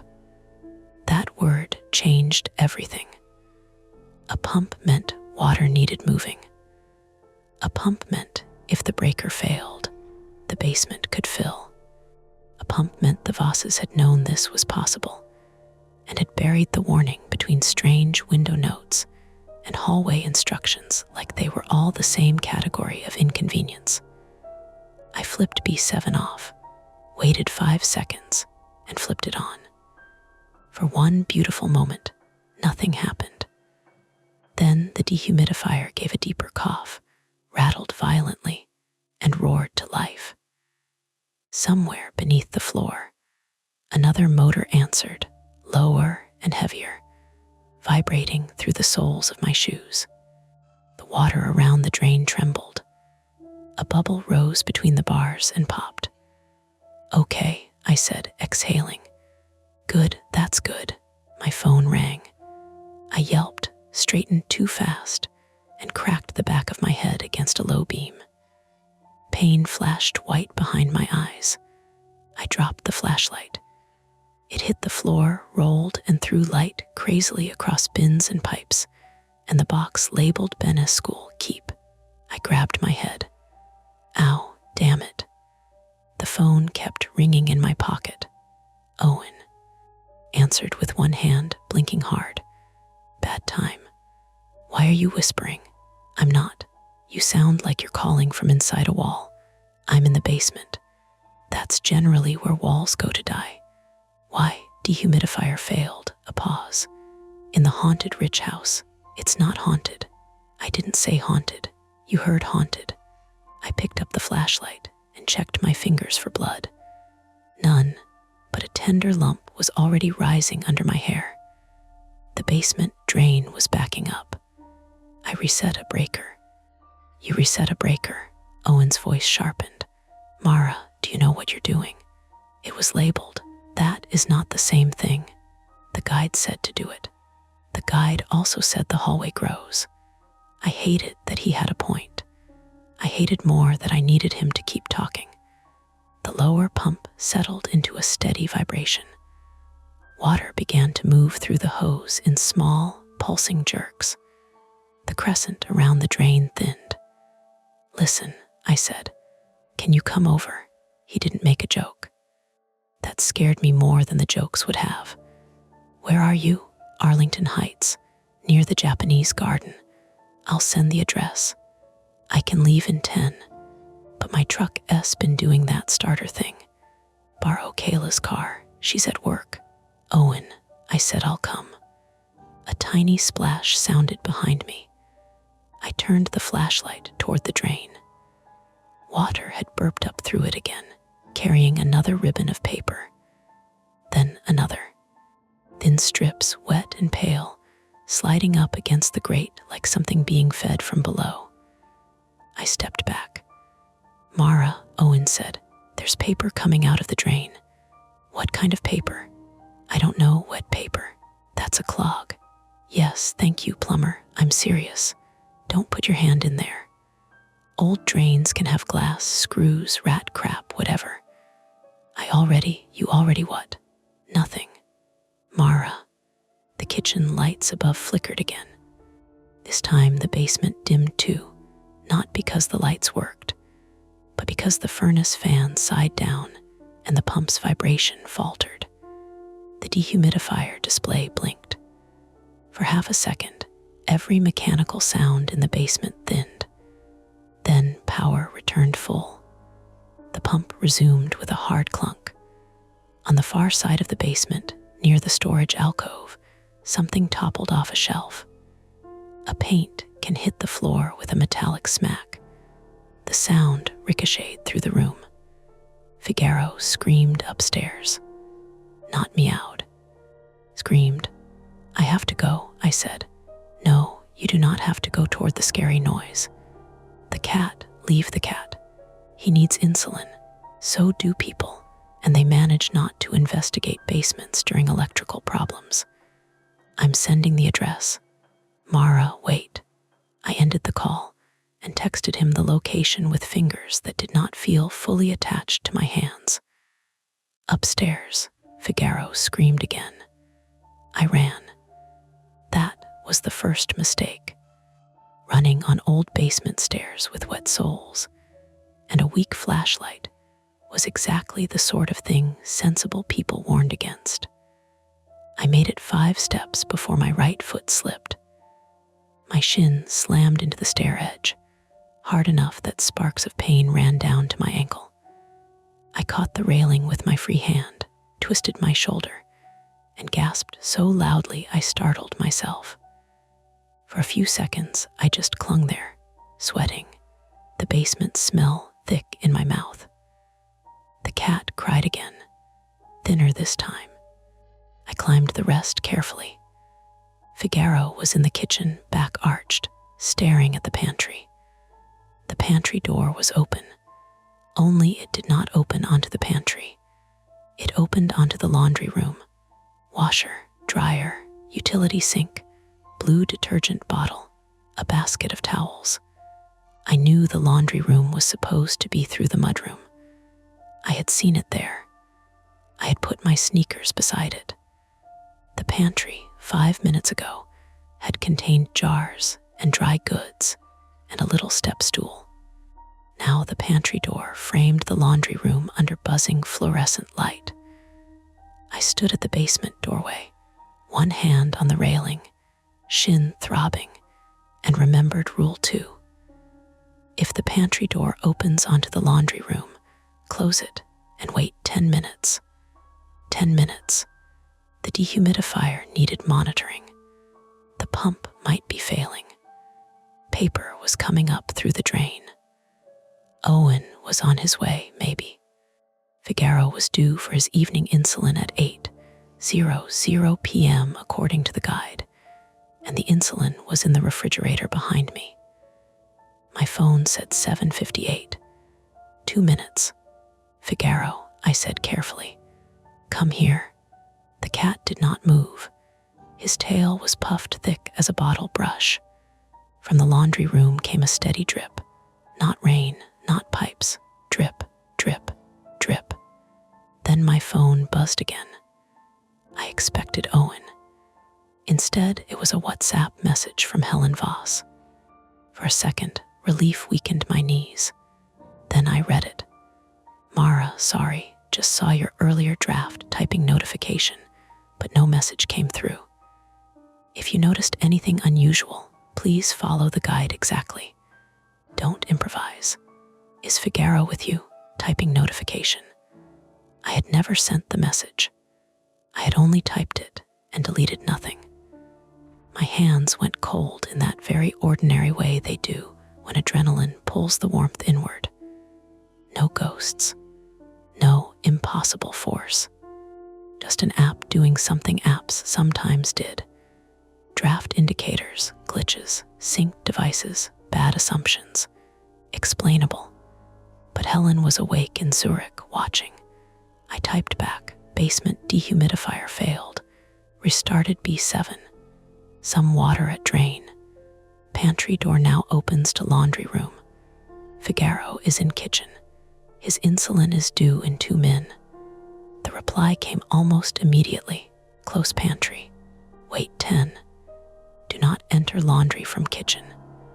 Give insulin after. Where are you standing? I looked down. 1 foot still on the basement stair threshold. 1 foot on the kitchen tile. I typed, at basement door. 3 dots appeared, vanished, appeared again. From inside the wrong laundry room, the drip stopped. A washing machine beeped once. The sound was soft and electronic, almost polite. Helen's message arrived. Move fully into kitchen. Close basement door. Do it now. I did. The basement door resisted for the first inch, as if air pressure held it open from below. Then it swung shut. Latch clicked. Figaro bolted under the kitchen table. I crossed the tile and reached for the pantry door. My injured shin protested with every step. The fluorescent laundry light flickered inside the wrong doorway, making the detergent bottle pulse blue-white, blue-white. I put my hand on the pantry knob. A voice came from the laundry room. Mara, I froze.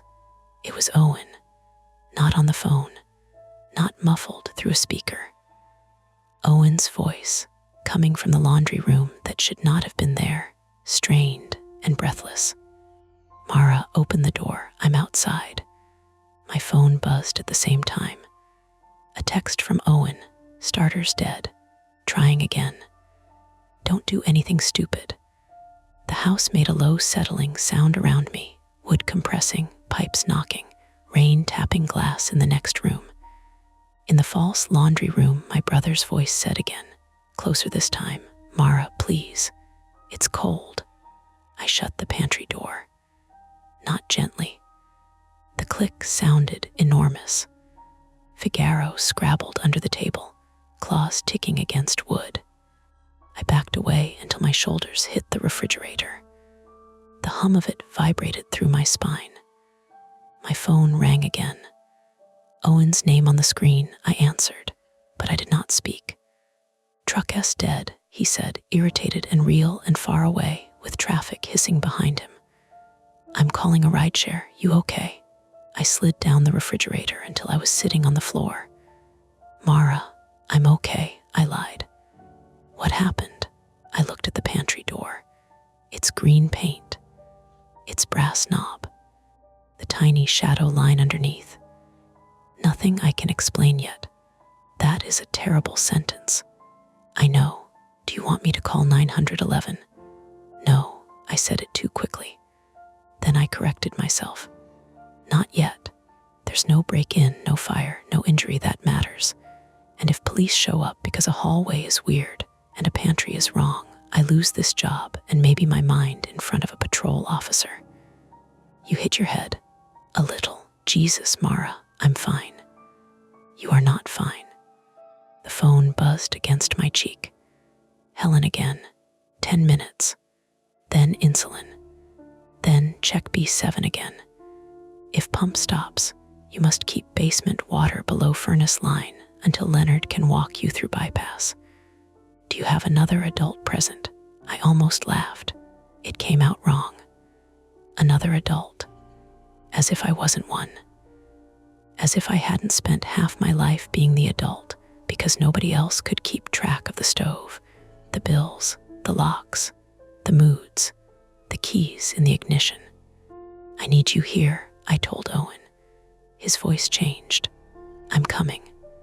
The kitchen lights flickered once more, longer this time. The refrigerator shut off.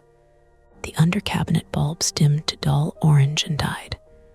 Outside, rain kept touching the glass. The whole house went quiet except for one sound below the floor, the basement pump grinding, slowing, and then stopping with a wet mechanical cough. My phone screen glowed in my hand. 8:03 p.m. 5 minutes until I could open the pantry safely. Figaro still needed insulin. The basement was taking on water. And from behind the closed pantry door, very softly, someone knocked 3 times. The knocks came again. 3 of them. Polite, patient. The kind of knock you use on a bathroom door when you don't want to embarrass anyone inside. I stayed on the kitchen floor with my back against the dead refrigerator. One hand pressed to my shin, the other clamped around my phone so hard the case creaked. Figaro crouched under the table, only his eyes visible between chair legs. The kitchen had gone dark, except for my phone screen and the gray wash of rainlight from the window over the sink. The pantry door stood 10 feet away on the east wall, basement door behind me on the north wall, living room archway to my left, mudroom and the real laundry room beyond that, through the short hall to my right. I repeated that map in my head because I needed the house to remain a house. 4 exits from the kitchen. 1 table in the middle.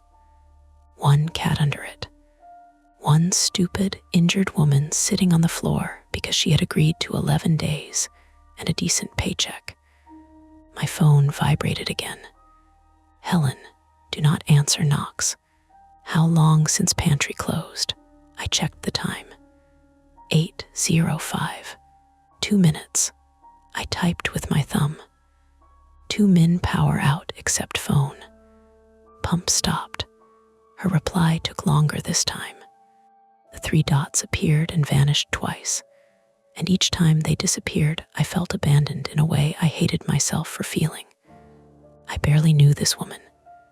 She had handed me keys and cat syringes and an apology about old wiring. Now her messages felt like a rope. Owen was still on the call, quiet but breathing. "What's happening?" he asked. Someone knocked from the pantry. Someone, something, a sound, I don't know. "Get out of the house." "I can't." "Yes, you can. Front door, shoes." "Cat, if you can grab him, leave." I looked toward the living room archway. Beyond it, in the front hall, the main door faced the porch and the wet street. It was not far, 30 feet maybe. Kitchen to living room to entry, entry to door. I could picture it perfectly. That made it worse. "I leave, the pump stays off," I said. "If the basement floods and ruins their furnace, that's on me. It is not on you if their house is doing geometry crimes." "Owen, I'm serious." "So am I." My voice came out sharper than I meant it to. He exhaled through his nose, that frustrated little sound he made when he wanted to call me stubborn, but knew I would win. Helen's message arrived. Battery lantern in mudroom cabinet. Manual pump handle in same cabinet. After pantry resets, give insulin. Then go to basement with lantern, not phone flashlight. Do not step on standing water near panel. If pump won't restart, use manual bypass at floor drain. Leonard will send diagram. Manual bypass. I closed my eyes. My head throbbed where I had hit the beam. My shin pulsed with my heartbeat. "Okay," I said. "What okay?" "There's a lantern in the mudroom. Do not go wandering around. The mudroom is 10 feet away." "Mara, every room in that house is apparently lying." He wasn't wrong. The pantry knocked again. This time the sound was not polite. It was louder, the wood jumping in its frame. Figaro hissed so hard it became a cough. I flinched, and my knee hit the cabinet behind me. The pantry knob turned, not all the way, a little, metal squeaking against metal. I crawled forward, staying low, and reached under the table. Figaro retreated from my hand, claws clicking against the floor. "Come on," I whispered. "Please don't be a cat right now." He bared his teeth. The knob stopped moving. 8 minutes. 9. 10. At 8:13, the kitchen lights flickered once, just enough to show the room in a yellow blink. The refrigerator gave a heavy shudder and hummed back to life. The microwave clock flashed 12:00. The under-cabinet bulbs came on one by one. I stood too fast, and dizziness washed over me. The countertop tipped. The floor dipped. I grabbed the sink edge and waited, breathing through my mouth until the room leveled out. "You there?" Owen asked. "Power's back. Leave. Lantern first." "Mara, I'm putting you on speaker." "Absolutely do not." I put him on speaker and set the phone on the counter. The pantry door looked normal, just a green door with a brass knob. No knocks, no voice, no light underneath except the warm kitchen glow. I crossed to it and opened it fast because hesitation was worse. Shelves, jars, flour, lentils, rice. A step stool. The pantry was a pantry again. My relief made me stupid. I laughed once, breathless. It reset. Then the bottom shelf collapsed. A glass jar of chickpeas dropped and shattered at my feet. Dry beans bounced across the tile like hail. Figaro shot from under the table, skidded through them, and vanished into the living room. "Damn it." Owen's voice crackled from the counter. "What broke?" "Jar, it's fine." It wasn't fine.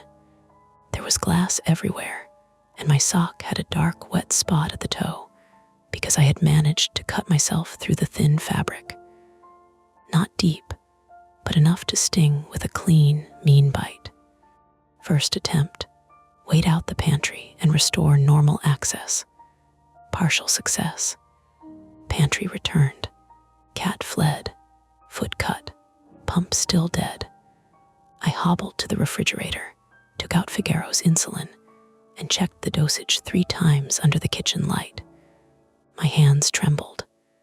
The syringe looked too small to matter and too sharp to trust. I found Figaro in the living room behind a wingback chair, crouched beneath a framed map of old streetcar lines. He growled when I reached for him. "Buddy," I said, trying to keep my voice soft. "I know, I agree. Worst hotel ever." I wrapped him in a dish towel after 2 failed attempts and 1 scratch across my wrist. He fought like an animal with no interest in teamwork. The needle went in. He jerked. I nearly pulled it out too soon, but the plunger depressed and the dose went through. "There," I whispered. He bolted again, insulted but alive. I leaned against the chair and let my forehead rest on the upholstery. It smelled faintly of dust and old wool. My whole body had started to shake, delayed and embarrassing. From the kitchen, Owen said, small through the phone speaker, "You still with me?" "Yeah, you're breathing weird." I gave the cat insulin. "Great. Cat's handled. Now leave." "I have to restart the pump." "No, you have to stop being everyone's emergency contact." That landed where he meant it to. I stood up. "Don't. Someone leaves you instructions, and suddenly you're responsible for their basement, their cat, their impossible hallway." I said, "Don't. You always do this." I went back to the kitchen, stepping around glass and chickpeas. "Do what?" "Make it your job to hold the roof up." The roof is currently metaphorical and possibly leaking. I'm not joking. I know you're not. The problem was, neither was I if I left. And something happened: fire, flood, the cat. The house collapsing around some hidden structural failure. Then the whole story would become one more example of me not checking the right thing at the right time. My private fear had a very simple shape. I believed consequences, waited for the moment. I stepped away. Helen sent a photo. It was a diagram Leonard had marked up, showing the basement from above. Stairs came down along the kitchen wall. Electrical panel on the west wall. Furnace and dehumidifier in the middle. Floor drain near the storage shelves. A dotted line from the drain to a square labeled bypass valve, under grate.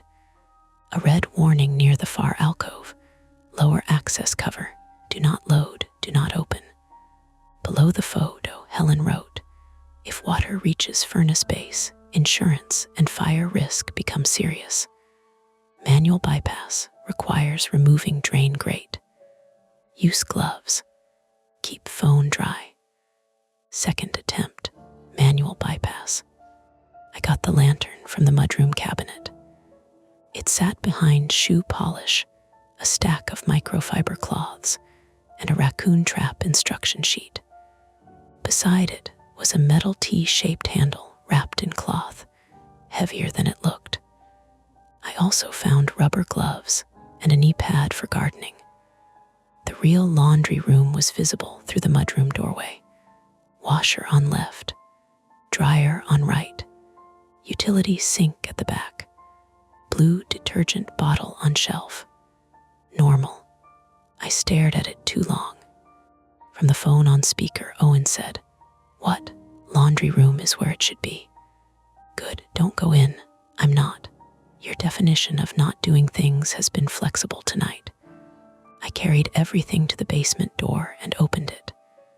The smell came up first: wet concrete, hot dust from the furnace, and something sour, like paper left in a sink.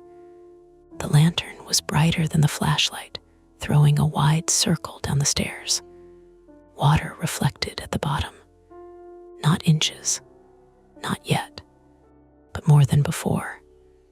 The lowest third of the basement floor shone with a thin sheet spreading from the drain. It had reached the base of the storage shelves. The pump sat silent. The dehumidifier display was dark. I stepped down carefully, one hand on the rail. My cut foot stung in my damp sock. My shins screamed with every stair. At the bottom, I stopped and checked the map. Panel west wall. Do not step in water near it. The water was still 5 or 6 feet from the panel, but it had a way of making distance feel negotiable. The furnace base was dry for now. The drain was not. Wet paper strips had gathered in a pale nest over the grate. I put on the gloves and crouched. The first misdirection came when I lifted the paper. Hair. That was what it looked like in the lantern beam. A wet clump of dark hair threaded through the grate, slick and human-looking. I made a sound I do not want to describe. What? Owen shouted from the phone in my pocket, tinny and distorted. I scrambled backwards so fast my heel slipped. My palms slapped wet concrete. Pain shot up my wrist. The clump came with me, stuck to the glove. I shook it off, gagging. Then I saw the label. Not hair, magnetic tape. Black-brown strips of old cassette or VHS tape, unspooling from the drain, tangled with pulped paper and grit. The kind of thing that looks biological until your brain catches up. I laughed then, but it was not a good laugh. It's tape, I said, breathless. It's just tape. Why is there tape in the drain? Adding that to the list. I pulled the rest free. The drain grate was held by 2 screws, both rusted but movable with the little tool clipped to the T-handle. My head pounded when I bent over. Water seeped through one glove at the wrist and ran cold down my sleeve. First screw came loose. Second stuck. I pushed. The screwdriver slipped and tore a crescent of skin off my knuckle inside the glove. I swore so loudly the sound bounced off the basement walls. The screw gave. I lifted the grate. The smell intensified. Mud, rot, old paper. Under the grate, the bypass valve looked like Leonard's diagram, a square metal socket recessed in the drain wall. I fit the T-handle into it and turned. Nothing. I tried the other direction. Nothing. I put both hands on the handle and leaned my weight into it. My shoulder burned where I had twisted it on the stairs. The valve moved 1 inch with a shriek of metal, then stopped. Below me, water began to rise through the open drain, not in a gush, but in a steady, swelling pulse. Brownish water carrying flecks of paper and tape. It spread over my shoes. No, no, no. I pulled the handle back. It did not come loose. The bypass was jammed half open or half closed. Some state worse than either. Second attempt, manual bypass. Failed. New fact, something in the drain line was full of paper and magnetic tape. Trap tightening. Water now rising faster. Tool stuck, grate removed. My phone rang in my pocket. I almost dropped the handle reaching for it. Not Owen. Unknown number. I answered because panic makes every option look like a door. Hello, a man's voice said. This is Portland General Electric Automated Outage Line. We're calling about a reported service interruption at, I nearly cried with relief. A real institution. A normal problem. Wires, transformers, service areas. Yes, I have intermittent power at, the recording continued without hearing me. Your area. Crews are assessing damage. Estimated restoration time is currently unknown. Then it disconnected. PGE, Owen asked. Automated outage call. Great, see. Normal, storm outage. Leave the house. Power came back, and may go again. The basement lights flickered overhead, though they had never properly come on. For one impossible second, every dark bulb glowed dim red, like heat behind paper. Then they died again. I looked toward the stairs. The path was clear. I could go up. I could get my bag. I could put Figaro in his carrier if I could catch him. Front door, street, rain, a neighbor's porch. Owen could meet me there. That was when a car pulled into the driveway. Headlights swept across the basement windows, two narrow rectangles high on the wall, near the ceiling. White light slid over storage bins, paint cans, my wet shoes, the open drain. Tires crunched on gravel outside. "Owen," I said into the phone, "I'm still waiting for the ride." The headlights clicked off. A car door opened, closed. Footsteps crossed the gravel path along the side of the house, heading toward the back. For a moment, all I could hear was rain. Then someone tried the mudroom door. The knob rattled hard. I turned off the lantern by instinct, plunging the basement into near darkness, except for the thin gray light from the high windows. "Mara," Owen whispered, though there was no reason for him to whisper. "Someone's here. Hide." The mudroom door rattled again. A low male voice cursed outside. Not Leonard, not Owen. My chest compressed until breathing felt like drinking through a straw. A human threat then. Real. Grounded. Awful in a way the impossible hallway was not. Someone had come to the house during a storm outage. Someone knew the Vosses were away. The guide had said not to call emergency services unless structural damage was visible. The guide did not say what to do about burglars. I moved toward the stairs slowly, keeping one hand on the wall. Water covered the toes of my sneakers now. The T-handle remained stuck in the open drain behind me. Above, the mudroom door stopped rattling. Glass broke. A small sound. Not a window shattering dramatically. More like a pane cracking under pressure, followed by a dull clink of pieces falling into a sink or onto tile. Owen said, "Call 911. This time I did not argue. I climbed the stairs, one step at a time, lantern off, phone slick in my hand. My injured shin trembled. My cut foot made wet prints. Halfway up, the basement pump suddenly kicked on below me with a violent grinding roar. I flinched, missed a step, and slammed my knee into wood. The roar became a scream. Mechanical, not human, bearings seizing. A motor chewing itself apart. Then silence. A burnt electrical smell rose from the basement. The kitchen above was dark again. At the top of the stairs, I crouched and looked through the crack between door and frame. The mudroom lay to the right, partly visible past the pantry wall. The real laundry room beyond it was dark. Rain blew in somewhere. I could hear it hitting the floor. A flashlight beam cut across the mudroom. A man stepped inside, hood up, dark rain jacket, backpack, gloves.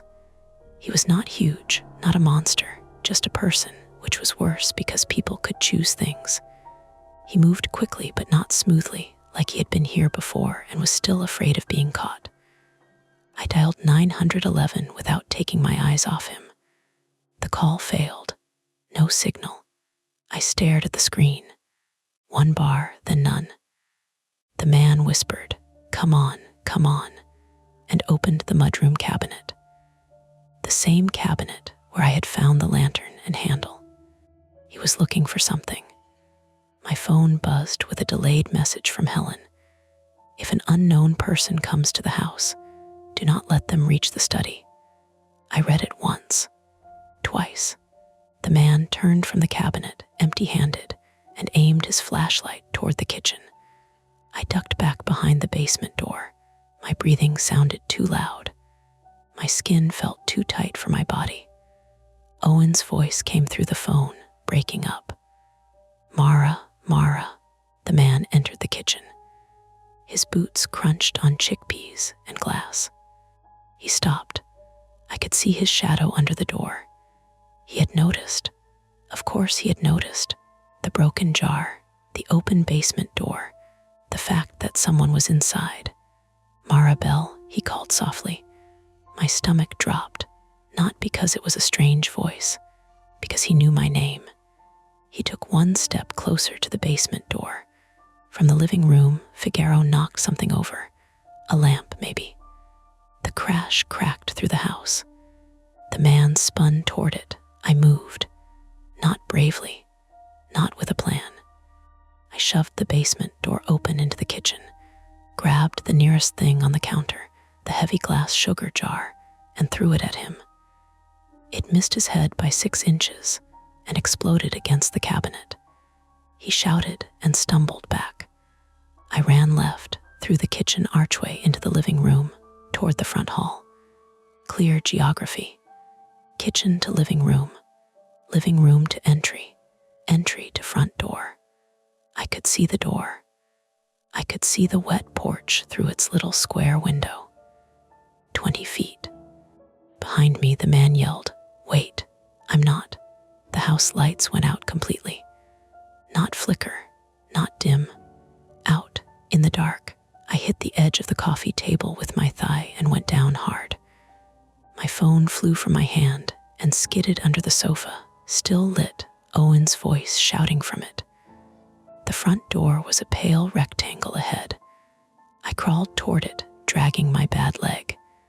10 feet. 7. Then the floor tilted. Not metaphorically. The living room floor gave a low wooden groan, and my body slid sideways against the rug. Books thumped off shelves. Somewhere behind the walls, pipes hammered in rapid bursts. The house had not become impossible in a grand way. It had shifted like a failing structure. An old hillside house after too much water. A foundation moving. A floor losing level. Physics, but physics going wrong all at once. I reached the entry. The front door handle was right there. I grabbed it and pulled. It opened 3 inches and stopped against something solid outside. A fallen branch, a shifted porch rail, the swollen frame. I put my shoulder into it. Pain flared down my arm. It did not move. Behind me, the man's flashlight swept the living room. "Mara, stop," he shouted. "The porch is gone." I froze with my hand on the door. Rain blew through the 3-inch gap, cold and sharp. Through it I saw no porch boards, no steps, just a dark drop where the porch should have been, and below that, water moving over the slope in muddy sheets. The hill had given way. The front exit was not an exit anymore. Behind me, in the basement, something cracked deep and loud. The whole house lurched an inch downhill. The front door slammed shut by itself, trapping my fingers between wood and frame for one bright, unbearable second before I tore them free. I screamed then. Couldn't help it. The man's flashlight found me. His hood had fallen back. He was maybe 30, pale, soaked, terrified. "My name is Daniel Price," he said, breathing hard. "I worked for Leonard. We need to get to the study before the lower access opens." The living room floor groaned again. My phone, still under the sofa, crackled with Owen's broken voice. "Mara, answer me." Behind Daniel, through the kitchen, basement water began spilling over the top stair. Retreat was gone. The front porch had collapsed. The basement was flooding upward. And the only person who seemed to know more than I did had broken into the house. Daniel lifted both hands, palms open, flashlight shaking. "Please," he said. If that guide told you to stay out of the study, it lied. And somewhere beyond the closed pocket door, the northeast study window rattled hard in its frame, as if struck by weather from the wrong side. Daniel Price kept his hands up until I could see they were empty. That was the only reason I did not throw something else at him. That, and the fact that my right hand was already swelling from the front door, slamming on it. My fingers looked wrong in the beam of his flashlight, red at the knuckles, pale at the tips, shaking like they belonged to someone much older. Behind Daniel, the kitchen floor reflected water. Not a lot yet. Enough. It had reached the top basement stair and was spreading over the tile in a thin sheet, carrying chickpeas, glass dust, and little black-brown ribbons of magnetic tape. The refrigerator hummed, died, hummed again. Every electrical sound in the house had become untrustworthy. "Stay there," I said. Daniel nodded too fast. Okay, but we don't have time. You broke in. The mudroom pane. I know. You know my name. Helen sent it to Leonard. Leonard sent it to me before their flight. In case you called, that is not making me feel better. I worked on the retrofit. He pointed toward the floor, then seemed to think better of moving his hands and lifted them again. The foundation retrofit, the drainage. The house groaned, not a creak. A low structural complaint that moved through the floorboards into my knees. A bookshelf tilted in the living room shuddered and threw 3 hardbacks onto the rug.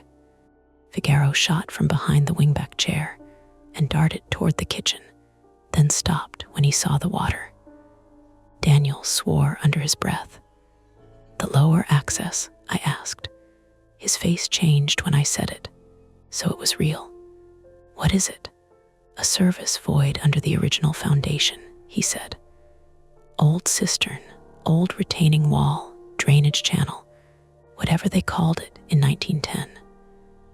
Leonard built sensors and bypass systems because the hill moves water under the house during heavy storms. The guide is supposed to keep you from making the pressure changes worse. Pressure changes, doors, windows, loads on weak points, air pressure, water pressure, the structure twisting. It makes rooms look," he stopped, searching for a word. Wrong. Wrong was not an engineering term, but I understood it. The study window rattled again. Once, hard, I looked toward the pocket door. That window shows snow. It doesn't show outside. Daniel's voice was strained. It's part of the monitoring system. Leonard put a thermal panel and camera relay in there because the northeast corner is where the retaining wall fails first. Snow means surface temperature dropped behind the wall. Water's moving through the void. Cold groundwater. Why not just say that? Because Leonard doesn't say things if he can make a binder instead. That sounded so much like him, it almost steadied me. Almost. My phone crackled under the sofa, Owen's voice breaking in and out. Mara, answer." Daniel glanced toward it. "Is that someone outside?" "My brother, he's on his way. He can't come up the front. Road edge is sliding." I barely got the car in before the driveway dropped behind me. The kitchen lights flickered. Water touched the leg of the table and split around it. I took one step toward my phone. Daniel said, "Don't." I froze. Why? The living room floors tipping toward the front wall. If the porch is gone, that section may not be carrying right. "You want me to leave my phone?" "I want you alive enough to be mad about it." That was the first thing he said that did not sound rehearsed. Helen's WhatsApp notification flashed on the phone screen under the sofa, too far away to read. "She told me not to let you reach the study," I said. Daniel's mouth tightened. "Helen thinks I caused what happened to Ben." The name hit the room like a physical thing. Helen's school box in the basement, the boy in 3 photographs, and the nun. What happened?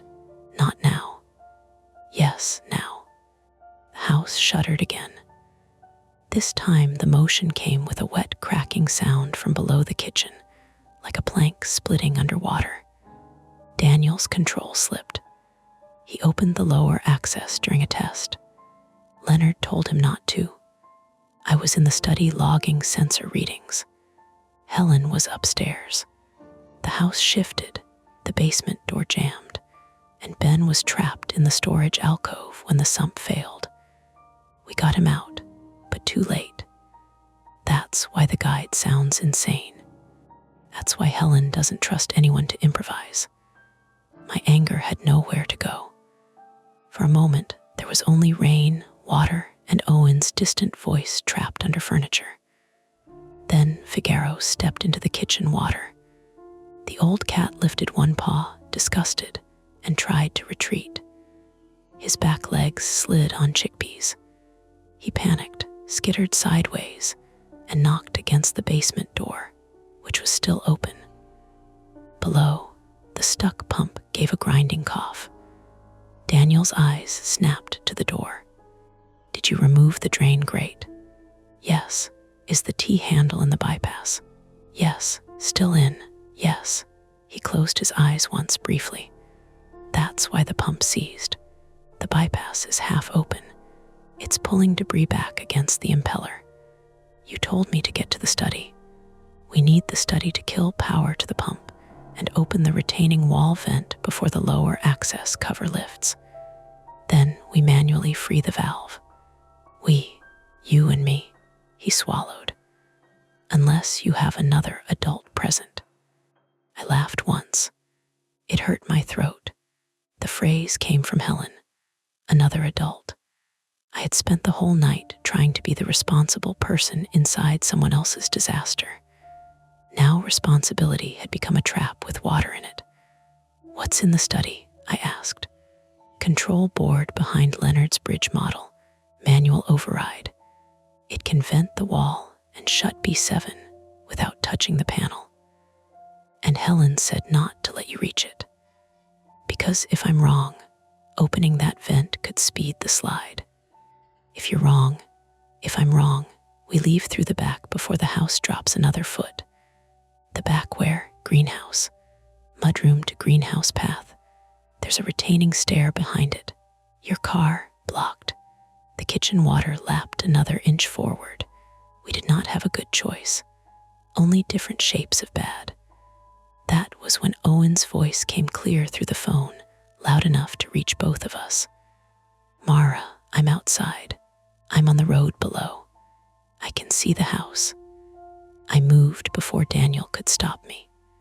I dropped to my knees by the sofa, keeping my weight back from the tilted front wall, and swept my left hand underneath. My crushed right hand screamed when I bumped it against the rug. My fingers found dust, a cat toy, the phone. I dragged it out. Owen, Mara, the porch is gone. There's water running under the foundation. Who is in there with you? Daniel Price. He says he worked for Leonard. Daniel leaned closer.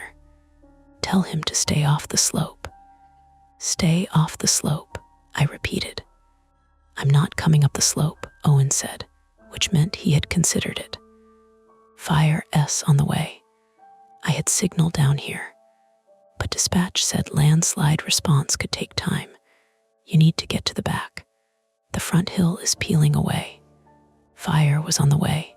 Not here, not yet. But real people had been called. That mattered. It gave the world edges again. Back exit, I said. We're trying. Owen's voice broke. Mara, listen to me. Do not stay for the house. I looked at the kitchen water. At Figaro, now crouched on a dining chair. At the binder lying open on the counter, its pages beginning to curl from damp air. I'm not, I said, and I wanted it to be true. The study window rattled a third time. Daniel said, now, we moved. Living room first. Daniel went ahead, testing the floorboards with his boot before putting weight down. He was not graceful. He was scared and limping slightly, favoring his left side, but he knew where to step. Along the interior wall, away from the front, around the fallen books, past the wingback chair. I followed with the lantern in my left hand, phone shoved into my hoodie pocket, right hand tucked against my chest. My cut foot slid in my shoe. My shin throbbed. My head had begun to pulse in time with the rain. Figaro watched from the chair. I stopped. Daniel turned. "No, I'm not leaving him. We need the study. He dies if the house goes." Daniel looked like he might argue. Then he saw my face and did not. 10 seconds. I grabbed the dish towel from the kitchen chair, took 2 slow steps toward Figaro, and got bitten immediately. His teeth sank into the pad below my thumb. Pain went bright and sharp. I wrapped him anyway, clumsy and one-handed, trapping his legs against his body. He made a sound like a rusty hinge being murdered. "Sorry," I whispered. Sorry. We reached the pocket door. Daniel slid it open. The study was colder than before. Not emotionally colder, actually colder. The kind that raised goosebumps under wet sleeves. The banker's lamp was off now, but the northeast window glowed with reflected white. Snow still moved beyond it, thick flakes falling sideways. Frost had formed along the inside edge of the glass in a thin, glittering seam. Daniel crossed to the desk and shoved aside mail. Lamp. I set the lantern down, still holding Figaro against my ribs. He squirmed, claws digging through towel and shirt. Daniel grabbed Leonard's bridge model, a delicate steel suspension bridge mounted on a wooden base. For one strange second, I thought he was stealing it. Then he twisted one of the towers. A latch clicked. The wall panel behind the desk opened half an inch. Of course, Leonard Voss had hidden an emergency control board behind a miniature bridge. Engineers did have a sense of humor. It just came out as evidence. Inside the panel were switches, labels, indicator lights, and a small analog gauge marked void pressure. The needle trembled in the red. Daniel flipped a clear cover up. A printed warning underneath read, "Open northeast vent only if lower access buoyancy exceeds safe range. Verify basement visually." "We visually verified enough?" I asked. "No." He put one finger on the switch. "But the basement is coming up the stairs." The house lurched. The study door slid partly closed behind us, then slammed open again as the frame shifted.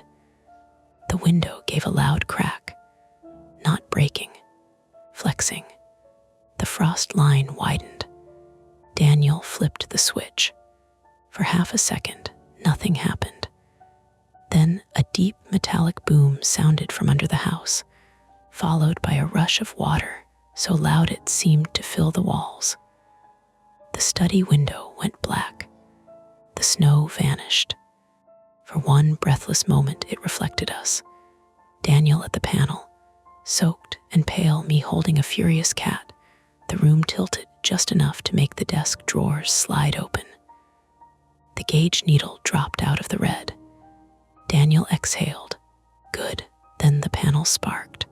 A white snap. A smell like burning plastic. Daniel jerked back, clutching his hand. Damn it, the lights on the board died. The pump in the basement started again. Not a normal start.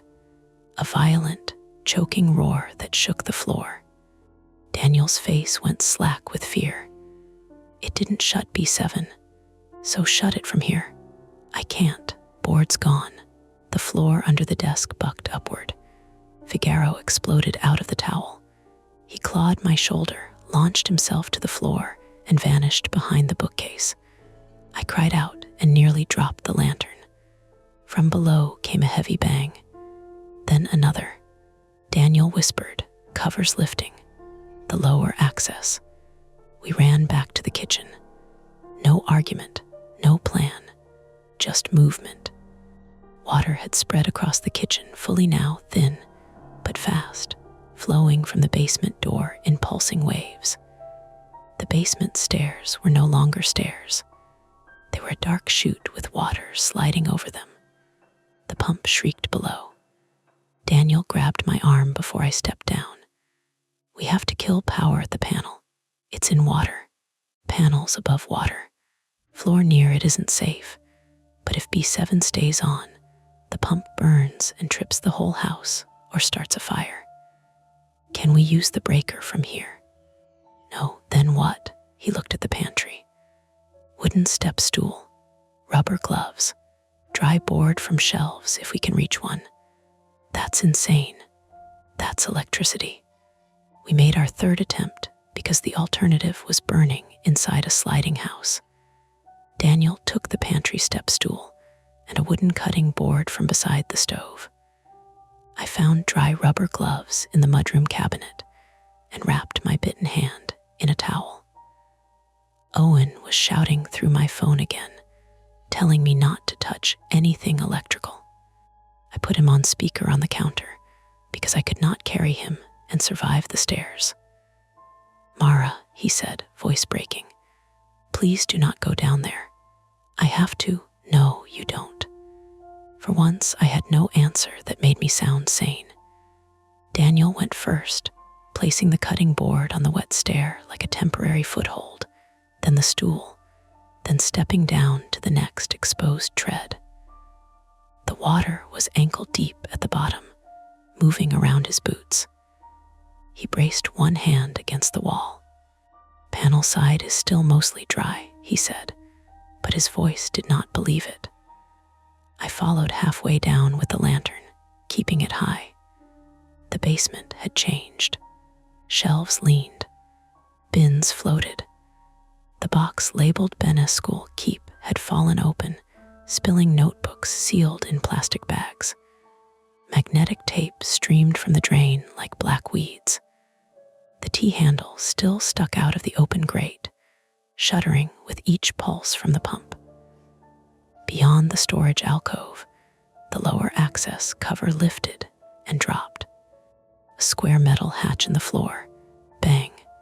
Water welled around its edges. Bang. Each lift higher. Daniel reached the panel. He stood on the wooden stool, one gloved hand on a dry joist, and opened the metal door. The pump screamed. B7, I shouted. I see it. The hatch banged again. This time it did not settle fully. Something under it had pressure. Water, air, mud, the hill itself trying to come inside. Daniel flipped the breaker. The pump stopped. The sudden quiet hit harder than noise. For 3 seconds, the house held still. Then the hatch flew open. Not all the way, 6 inches. Enough for brown water to erupt through it in a thick upward surge, carrying mud, sticks, and a slap of cold air that smelled like earth torn open. Daniel slipped off the stool. I dropped the lantern. It hit the stair, rolled, and stayed lit sideways, throwing the basement into a tilted, nightmare version of itself. Daniel landed in the water with a splash and slammed his shoulder against the furnace base. The stool floated away. The breaker panel hung open above him. I went down 2 steps before remembering electricity, then stopped, helpless, furious. Get up. I can't, he tried and failed. Shoulder. The hatch banged wider. The whole basement floor seemed to lift around it. Improvisation is not heroic. It is ugly and usually late. I grabbed the basement doorstop from the top stair, a solid wedge of old rubber, and shoved it into my hoodie pocket. Then I stepped into the water. My feet went numb instantly. Daniel grabbed the stair rail with his good arm. I caught the back of his jacket and pulled. Pain lit up my crushed fingers so badly I gagged, but he moved one foot, then another. We got him to the stairs. The hatch slammed open to nearly a foot. A metal chain attached to it strained against the floor. "Close it," Daniel gasped. "With what?" "The T-handle, turn it back. Release the pressure." Of course. The tool I had jammed. I waded to the drain. Water pushed at my shins. The lantern beam flickered across floating tape and wet paper. My gloves filled with cold water. I gripped the T-handle. It did not move. I put my weight into it. Nothing. The hatch banged again. The chain screamed. I thought of Ben's school box, of Helen writing rules instead of explanations, of Leonard labeling every danger except grief, of my mother's stove, my father's keys, all the little disasters I had tried to prevent by checking twice. I had measured the hallway twice. I had improvised. I had made things worse. Then Owen's voice came down from the kitchen, faint and frantic. "Mara, Fire S here. They're below the house. They need you at the back if you can move." The back. Greenhouse. Mudroom. Retaining stair. Not the basement. Not the study. Not the hatch. I looked at the T-handle in my hands and understood the choice. We could not save the house. We could only keep it standing long enough to get out. I pulled the rubber doorstop from my pocket and jammed it beneath the raised edge of the lower access hatch, near the chain hinge. Not to close it, to keep it from slamming fully open and snapping the chain. Daniel saw what I was doing and crawled down one step, face gray with pain. "Temporary," he said. "I know. Maybe 30 seconds. Then move." We moved, up the stairs, through the kitchen water. Daniel half collapsed against the counter, shoulder hanging wrong. I grabbed the phone with my left hand. "Back exit," I told Owen. "Go." Figaro appeared on the kitchen table, soaked to the knees, eyes huge. "No," Daniel said. I grabbed the cat. He did not fight this time. That scared me more than the fighting had. Mudroom. Real laundry room to the left, dark and wet from the broken pane. Cabinet open. Glass on floor. Greenhouse door ahead, beyond a narrow covered passage. The passage had shifted. The floorboards sloped toward the hillside. Rain blew through a crack in the roof. Greenhouse beyond glimmered with wet glass and plant silhouettes. Behind us, the lower access hatch tore free. The sound was huge and blunt, metal ripping from concrete, followed by water hammering up through the basement with enough force to shake the kitchen cabinets open. Dishes fell and shattered. The house dipped downhill. Daniel fell to one knee. I grabbed the back of his jacket with my bitten hand and screamed not words, just sound. He got up. We staggered into the greenhouse. Warm, damp air hit us. The smell of soil and tomato vines and orchids. Hundreds of hanging pots swayed from their hooks, leaves brushing my face. The floor was brick, slick with moss. At the far end, an exterior door led to the retaining stair. It was bolted. Of course it was bolted. Daniel fumbled with it one-handed. His injured shoulder made him slow. Too slow. The house behind us cracked again. I set Figaro on a potting bench, grabbed a steel trowel, and smashed the bolt housing until the cheap screws tore out of the swollen wood. Once, twice, 3 times, the trowel bent. The 4th hit broke the plate free. The door flew open. Cold rain slapped my face. Outside, flashlights moved below the slope. Real voices shouted. Firefighters. Owen shouting my name. A siren wailed somewhere down the road, muffled by trees and rain. The retaining stair was narrow, concrete, slick with mud, running down along the side of the greenhouse to a lower service path. Half of it was covered in runoff. Part of the railing had pulled loose. Daniel looked back at the house. I did too. Through the greenhouse passage, I could see the kitchen lights flicker back on. Warm and domestic and absurd. The binder sat on the counter in rising water, pages spread like wings. Then the second-floor hallway window above us cracked, and a line of glass rained down onto the passage roof. We went down. Daniel first, because if he fell, I could not carry him, but I could at least know where. I followed with Figaro clutched under one arm, my other hand scraping along the wet wall. My crushed fingers had stopped hurting and gone numb. That seemed bad. My shin no longer felt like part of me. Halfway down, Daniel slipped. He slid 3 steps, hit the loose railing, and nearly went over. I grabbed his jacket. Figaro yowled. My shoulder tore with pain. Daniel caught the broken rail with his good hand and hung there, boots kicking mud.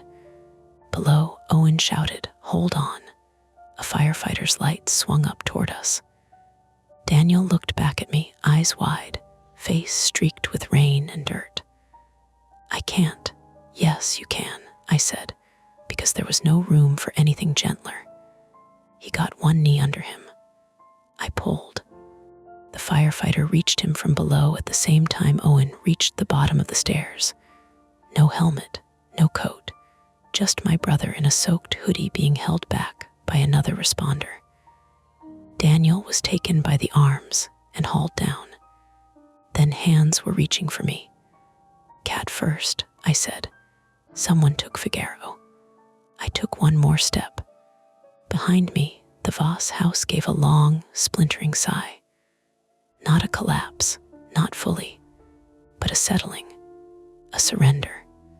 The greenhouse passage folded inward with a crash of glass and wet wood, cutting off the route we had just used. Soil spilled across the top of the stairs. Orchid pots burst on the concrete, scattering bark chips and white petals into the rain. Owen grabbed me at the bottom and held on too hard. I would have complained if I could breathe.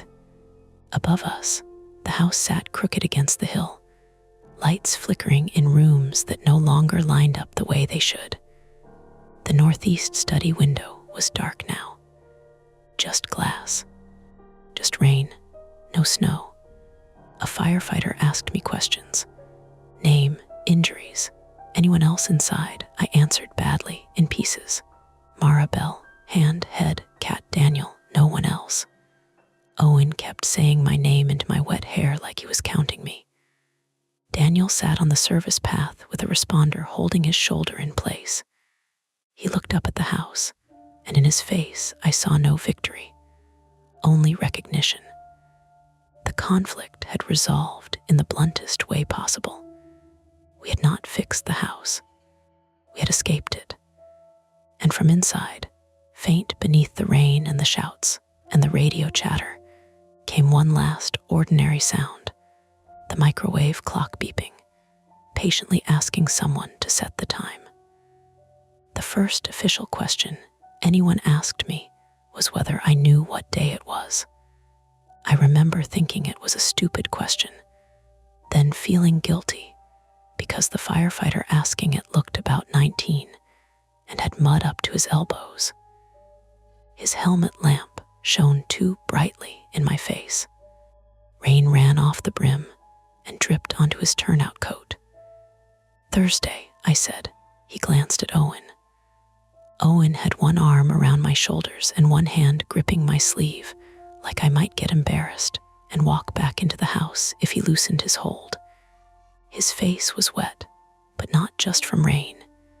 He kept looking over my head at the slope, then back at me, then down at my hand. "Date?" the firefighter asked. I stared at him. The date had been written on the guide, on the weather alert, on the discharge paperwork I would later sign.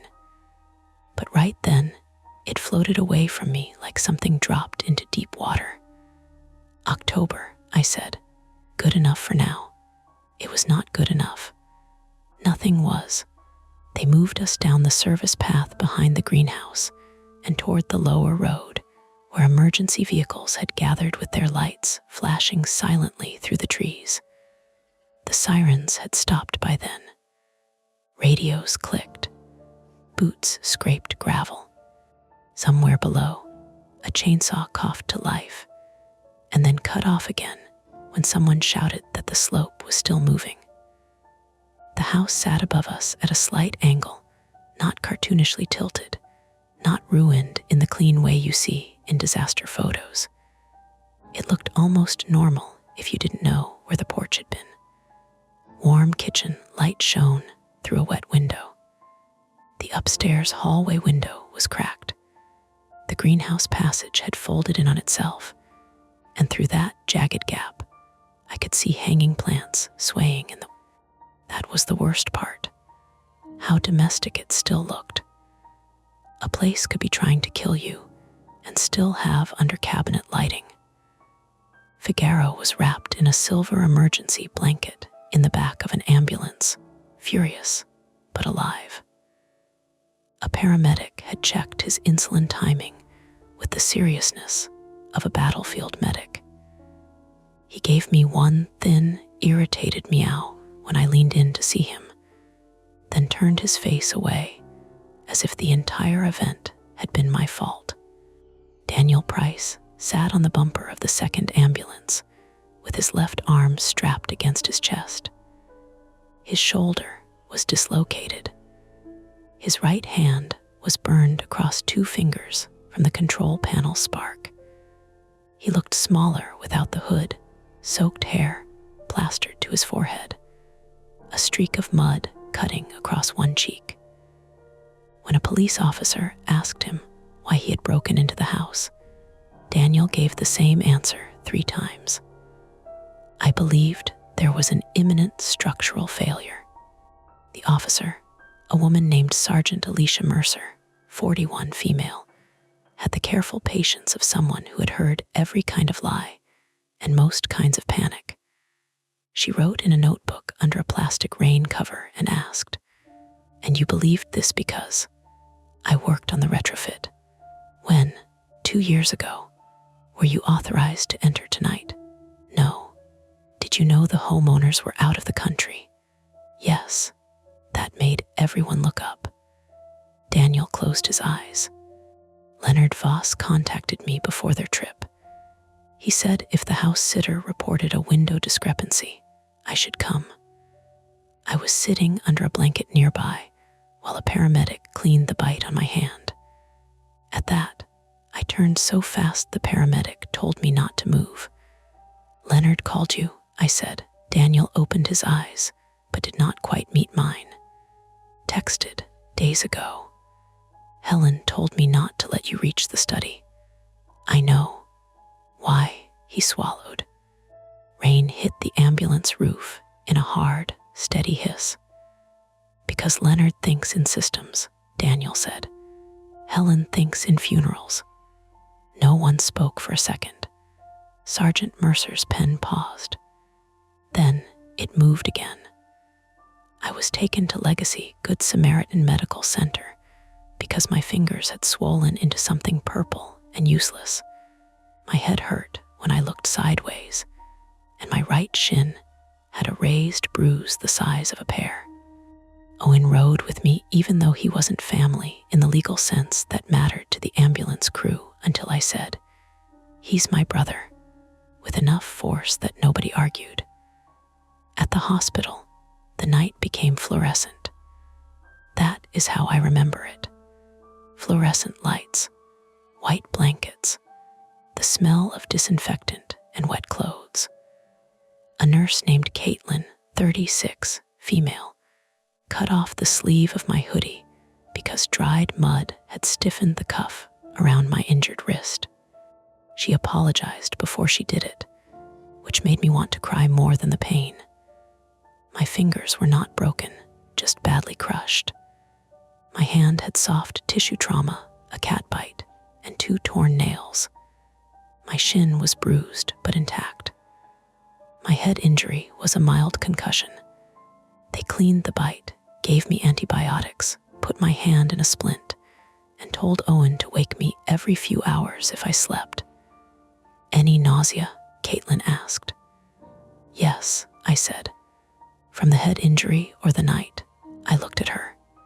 She gave a tired little smile. Will mark possible concussion related.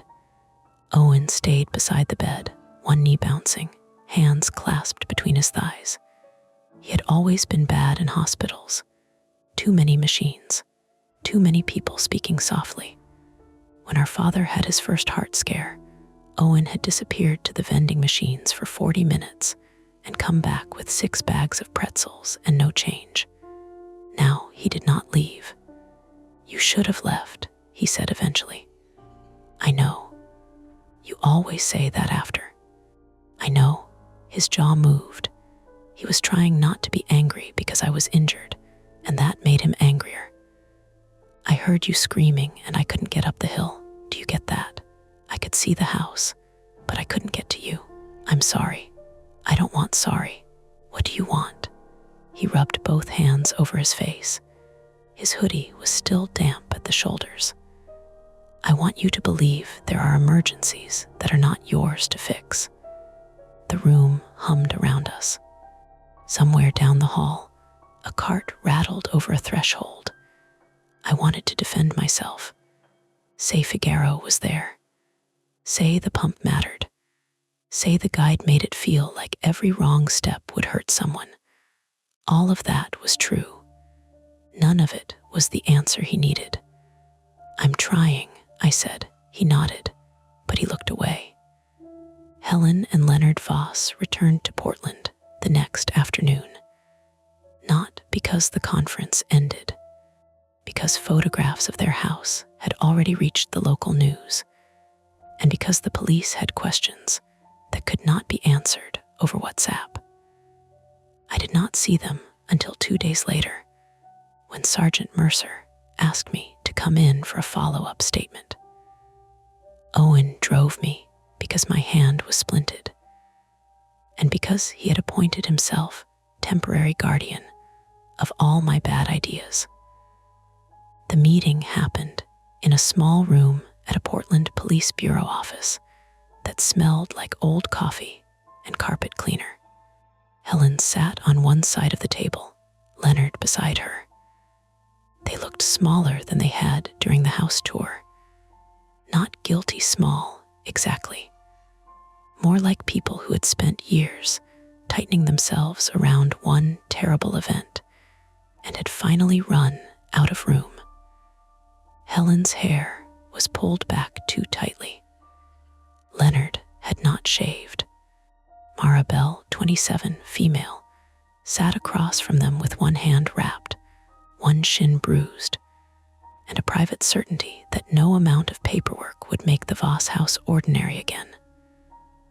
Owen Bell, 22, male, waited in the lobby because Sergeant Mercer said witnesses had to be separated, and because he had muttered, I might say something unhelpful, in a tone that suggested accuracy.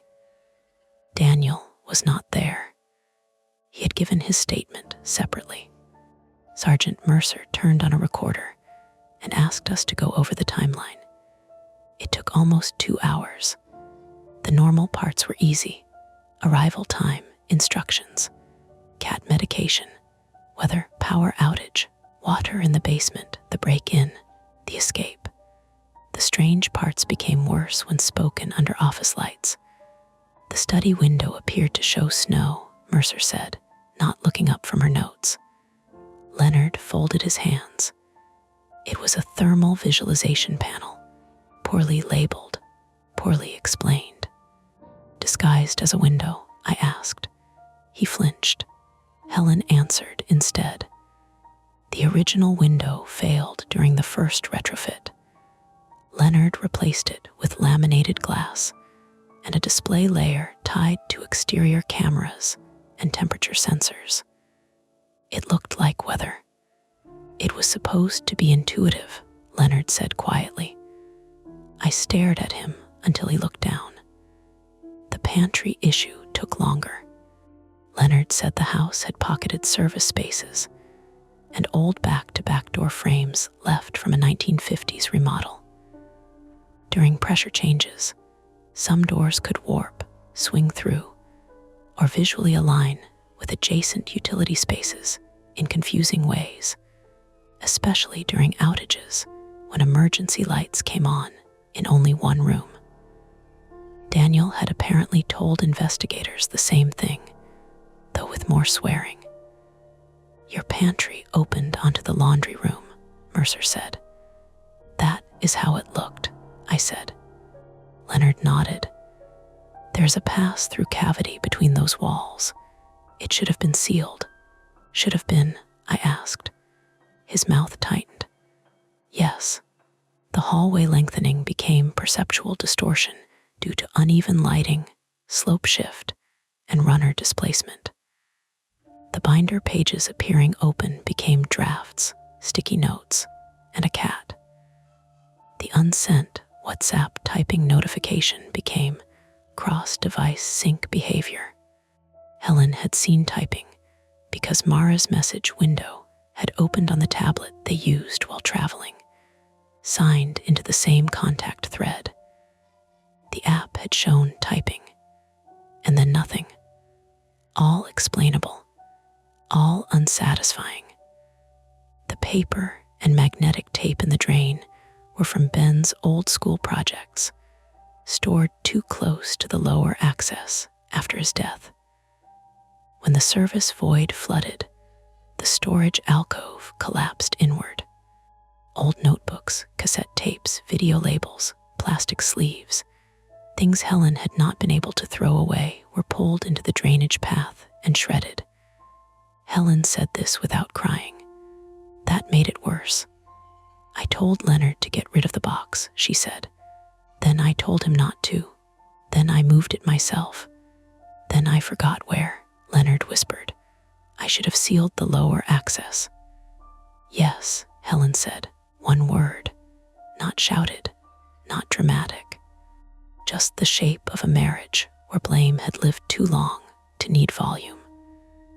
Daniel Price had not caused Ben's death, according to the preliminary investigation. He had been a junior contractor on the retrofit, not the person in charge.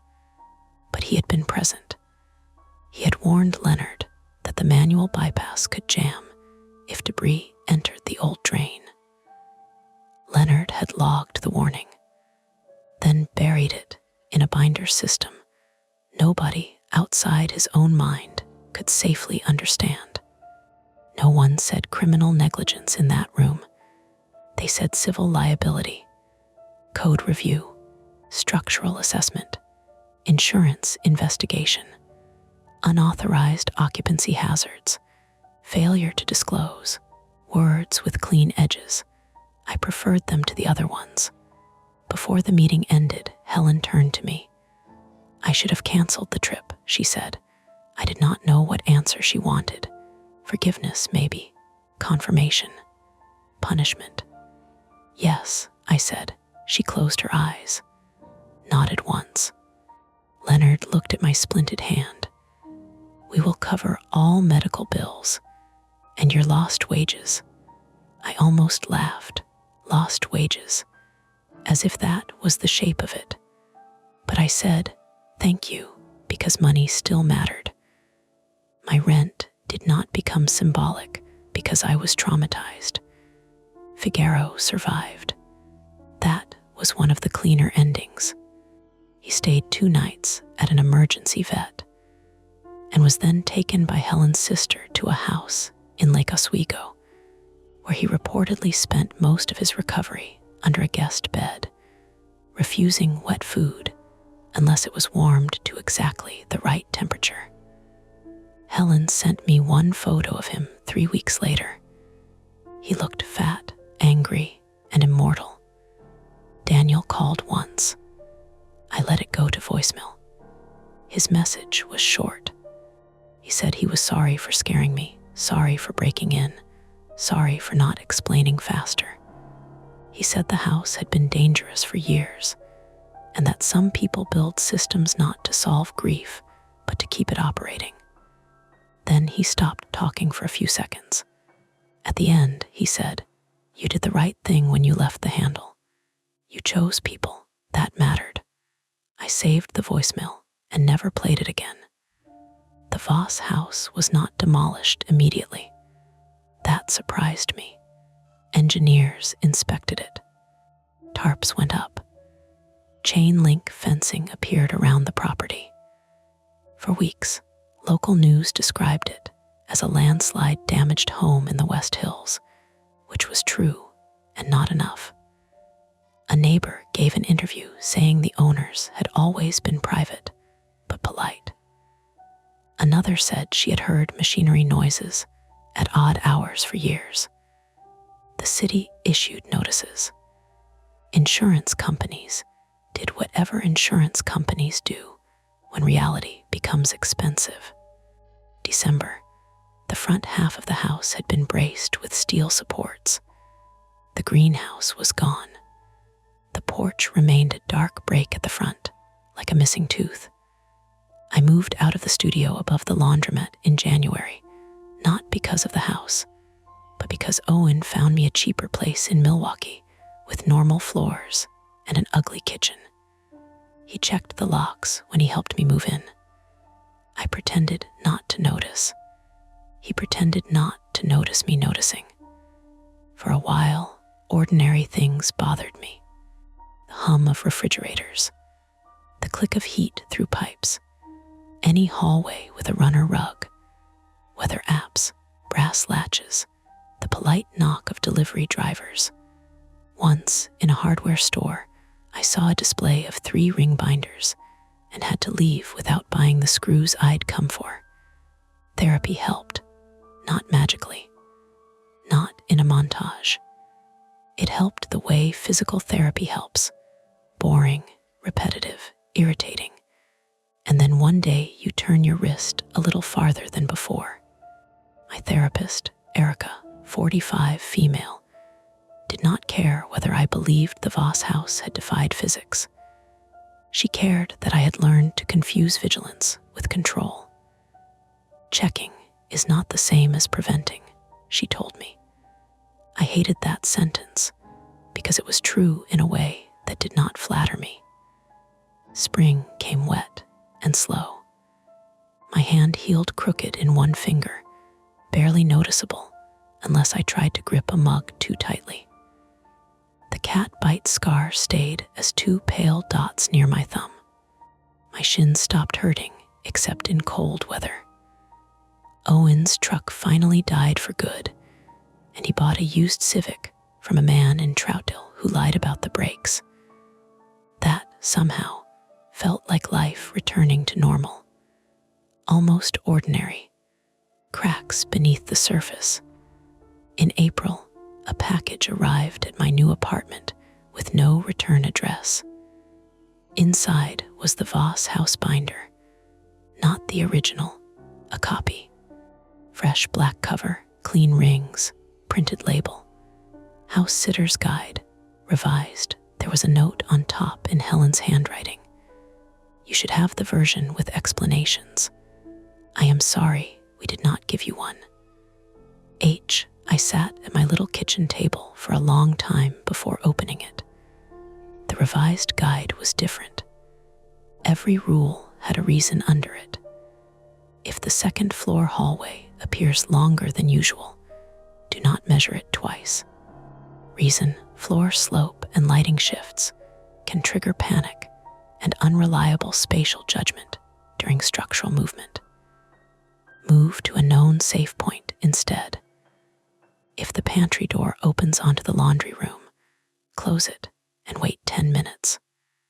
Reason, pressure differential may pull the unsealed service cavity out of alignment, forcing passage risks, entering unstable utility space. Do not place any object weighing more than 5 pounds on the landing between 2:10 a.m. and 2:40 a.m. Reason, automated sump cycle and overnight soil pressure peak create measurable deflection at stair landing. There were photos, diagrams, clear warnings, human sentences. I read all of it. Then I closed the binder and put it in the back of my closet, not because I wanted it near me, but because throwing it away felt like pretending. A week later, Owen came over for dinner. We ate takeout noodles on the floor because I still didn't own a table big enough for 2 people. He fixed a loose cabinet hinge while I cleaned up, then stood in the hallway squinting toward my bedroom. "What?" I asked. "Nothing." "Owen," he pointed with his screwdriver. "Your hallway looks longer from here." I threw a dish towel at him. He laughed. I laughed too after a second. It felt strange but good, like using a healed bone. After he left, I locked the door once. Only once. I was proud of that. I turned off the kitchen light and walked toward my bedroom. The apartment was quiet except for traffic on the wet street outside and the low, steady hum of the refrigerator. Ordinary sounds. Mine. Halfway down the hall, I stopped. On the floor near the closet door sat a strip of black-brown tape, curled like a dead worm. For a moment, I could not move. Then I crouched. It was cassette tape, or VHS. Thin, brittle, glossy on one side. Maybe it had clung to the binder. Maybe it had fallen from the box when I opened the package. Maybe it had been stuck to my shoe since the move, dragged across months and rooms and memories until it found the one place that would hurt most. All explainable. I picked it up with a tissue and threw it away. Then I took the trash outside. When I came back in, I did not check the hallway length. I shut the door behind me, stood in the dark apartment, and listened as the refrigerator clicked off. For a second, the quiet had edges. Then a car passed outside, tires hissing over rainwater, and the world went on. That's tonight's story. If it gives you chills, make sure to subscribe to Mia Horror Stories, and tap the bell so you never miss what's coming next. And if you're still brave enough, there are more dark tales waiting for you right here on the channel. Go watch another, if you dare. Welcome to Mia Horror Stories. To make it easier on your eyes, this video plays against a black screen, so you can close your eyes, get comfortable, and let the story take over. But don't relax too much, the ending might just catch you off guard. Stay with me until the very last word. The first weird thing was the barking didn't move. That sounds like a dumb way to put it, but anyone who works kennels knows barking has direction. It rolls down the runs. It jumps from one dog to another. You can tell when somebody's at the front door, when a truck backs up near intake, when a possum waddles along the back fence, because the sound travels with it like a thrown match lighting paper. This didn't. Every dog in row C was facing cage C12, and C12 had been empty since Monday. My name is Mara Ellis, 31, female, and at the time, I was the lead kennel tech at Franklin County Animal Care, just outside Columbus, Ohio, where the city thins into warehouse lots, gas stations, and flat fields that smell like wet leaves whenever it rains. I wasn't management. I wasn't a vet. I was the person who opened the building at 6:15 a.m., bleached what needed bleaching, fed the dogs who ate like vacuum cleaners, and coaxed the dogs who wouldn't, made sure the laundry didn't turn into a swamp, and pretended I didn't know which animals were running out of time. That morning, the fluorescent lights over row C were still warming up, clicking and humming in weak strips, and the concrete floor had that slick look it got after overnight mopping. The whole building smelled like disinfectant, kibble dust, old fur, and the sour metal tang of fear that never fully left the intake wing. "Hey," I said, because sometimes dogs just needed a human voice. Nobody looked at me. 32 dogs, give or take the ones tucked behind privacy panels, were pressed toward their kennel gates, barking into the same empty rectangle. C12 had a raised cot folded against the wall, a steel water bucket hanging dry on the chain, and a laminated card clipped to the front. Vacant, CLEANED/54. The card had my handwriting on it. Big block letters, because when I'm tired, my script turns into fishing line. A brindle pit mix named Waffles rammed his shoulder against his gate hard enough to make the chain latch jump. "Waffles, knock it off." He stopped for half a breath, glanced at me with the whites of his eyes showing, then snapped his head right back toward C12 and started again. Behind me, a mop bucket squeaked over the floor. "That better not be Parvo Row," said Luis Benitez, 26, male, our morning animal care assistant, coming in sideways with one earbud dangling down his neck and his hoodie sleeves shoved up past his elbows. Luis had a way of joking before his brain had decided whether something was funny. It kept him moving. It also kept him from looking too long at anything sad. "It's row C," I said. "I can hear that. Row C sounds like it's being murdered." "Empty kennel," he slowed. Luis had been at the shelter 8 months, long enough to learn the difference between shelter noise and panic. His eyes went to C12, then to the dogs, then back to me. "Mouse?" he asked. "Maybe." He made a face. "Please be a mouse. I can handle a mouse.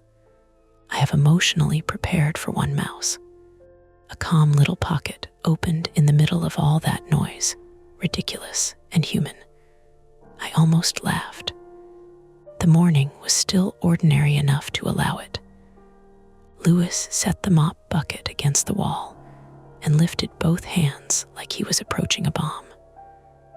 "Okay, babies," he said louder. "Everybody relax. Uncle Luis is gonna find the tiny criminal." The dogs did not relax. A black lab named Juniper, who usually greeted Luis like he personally invented breakfast, had her nose shoved through the lower bars of her kennel. She was barking in short, chopping bursts. Not excited, not alerting, warning. I went to C12 and bent at the knees, keeping my face away from the bars out of habit. Empty kennel, clean drain, no bedding, no bowl, no animal tucked behind the side wall. The concrete inside was dry, except for one crescent-shaped smear near the back corner where the mop hadn't quite reached. Gray, maybe dirt, maybe old rubber from someone's shoe. I unlatched the gate. The barking changed. Not louder exactly, tighter. Every dog hit the front of their kennel at once, nails scraping, collars clinking, their voices stacking into a sound you felt in your teeth. I froze with my hand still on the latch. Luis said, "Mara." I looked back at him. His joking face was gone. From the office side of the shelter came the clack of sensible shoes moving fast over tile. And then Denise Hargrove appeared at the end of the row, 54, female, our shelter manager, wearing a fleece vest over her blouse and carrying a clipboard like it was a shield. Denise had worked municipal shelters since before I was in high school. She could handle angry owners, busted HVAC units, inspectors, bite reports, and volunteers crying in the supply closet. What she hated was uncertainty. Lean problem she could fix. A strange one made her sharp. "What is happening back here?" she shouted. Row C is reacting to C12, I said. C12 is empty. I know. Denise stopped 3 kennels away from us. Not because she was afraid, I don't think Denise would call it that, but because the dogs nearest her were throwing themselves so hard at the gates that spit flecked the metal. Did somebody put a cat in there? She asked. No, a raccoon. We haven't checked. You opened intake already? Not yet. Her mouth tightened. Then why is every dog in this building screaming at an empty run? Louis gave a weak little shrug. Vibes. Denise looked at him. Sorry, he said. I eased the latch back into place without opening the gate all the way. The dogs didn't settle, but the pitch changed again, like they had been leaning over the edge of something, and I'd taken half a step back. That bothered me more than the barking. Denise heard it too. I could tell from the way her eyes moved. She wasn't a sentimental person, but she trusted animals in the narrow ways experience had taught her to. Dogs were wrong all the time about mail carriers and vacuum cleaners. They were rarely wrong together. She pulled her radio from her belt. Tasha, are you up front? A burst of static answered. Then, yeah, barely. Coffee hasn't kicked in. Tasha Miller, 42, female, our front desk coordinator, had the voice of someone who had spent 15 years talking people down from either surrendering animals they loved or demanding animals we couldn't legally release. She was warm until she was. She also knew every camera angle in the building because she checked them whenever she got bored, which was often. Check the overnight cameras on row C, Denise said. Specifically C12. Why? Just check. There was a pause.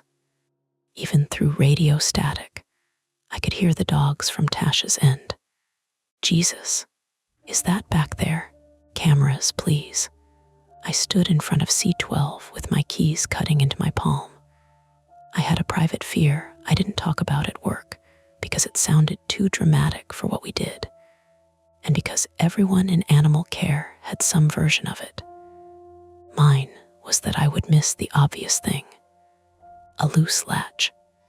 A dog refusing food because of pain. A note on a chart.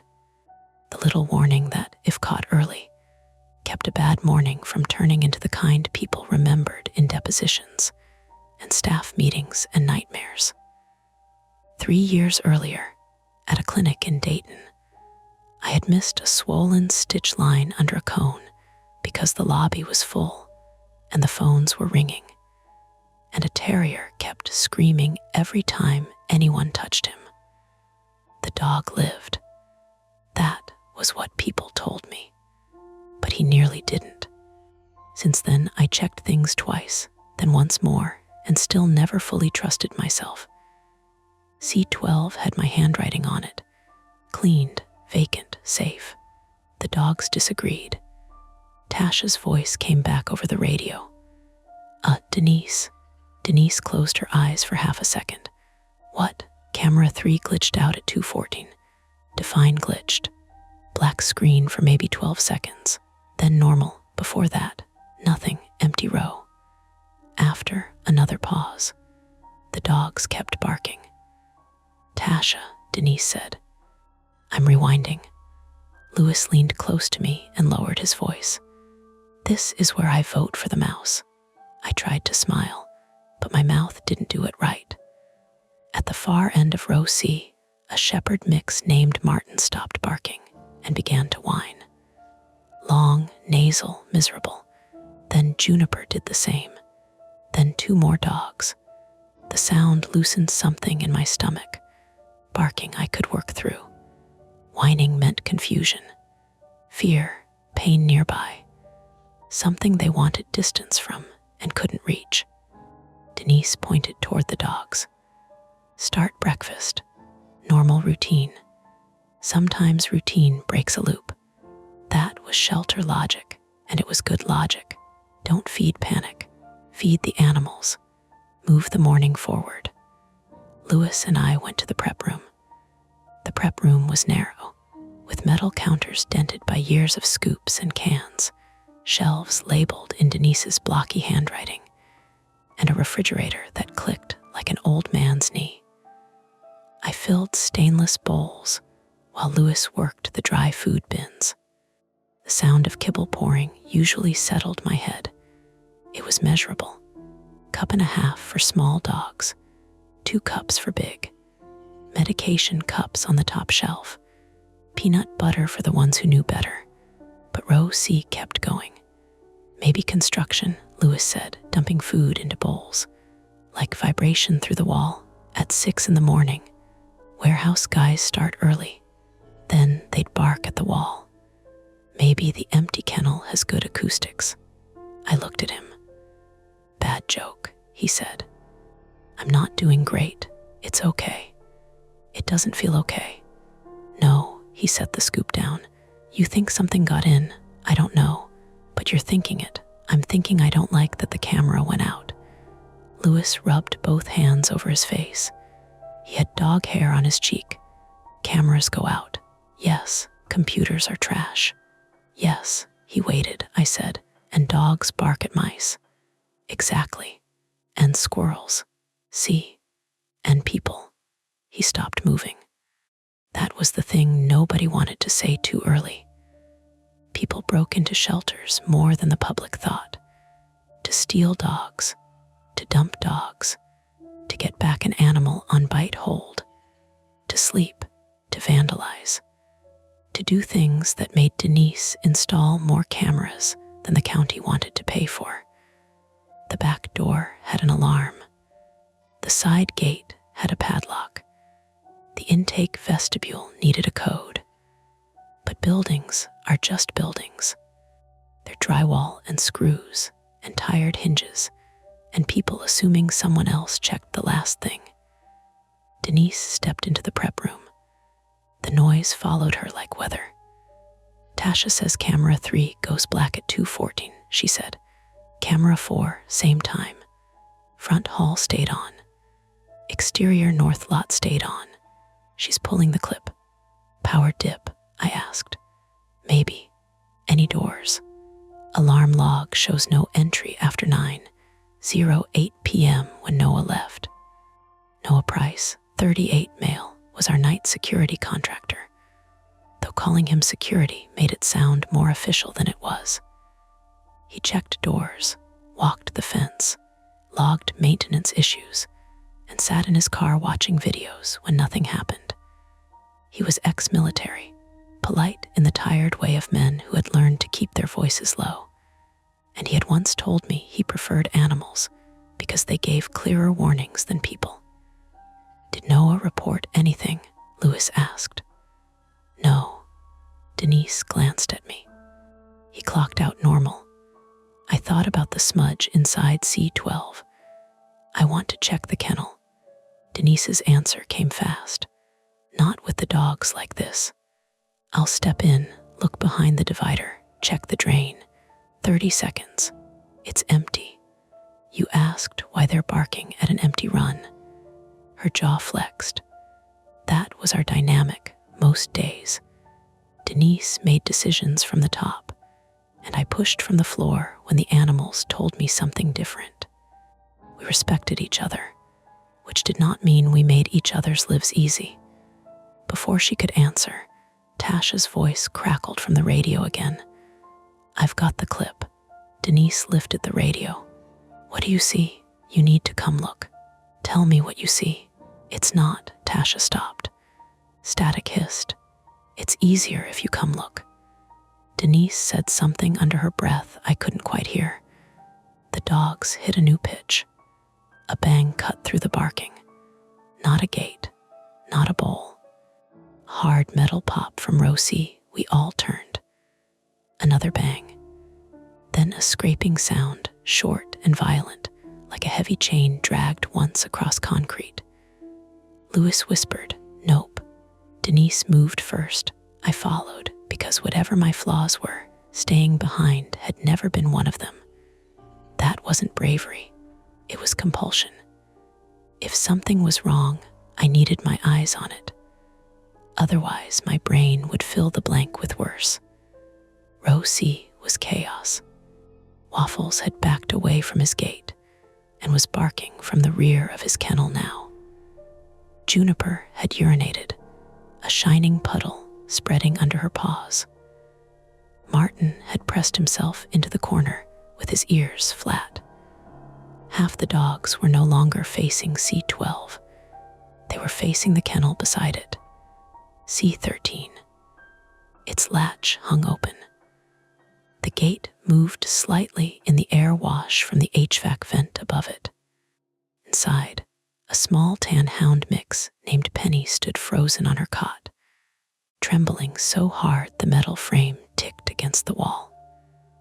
Penny, 4 years old and maybe 28 pounds, had been picked up near Grove City after somebody reported her running along the shoulder of I-71 with a chewed-off rope still tied to her collar.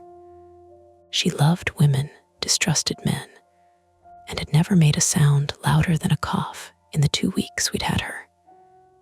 Now her mouth was wide open. No sound came out. I stepped toward her kennel slow. "Mara," Denise said, "I'm just closing it." Penny's eyes tracked something behind me. Not me, behind me. I stopped. There are moments when the body understands the room before the mind does. I heard Lewis stop breathing. I heard Denise's radio crackle against her vest. I heard the wet slap of Juniper pacing through her own urine, and the tiny, steady tick of Penny's cot against concrete. I turned my head. C12 was still closed, still empty. The latch was still seated where I'd put it. But the laminated vacant CLEANED/54 card on the front of the kennel was swinging back and forth on its clip. A small movement, easy to explain, air vent, vibration. All the dogs jumping around, except the card slowed, then twitched once sharply, as if someone had tapped it from inside. Lewis said, "I'm calling maintenance." Denise said, "No, we're calling Noah first. He's off shift. We're calling him." I said, "We need to get Penny out." Denise didn't answer right away. Her eyes were on C12, and for once she looked older than 54. Not scared exactly. Calculating. Trying to force a messy thing into a procedure. The shelter had procedures for bites, escapes, aggressive intakes, disease outbreaks, severe weather, power loss, police holds, owner threats, and injured wildlife. It did not have a procedure for every dog in row C warning us about an empty cage while the kennel beside it unlatched itself. But the world was still the world. Latches failed. Cameras glitched. Dogs panicked. People made mistakes. And sometimes empty didn't mean safe. Denise lifted her radio. "Tasha," she said, voice clipped now. "Lock the front door. Put the phones to voicemail. Nobody comes back here." Tasha answered immediately. "Already done. Call Noah. Then call county facilities. Tell them we may have an intruder or structural issue in the kennel wing." "Intruder," Lewis said, too loud. The dogs erupted again at the word, or maybe at his voice, or maybe at something none of us had heard. Denise looked at me. "You and Lewis get slip leads.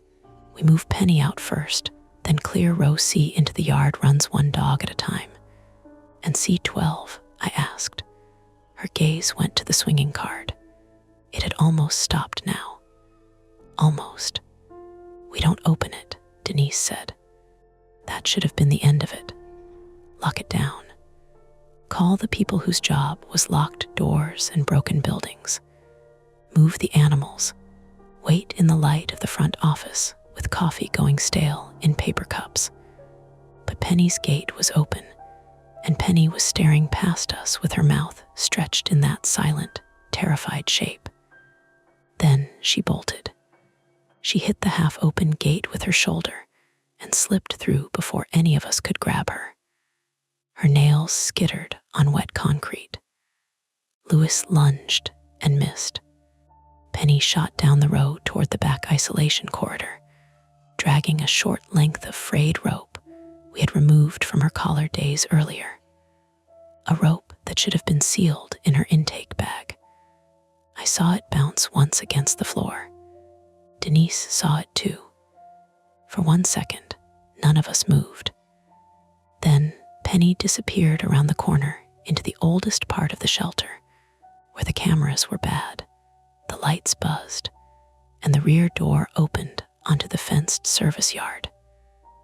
Denise looked at the closed, empty kennel, then at me, then at Louis. We had a choice, though it didn't feel like one.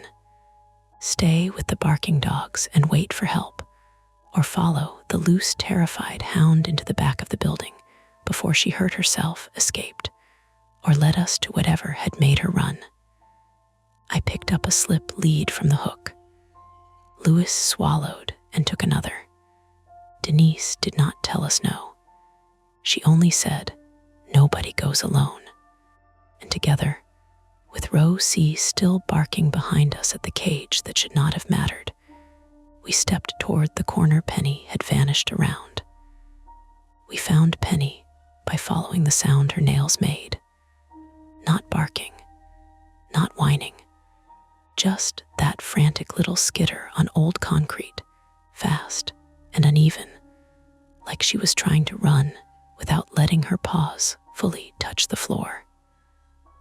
The back isolation corridor had always felt older than the rest of Franklin County animal care. The newer kennel wing was all white walls, sealed drains, bright lights, and posted sanitation checklists. The rear corridor had cinder block painted the color of old oatmeal, a ceiling patched in mismatched tiles, and one long fluorescent tube that took a full minute to decide whether it wanted to stay alive. It flickered as we turned the corner. Penny was 20 feet ahead of us, crouched beside the laundry room door with her belly close to the floor. The frayed rope dragged from her collar area, though I could see even from there it wasn't tied to the collar itself. It was looped badly through the D-ring and knotted once, like somebody had done it in a hurry. "Penny," I said softly. "Hey, sweetheart, you're okay." She looked at me, and for half a second I thought she might come. Then Louis stepped wrong. His shoes squeaked on the damp floor. Penny flinched so hard her back feet slid out from under her, and she bolted again. "Damn it," Louis breathed. "Chase," I said. I know, just don't." Denise came up behind us holding a slip lead in one hand and her radio in the other. Her face had settled into that hard administrative calm I had seen during bite reports and owner threats, but her eyes kept moving to the dark seams around the doors. Laundry room, medical storage, old cat quarantine, rear intake vestibule. "Close the fire door behind us," she said to Louis. He looked back toward row C. "What about the dogs?" "They're contained and losing their minds." "Louis," he went back and pulled the corridor fire door shut. The barking muffled immediately, not gone, just pushed behind metal, a boiling sound behind a lid. That quiet made everything smaller. The old corridor had its own noises. The fluorescent buzz, the dryer ticking in the laundry room, though nobody had started it yet that morning. Water somewhere in the pipes, tapping with no rhythm. Outside, a delivery truck backed up on the road beyond the service yard, its reverse alarm faint and far away. Penny had stopped at the end of the hall near the rear intake vestibule, and the rear door was open, not wide, maybe 3 inches, enough for a blade of gray morning light to cut across the floor. Denise said no, just one word. I knew why. That door had a keypad on the inside, a crash bar, and a magnetic contact tied into the alarm. If it opened after hours, it should have screamed through the whole building and sent a notice to the county dispatch line. I walked toward it before Denise could tell me not to. "Mara, I'm looking. Don't touch the door." "I'm not touching the door." Penny stood between me and the vestibule, trembling. She was staring at the gap. Her tail was tucked so hard it disappeared under her. The smell hit me halfway down the hall. Cold air, wet cardboard, diesel from the service lot. And under that, something sharper, bleach, not our regular shelter disinfectant. We used Rescue, a hydrogen peroxide cleaner that left a clean, slightly sour smell. This was chlorine bleach, heavy and swimming pool harsh, the kind that burned high in the nose. Louis coughed once behind me. "You smell that?" "Yeah," I said. Denise lifted her radio. "Tasha, rear intake door is ajar. Did the alarm show anything?" "Static." "Tasha, nothing." Denise turned the dial up, tried again. "Front desk, do you copy?" The radio gave a thin hiss. Louis's voice dropped. "That's new." The front desk was maybe 60 yards away through 2 corridors. The radios worked through Cinderblock, through storms, through Denise accidentally leaving hers in the walk-in cooler. Losing contact right then felt too neat, too theatrical. But radio batteries died. Interference happened. The old corridor had always been bad for signal. I reminded myself of that because the alternative was letting my brain make a monster out of bad infrastructure. Penny shifted. The rope scraped the floor. "Penny," I whispered. "Come here, baby." I crouched, turned my body sideways, held out the slip lead low. I didn't reach over her head. I didn't look directly into her eyes. Every fearful dog rule lived in my muscles. She took one step toward me. Then the rear door moved. Barely. A small inward pull, like wind had caught it from outside. Penny screamed. Not barked, screamed. She launched herself past me, rope whipping against my wrist. I grabbed without thinking and caught the rope instead of the collar. It burned through my palm, hot and rough. Penny twisted. I held on for maybe 2 seconds before the knot slipped and the rope snapped free. She shot back down the hall toward the fire door. Louis dropped to block her, arms wide. "No, no, no." She veered left into the laundry room through the half-open door and vanished between stacked bins. I stood there with the loose rope in my hand, palm stinging, heart thudding in my ears. Denise was staring at the rear door. The gap had not widened. "Okay," she said, too calm. "Concrete problem. We have a loose dog, an unsecured rear door, possible chemical spill or unauthorized cleaner, and no radio contact with the front desk." "Possible intruder," Louis said. "Possible," Denise said. "Not confirmed." That door didn't open itself. Wind pressure can move an unlatched door. An unlatched, alarmed door. Denise looked at him. I know. That was the first time her control cracked enough to show us something underneath. I wrapped the rope around my hand and wished immediately I hadn't. It smelled wrong. Not just bleach, sweat, old dirt. The damp, musky smell of a dog that had been scared for a long time. I looked at the fibers. There were darker spots caught in the twist. Mud, maybe. Rust. Blood, maybe. My private fear rose up in me with teeth.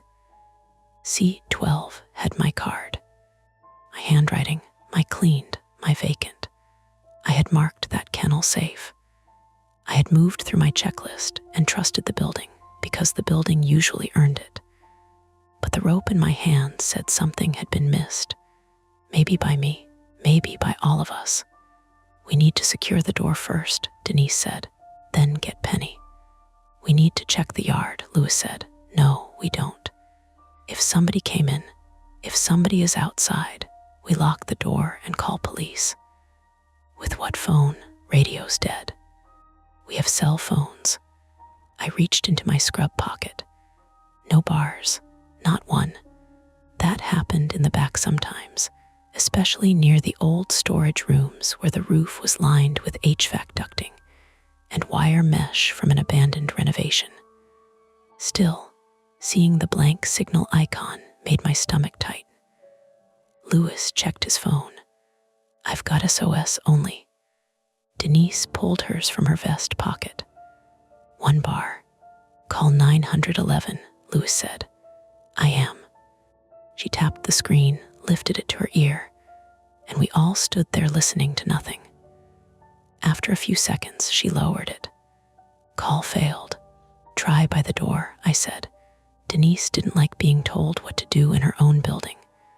She also wasn't stupid. She moved toward the rear vestibule, staying to one side of the open door, phone held up like an offering. The closer she got, the stronger the bleach smell became. Don't breathe too deep, I said. She gave me a quick, annoyed look, then coughed. The rear intake vestibule was a small square space between the kennel corridor and service yard, used for after-hours police drop-offs and animal control intakes. It had a stainless exam table on one wall, a scale, hooks for catch poles, a shelf of forms in plastic sleeves, and a floor drain that always smelled faintly swampy, no matter how often we cleaned it. The outer door led into the fenced service yard. Beyond that was the gravel lot, the dumpster enclosure, and the access road. Denise stood at the inner threshold and leaned just enough to see through the gap. What do you see? Louis asked. Yard gate is closed. Padlock. I can't see from here. Door contact. Denise looked at the top of the frame. The magnetic alarm sensor was hanging by its wire, not broken clean off, unscrewed. The little white plastic contact dangled against the beige door frame, swaying gently every time the rear door breathed in the cold air. Louis whispered, "Oh, hell no." Denise tried the call again. This time I heard the faint chirp from her phone. It connected. Her shoulders changed. This is Denise Hargrove, Franklin County Animal Care Manager. We may have had unauthorized entry. Rear intake door has been tampered with possible intruder, one dog loose inside. We need police and county facilities. She listened. Yes, staff are inside. 4 staff total. 1 at front desk. No known injuries. Another pause. Her eyes flicked to my hand. 1 minor rope burn. No, we don't know if anyone is still on site. She gave the address, then repeated the back entrance details, then hung up. Police are being dispatched, she said. Facilities too, but police first. How long? Louis asked. They didn't give me a time. That meant not fast. We all knew it. Municipal shelters are important until there are car crashes, overdoses, domestic calls, and everything else that matters louder. From the laundry room came a crash. Then Penny barked once. Hi, terrified. I moved before Denise could decide. Mara, wait. She's in laundry. We do this controlled. She could get into chemicals. That stopped Denise. The laundry room was where practical shelter dreams went to die. Industrial washers, dryers, trash cans full of soiled towels, shelves with detergent, gloves, extra bowls, old carriers, broken crates waiting for someone with a screwdriver and optimism. It was also where we stored secondary cleaning supplies, including things we were not supposed to use in animal areas, unless diluted by policy and signed off by Denise. Bleach was on the top shelf. If Penny knocked something over, if a bottle had already spilled, if chlorine mixed with the wrong cleaner, this stopped being spooky and became an actual hazmat problem. Denise pointed at Louis. Prop the corridor door with the yellow wedge. If she bolts, I want her going back toward row C, not outside. Mara, you take left. I take right, slow. Nobody corners her. What about the rear door? Louis asked. Denise looked toward the dangling alarm contact. We pull it shut first. You said don't touch it. I said that before I knew police weren't already here and the door was open. It was the kind of decision that would look bad in a report, no matter which way she made it. Leave the door open and risk a dog escaping or a person re-entering. Close it and disturb evidence. Denise chose the living animal. She used the edge of her sleeve to grip the door and pulled it shut. The latch clicked, but weakly. She tested it once. It held.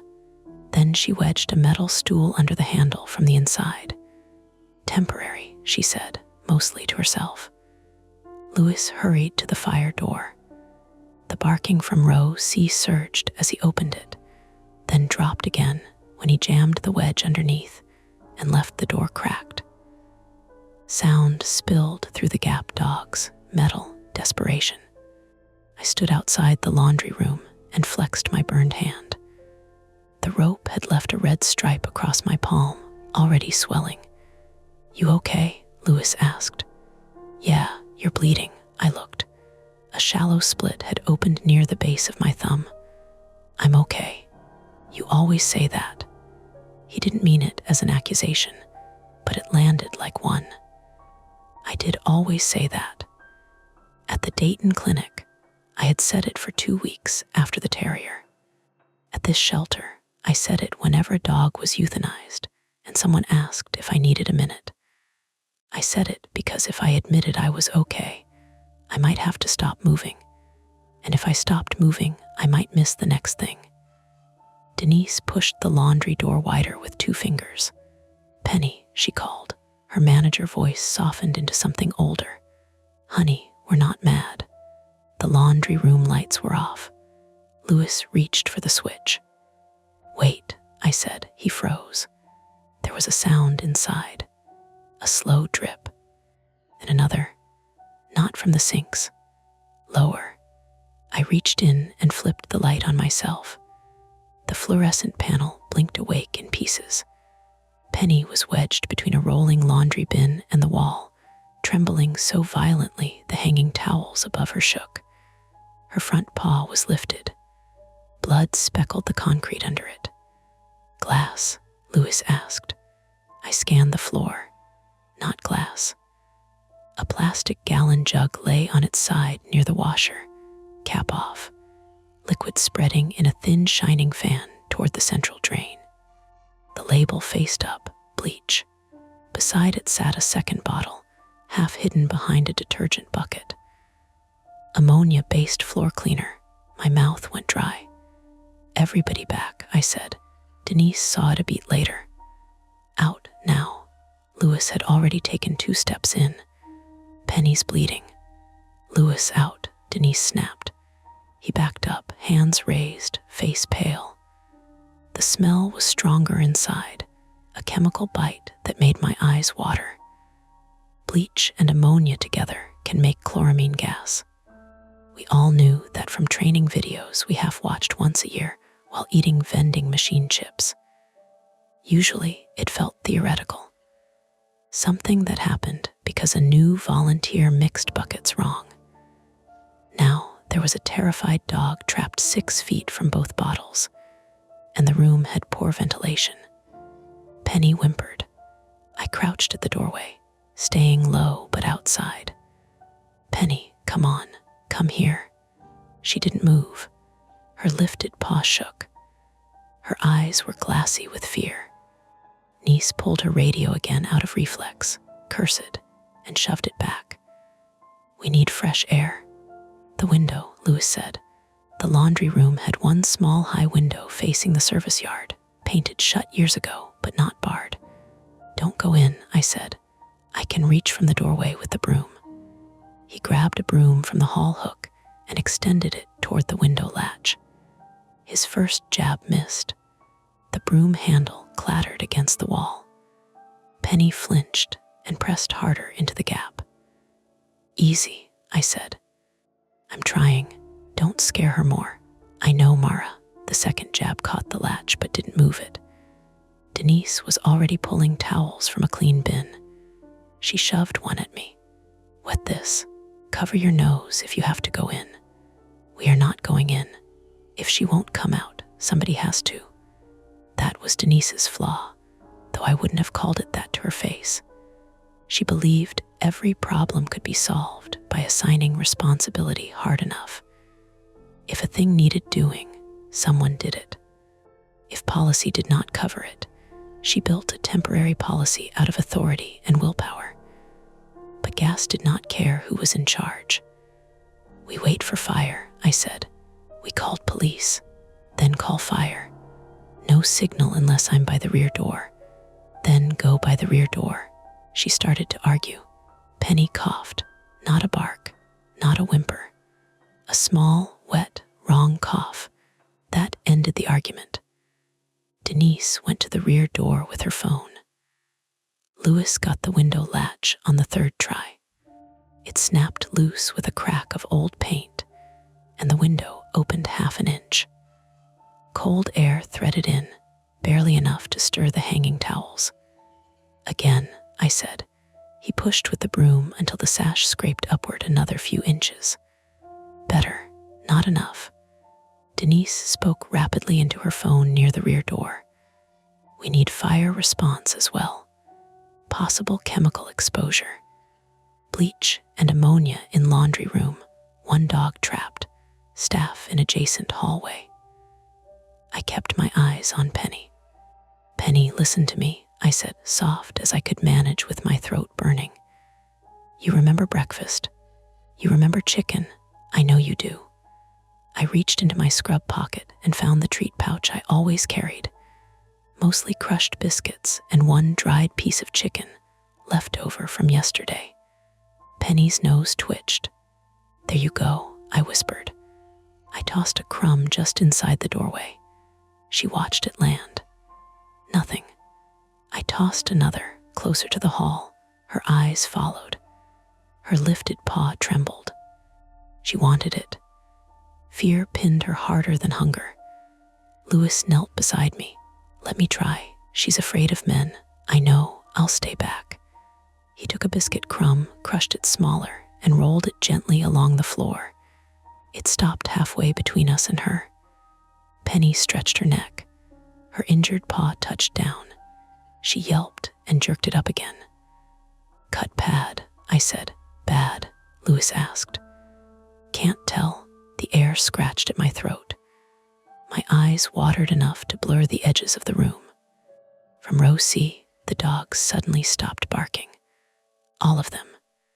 The quiet slammed into the hallway. Louis looked over his shoulder. Why did they stop? No one answered. Then, from behind the cracked fire door, Waffles let out one low growl. It was deep enough to feel in the floor. Another dog joined him. Then another. A row of growls, low and fixed, all pointing back toward the kennel wing we had left behind. Denise lowered the phone from her ear. The rear door handle moved. Once. Down an inch. Stopped against the stool wedged beneath it. Denise stared at it. The handle moved again, harder. The stool legs shrieked against the floor. Louis stood so fast his shoulder hit the doorframe. Someone outside. Denise held one hand up like that could keep us still, keep the building calm, keep the morning from splitting open. The handle rattled again. Not wind, not pressure. A person testing it. "Mara," Denise said quietly. "Get Penny out." "How?" "Now." The time-sensitive problem sharpened into one impossible shape. Penny was trapped in a chemical spill. The police were not there yet. The rear door had been tampered with, and someone might be trying to get back inside while half the dogs in row C were growling at an empty cage. I wrapped the wet towel around my nose and mouth. Louis grabbed my arm. "You can't go in there. She won't come out. You'll get sick. She'll die." That doesn't mean you have to. I marked C12 clean, I snapped. He let go. Words hung there, ugly and too loud. Denise looked at me then, really looked, and I knew she understood enough of what I meant. Not the whole Dayton story, maybe, not the private shape of it, but the need. The stupid, dangerous need to correct a mistake before it became permanent. I took the slip lead in my unburned hand and crouched lower. 30 seconds, Denise said. If you cough hard, if you feel dizzy, you come out. I nodded. The rear door handle jerked again. The stool shifted. Louis grabbed the catch pole from the vestibule wall and braced it under the handle beside the stool, his face tight with fear. I've got it. No hero nonsense, Denise said. He gave a shaky laugh. Look who's talking. I stepped into the laundry room. The air changed immediately. It was wet and sharp and wrong, crawling into my nose through the towel. My eyes streamed. The floor was slick under my shoes. Penny watched me come, shaking, mouth open, tongue flicking. Good girl, I murmured, though it came out muffled. Stay right there. I kept my body sideways and moved slowly, one knee bending, one hand extended with the chicken. The bleach puddle shone between us. I went around it, shoulder brushing hanging towels, trying not to knock anything loose. Penny didn't bite when I slipped the lead over her head.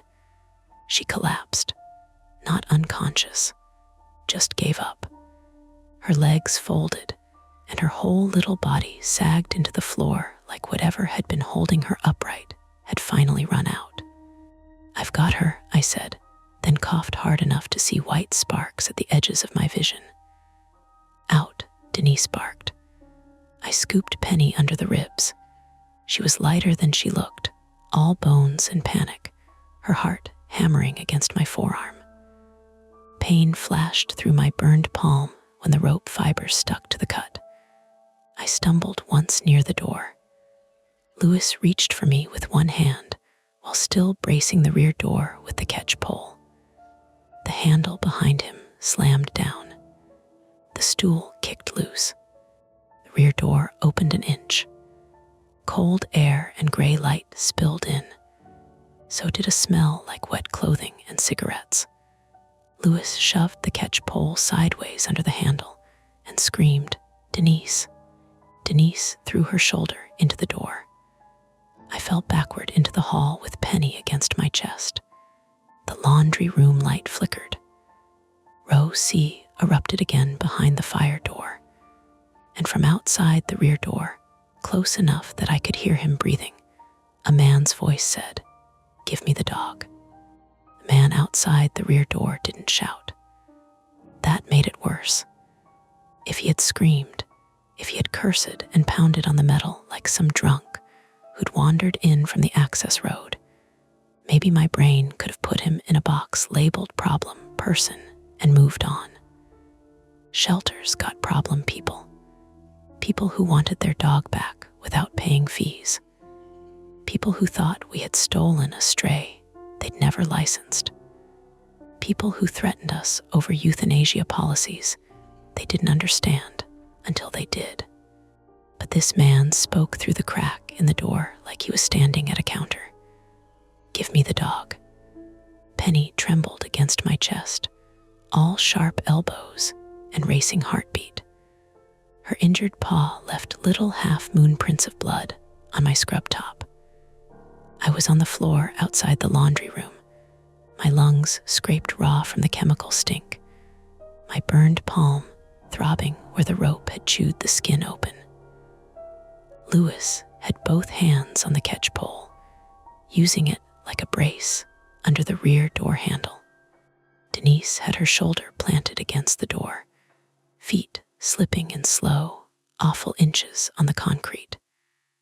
The metal stool we'd wedged there lay on its side now. The old rear corridor ran like a spine behind the shelter. Laundry room on the left, medical storage on the right, cat quarantine farther down, then the bend back toward row C, and the newer kennel wing.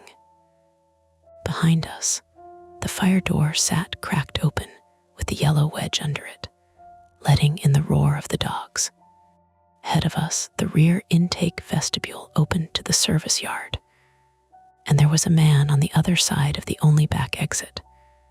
Denise gritted out, "This is a county facility. Police are on the way.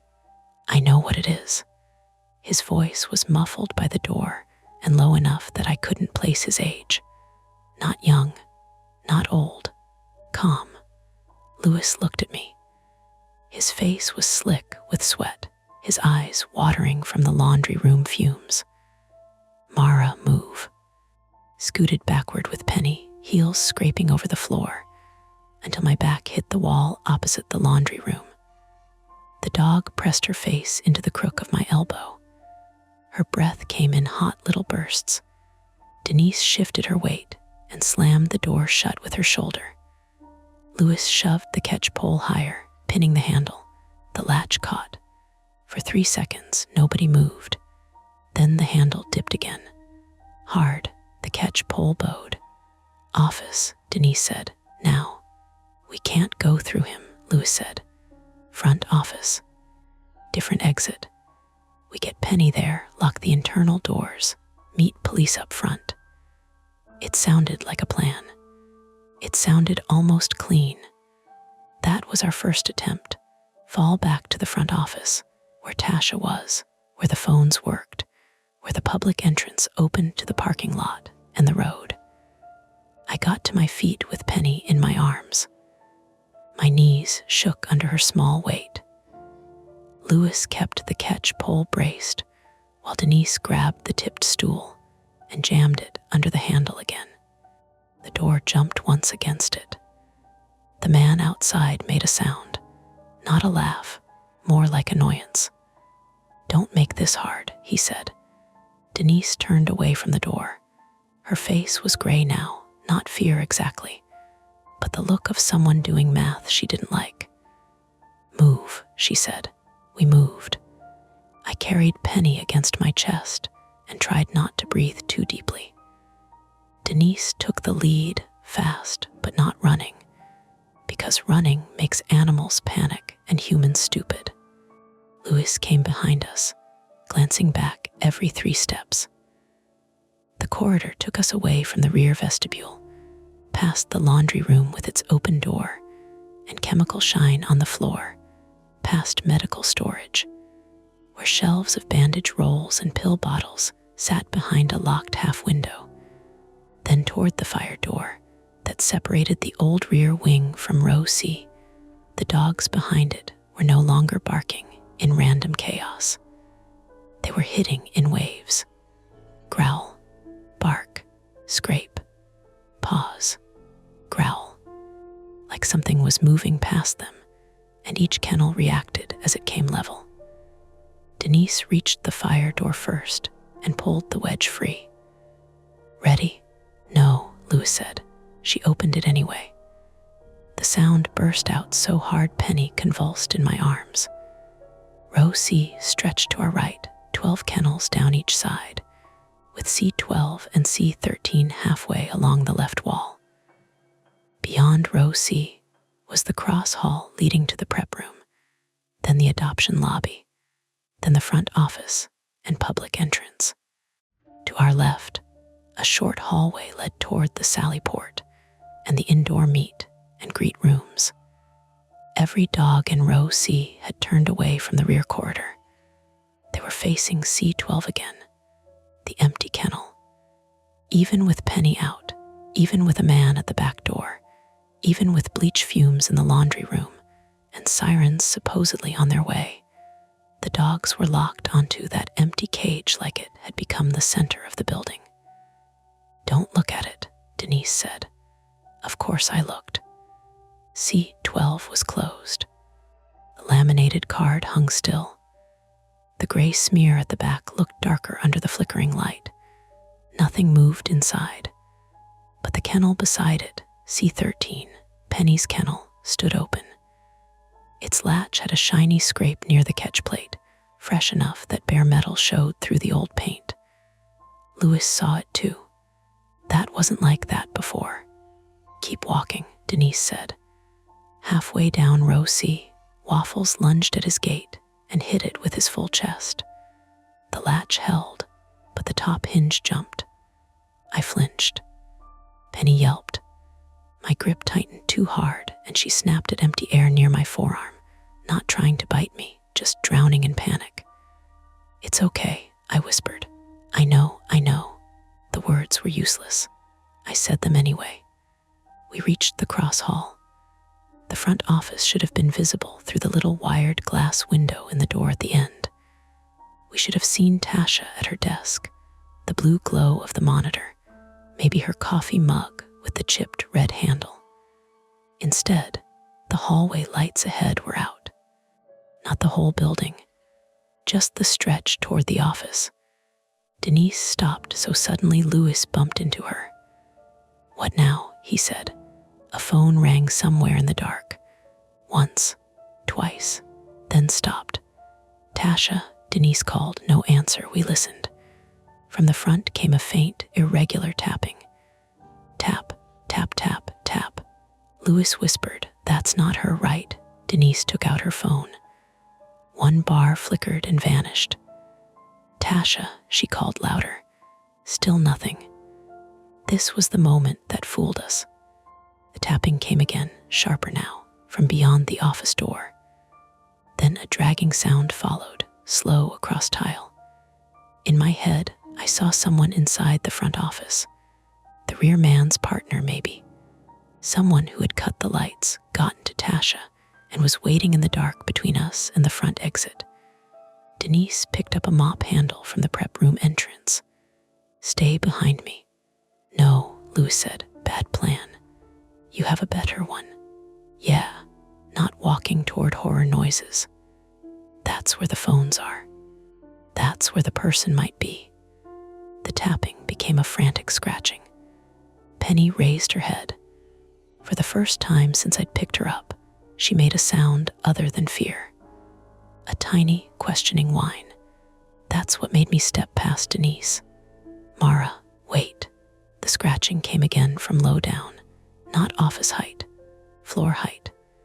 I moved toward the wired glass door, Penny heavy in my arms, my shoes squeaking on the damp line. My own clothes had dripped from the laundry room. At the dark office door, I leaned close. Something pale flashed across the floor beyond the glass. Louis made a strangled sound. Then I saw the shape clearly. A cat, a white and orange tabby from quarantine, one of the ferals from last week's hoarding case, had wedged herself behind the office door and was batting at the rubber doorstop. The dragging sound was the plastic trash liner she had hooked with one claw and pulled across the tile. I laughed once, too loud and almost sick with relief. It's Crouton, I said. Louis bent forward with both hands on his knees. I hate that cat. Denise exhaled through her nose. How did she get out? That killed the relief. Cat quarantine was in the old rear wing. Its door latched automatically. If Crouton was in the front office, another door had been opened somewhere, or left open, or damaged. Our first attempt had already failed before we reached the office. The front hallway was dark because the breaker for that section had tripped. Denise found the panel beside the supply closet, but when she flipped the office lights back on, they flashed once and died again. Something electrical was wrong, and not in a cute old building way. The air near the panel smelled faintly warm, dusty, and metallic. We don't force it, I said. Denise's jaw worked. I know. Through the office window, I saw Tasha's chair tipped sideways. Tasha, I called. A muffled voice answered from under the desk. Here. Denise shoved the door open. Crouton shot out past our legs and disappeared toward the meet and greet rooms. Tasha Miller was curled under the front desk with the landline receiver in her hand, glasses crooked, one knee pressed to her chest. She was not bleeding. She was furious, which was almost as comforting. "Before anybody asks," she said, "I am under here because someone tried the front door." Denise crossed to her. "Are you hurt?" "No." I dropped when the lights popped. Phone line went dead right after I told dispatch the back door was compromised. "Someone tried the front door?" Lewis asked. Tasha nodded toward the lobby. Hard, twice, pulled the handle, then banged on the glass with something metal. Beyond the reception window, the public lobby sat dim and empty. Adoption posters curled on the bulletin board. A rack of pamphlets had tipped over. Outside, through the glass front doors, the parking lot looked gray and wet under morning cloud. I couldn't see anyone. "Did you see him?" Denise asked. "No. He stayed off to the side near the donation bins." "Same man." "How would I know?" Penny coughed against me again. Her body felt too hot now. I looked down at her paw. The bleeding had slowed, but her eyes were duller, her head sagging. "She needs oxygen and a paw wrap," I said. "And you need that hand cleaned," Tasha said, because even terrified, she noticed things. Denise went to the landline and pressed the hook, then the keypad. Nothing. Dead. "Cell by the front windows?" Lewis asked. Tasha shook her head. "No signal." I tried. The outage knocked the router too. "We need to get outside," Lewis said. "Flag someone." "Front door is exposed," Denise said. "Back door has a guy asking for a dog like he ordered takeout." "We use the side sally port," I said. Everyone looked at me. The sally port was the animal control vehicle entrance on the west side of the building. It connected to a fenced intake bay, then to the staff parking strip. If we could get through it, we could reach Lewis's car, my car, or at least the road. It was also closer to the old wing than to the front lobby, which meant closer to whoever had tampered with the rear door. Still, it gave us a second way out. That became our second attempt. Exit through the west sally port with Penny and Tasha, leaving the dogs contained until police arrived. Denise made the decision fast. "Fine, Mara carries Penny. Lewis, you take the catch pole. Tasha, stay between us. We go through meet and greet 2, then sally port. No one opens an exterior door until I say." Tasha stood, wincing when she put weight on her knee. "I can walk." "You're limping," Lewis said. I said I can walk. We left the office, moving through the dim adoption corridor past framed photos of dogs who had gone home years ago. The building felt wrong from this angle, like a place after closing even though morning had started. The main kennel noise was behind us now. The meet and greet rooms were small, painted spaces with rubber floors, chairs, treat jars, and murals volunteers had done badly, but lovingly. Meet and greet, too, had a window to the sally port. Denise reached it first and looked out. She went very still. "What?" I asked. "The gate chain is cut." Lewis muttered something in Spanish under his breath. I stepped close enough to see past her shoulder. The sally port bay was a rectangular fenced area with a concrete pad and a rolling gate that opened toward staff parking. The chain that usually looped through the gate hung in 2 pieces. Bolt cutters lay on the ground beside it, and my car door stood open, not wide, just cracked. So did Louis S. Tasha's voice went thin. "Tell me those were like that." "They were not," Louis said. The trap tightened around us in a way I could feel physically, like a strap across the ribs. Front door compromised. Rear door compromised. Sally port compromised. Phones down or unreliable. Dogs escalating. Penny injured. A man outside demanding her. Denise tried the sally port interior door anyway. Locked. Good. Then Then she checked the push bar. "Don't," I said, "I'm checking." "Don't open it." She stopped, hand hovering. Something moved beyond my car, a crouched shape, low near the staff parking curb. Louis raised the catch pole. "Police," Tasha whispered. "No lights," Denise said. The shape jerked upward. Tasha clapped one hand over her mouth. A raccoon exploded from under my open car door, dragging a paper-fast food bag in its teeth. It bounded across the lot, fat and offended, then squeezed under the fence near the dumpster. Louis made a high, broken laugh. I'm quitting and becoming a dentist." The misdirection should have given us more relief, but the open car doors remained. The bolt cutters remained. The chain was still cut. And then Denise noticed the clipboard taped to the inside of the Sally Port window. It was one of ours. Intake paperwork, a duplicate from Penny's file. A line had been circled in black marker.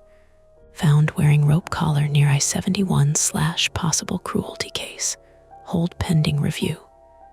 Below it, someone had written, "Not your dog."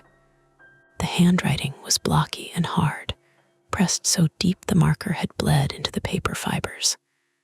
Tasha whispered, "What does that mean?" No one answered. Penny shifted in my arms and let out a weak, exhausted huff. My shirt was damp with her breath and blood.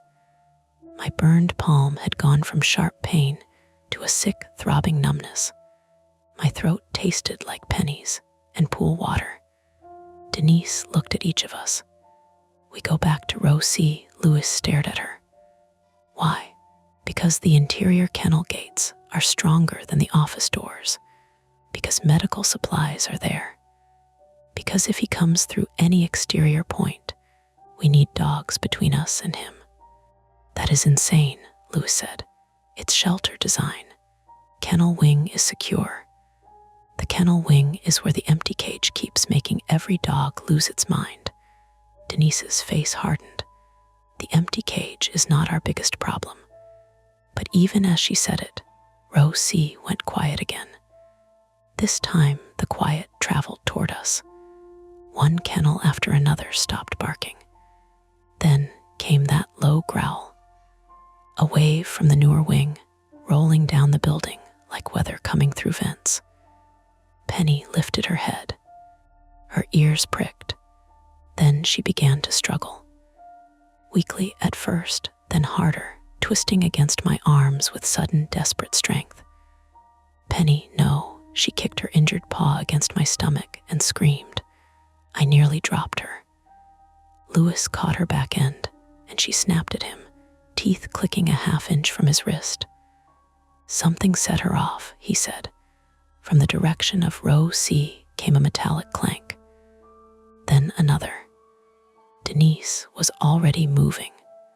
We followed her back through the meat and greet hallway, Tasha limping behind, Louis helping me keep Penny secured. The geography of the shelter folded around us now in ugly ways. Every route led somewhere exposed. Every door meant a decision. The front office was dark and vulnerable behind us. The Sally Port was cut open outside. The rear corridor held chemicals and a man at the door. Row C waited ahead, loud, without making noise. At the cross hall, Denise slowed and looked through the small observation window into row C. Her shoulders dropped. Not relaxed, defeated. "What?" I said. She opened the door. Row C smelled like urine, fear, and hot metal from the overworked lights. Every dog was at the back of its kennel now, not the front. Even Waffles, even Juniper. They stared toward the middle of the row. C12 stood open. The empty kennel's gate was swung inward. The latch plate hung crooked, one screw missing, one bent. Inside, on the clean concrete floor, lay Noah Price's county security badge. The plastic clip was cracked. A dark smear trailed from the badge toward the drain. For a moment, nobody spoke. Then Tasha said very softly, "Noah didn't clock out normal, did he?" Denise didn't answer. Because now we had a missing night security guard, a targeted dog, compromised exits, chemical fumes, dead phones, and signs that someone had been inside the supposedly empty cage. The point of no return came as a sound from the rear corridor. Not the man's voice this time. The fire alarm. One short chirp. Then the full building alarm began to scream, red strobes flashing over row C, the lights cutting the dogs into jerky, panicked shapes. Over the alarm, the sprinkler pipe above the old corridor hammered once, twice. Then water burst from somewhere behind us, rushing hard across the floor. Denise shouted, "Rear wing." A sheet of water rolled under the fire door at the far end of row C, carrying the sharp chemical smell with it. The bleach and ammonia spill was spreading. The dogs were trapped in kennels along a floor draining toward them, and every exit we could reach had already been touched by the person outside. Denise looked at the open C12, then at Noah's badge, then at Penny. "We clear the dogs," she said. Lewis's face went slack. "All of them. We clear row C now." Behind us, the fire door banged once from the old corridor side. Then again. Someone was inside the building with us, and there was no waiting anymore. The fire alarm made thinking feel like trying to thread a needle in traffic. Red light strobed across row C white wall, red flash. Dog eyes, red flash. Open kennel, red flash. Noah's cracked badge on the concrete, red flash. The dark smear beside it, disappearing under a creeping film of water that smelled like a public pool, and a cleaning closet left, shut too long. For one strange second, none of us moved. Not because we didn't understand, because we understood too many things at once. The rear wing was flooding. The chemical spill was moving. The dogs were trapped in kennels built to keep animals in, not fumes out. Someone had opened C12. Someone had been close enough to put Noah Price's badge inside it. Someone was now on the other side of the fire door, at the far end of the row. The door banged again, harder. Penny convulsed in my arms and screamed. "Move," Denise shouted. That broke us. Lewis grabbed the ring of kennel keys from my belt without asking. I let him. My burned hand had swollen around the split in my palm, the skin shiny and red, and I couldn't feel my thumb right. Tasha limped to the supply cart by the prep room and started ripping clean slip leads from the hook, throwing them over her shoulder like ropes on a dock. "Where do we put them?" Lewis yelled. "Yard runs," Denise said. "The rear yard is compromised. Indoor meet and greet rooms first. Then Sally Port if we have to. That's 6 rooms for 24 dogs. Then double up the compatible ones. In this noise, do you have a better plan?" Lewis didn't answer. He went to Waffles' kennel because Waffles was first on the left and because panic hates choices. I still had Penny. She was weak now, trembling in pulses rather than constantly. Her cut paw had bled through the towel I'd wrapped around it, and her breathing made a faint clicking sound at the back of her throat. I wanted to take her to medical. I wanted oxygen. I wanted a vet. I wanted a clean room and 10 quiet minutes. We had none of those things. Denise pointed to the prep room.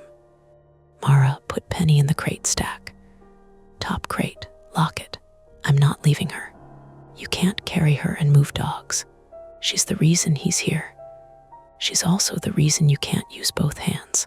That was true, and I hated her for saying it. Behind us, the fire door from the old corridor rattled, not banging now, working. Someone testing the handle, patient under the alarm. I carried Penny into the prep room, which sat between row C and the adoption hallway. Stainless bowls on counters, kibble bins along one wall, medication fridge in the corner, crate stack by the mop sink. The top crate was a medium wire kennel used for cats and small dogs during intake overflow. I patted it with 2 towels one-handed, set Penny inside, and clipped the latch. She lifted her head just enough to look at me. "I'm coming back," I told her. It sounded like a promise. It sounded like a lie.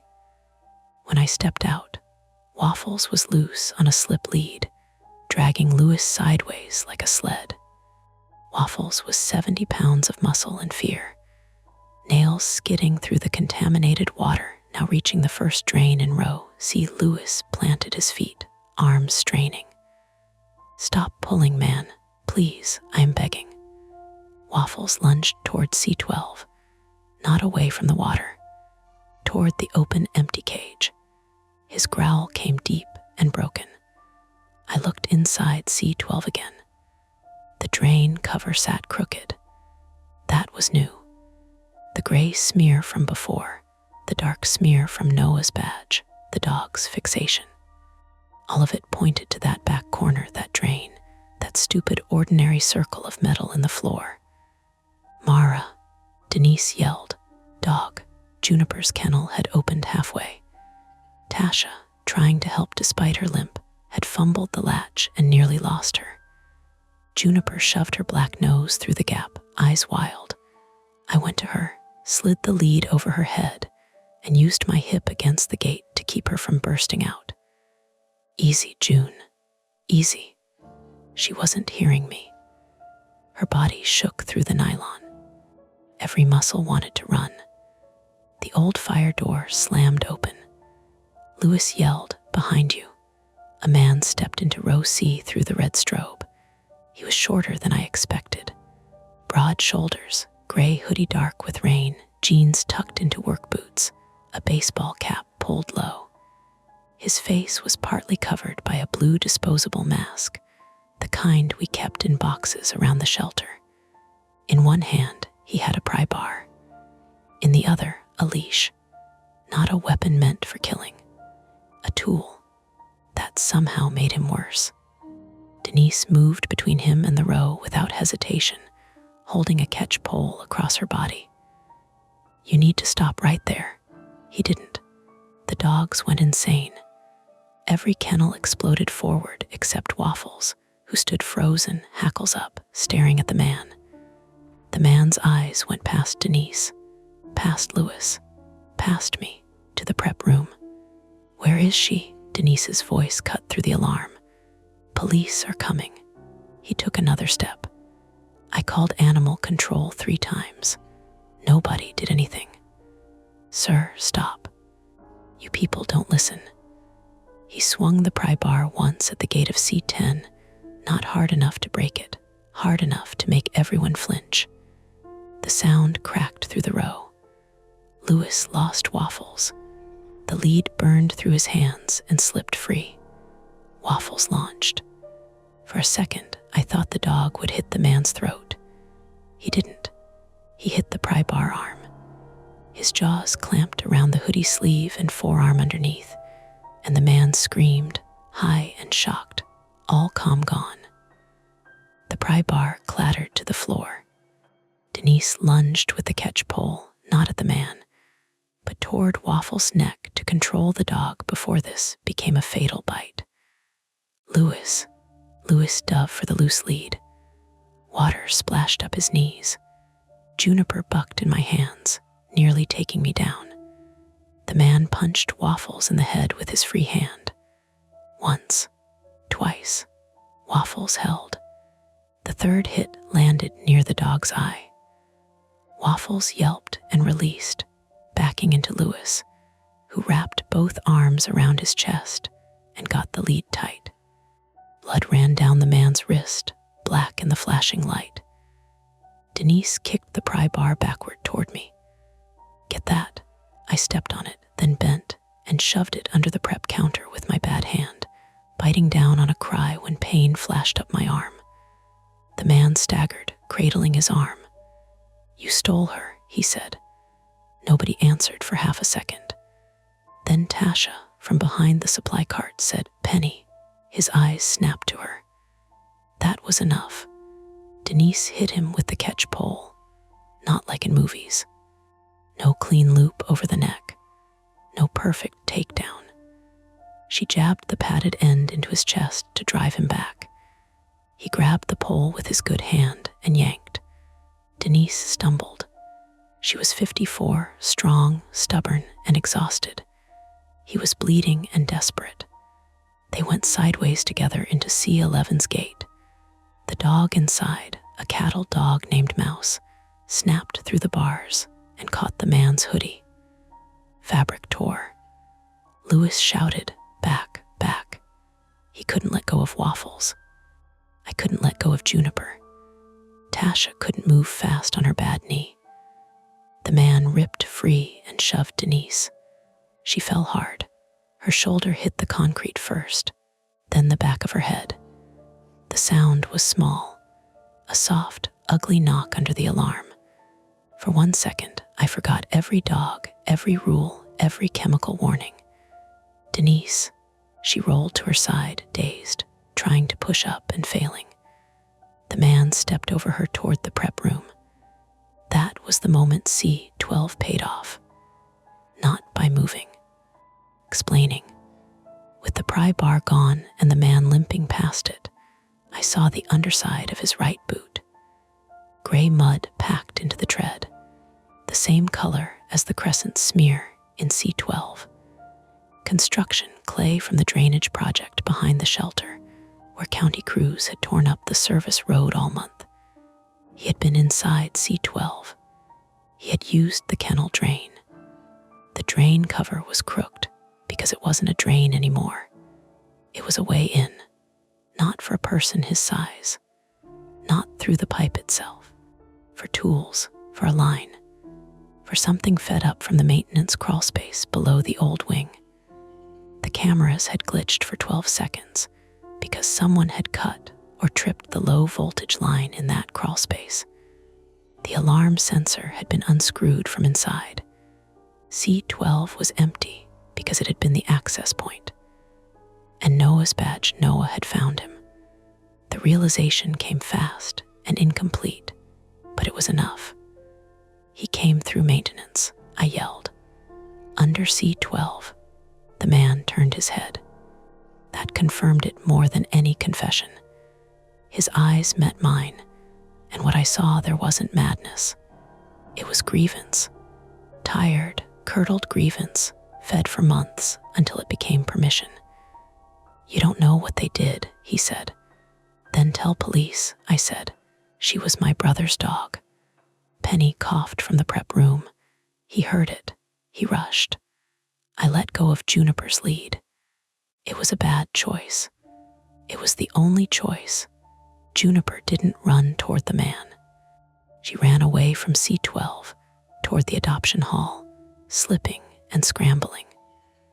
Tasha grabbed for the trailing lead and missed. I threw myself into the prep room doorway before the man reached it. He hit me with his shoulder. My back slammed into the metal counter. Bowls crashed. Pain burst through my burned hand as I grabbed the shelving upright and held on. He smelled like rain, cigarettes, wet dog, and bleach. Move. No. He shoved me again, harder. My hip hit the kibble bin. Something popped in my lower back, not breaking, just a deep wrench that made my legs go weak. Penny barked from the crate. One cracked bark. The man's face changed, softened. That softness scared me most. Hey, Daisy, he said. Penny shrank to the back of the crate. Daisy, not Penny. Louis appeared behind him with Waffles' lead wrapped around one hand and a second slip lead in the other. She doesn't want you. The man turned and swung. Louis took the hit badly, not from a fist, but from the man's elbow and forearm catching his mouth. He stumbled back into the prep table. Blood spilled over his lower lip. Waffles surged. Louis held him, barely. "Don't make me let him go," Louis said, voice thick with blood. The man reached for the crate latch.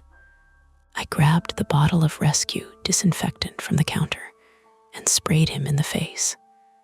It wasn't heroic. It wasn't enough to blind him permanently.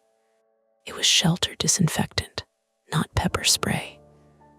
But it hit his eyes and mask, and he recoiled with a raw yell, hands flying up. "Now," I screamed. Tasha swung the mop bucket. She had dragged it from the hall with her bad knee and both hands on the wringer handle. It hit the man's legs, not hard enough to break anything, but enough on the slick floor. His boots went out. He fell backward into the doorway. Denise, somehow upright on one knee, jammed the catch pole over his upper body and pinned one shoulder. Louis released Waffle's lead just enough to step on it, then threw his second slip, lead around the man's wrist, and pulled it behind his back. The man fought like a trapped animal. He bucked, kicked, slipped in water, hit his head against the doorframe, and kept fighting. I dropped to the floor and crawled to the crate, dragging it backward by the wire handle. Penny slid inside, whimpering. My bad hand screamed. I pulled anyway. The fire alarm kept shrieking. Water kept coming. The chemical smell thickened. "We can't stay here," Tasha shouted. "Zip ties." Denise yelled. "Where?" "Drawer by meds." I yanked open the drawer with my good hand. Bandage scissors, pill cutters, syringes, zip ties for broken crate doors. I threw the whole pack to Louis. He caught it against his chest. The man twisted, nearly getting his knees under him. Denise lost the catch pole angle. He grabbed for the crate again with his free hand, fingers brushing the wire. Penny snapped. Her teeth closed on his index finger through the bars. He screamed. Louis cinched the zip tie around the man's wrist and the lower rung of C-Prep's rolling table. Then another. Then another. Not proper restraint. Not police work. Shelter work. Improvised, ugly, temporary. It held.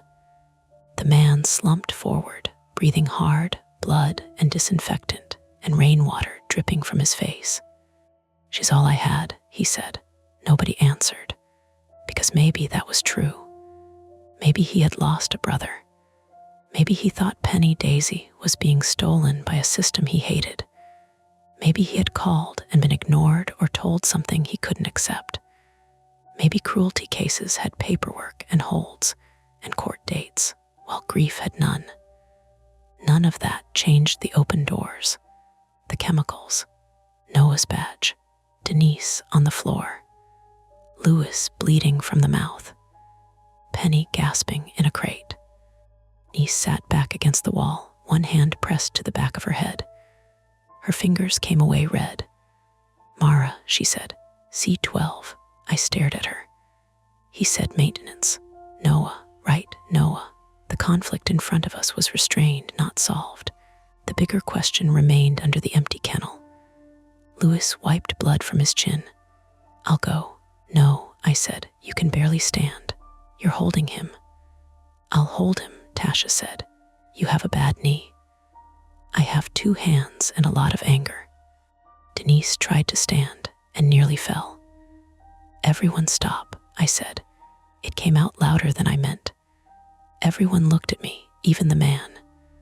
The dogs in row C were barking again, but different now. Less warning, more panic. Water had reached the first kennels. We had minutes before paws stood in contaminated runoff. "Louis, you and Tasha start opening the upper yard route," I said. "Not the Sally Port. The interior adoption hall to the volunteer door." It opens to the small fenced dog walk area right. Denise blinked like she wanted to object.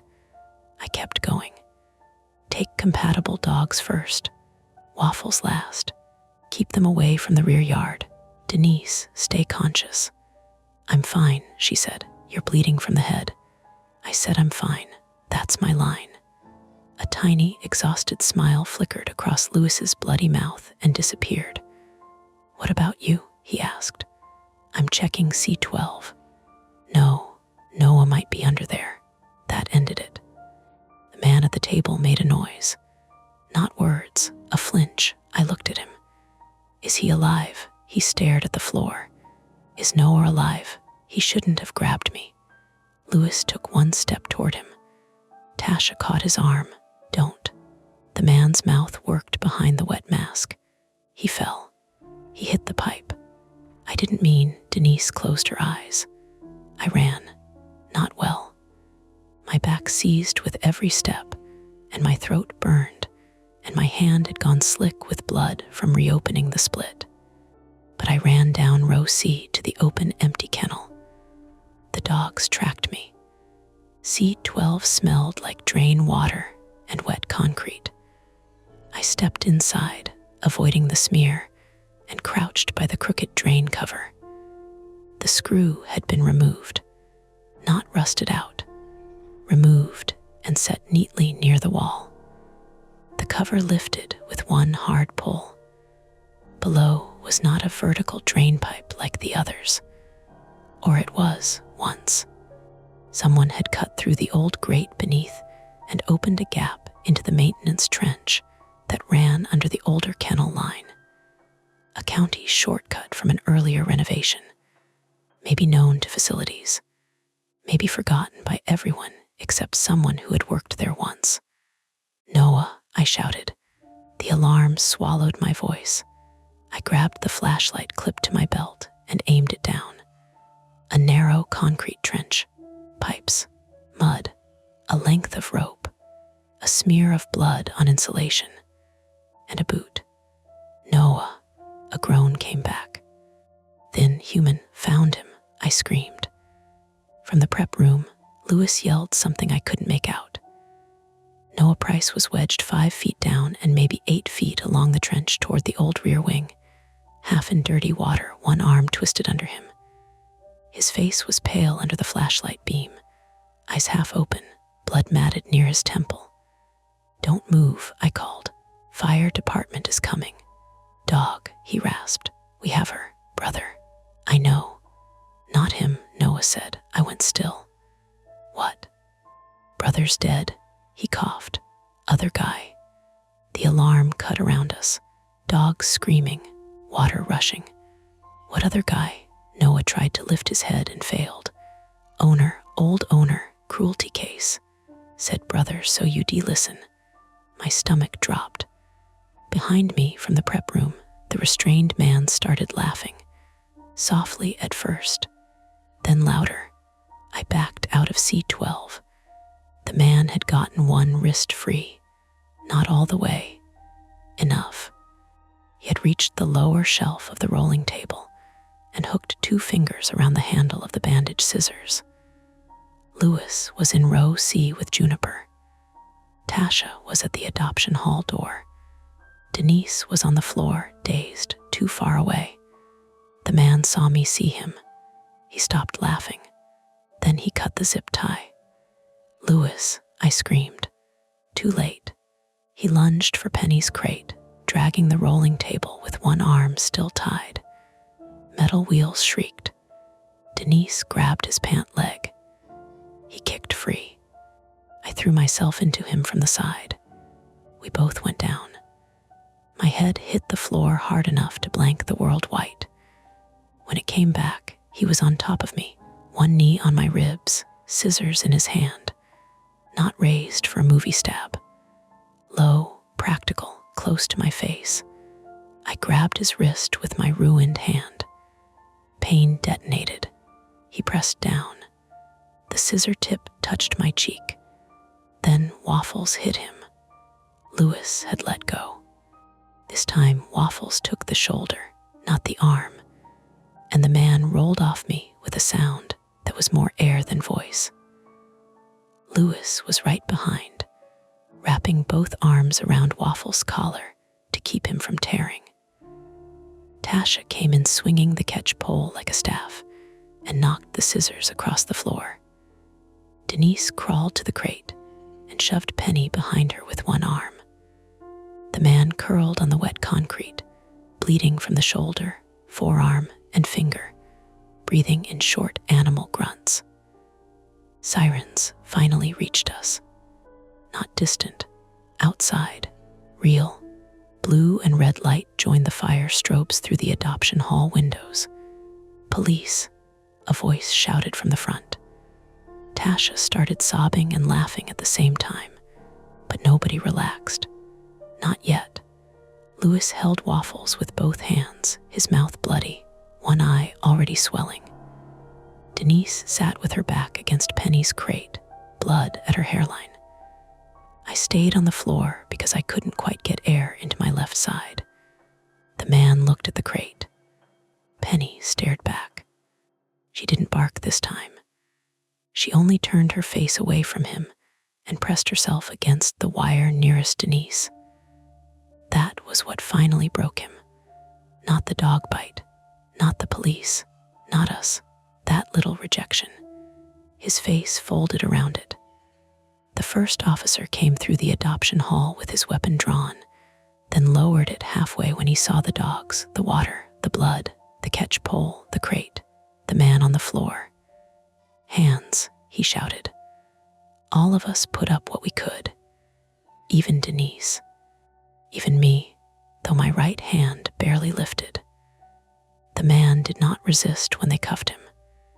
He just kept staring at Penny's crate, breathing through his wet mask, while the dogs in row C barked and barked at C12, where Noah lay alive under the empty kennel, waiting for firefighters to cut him out.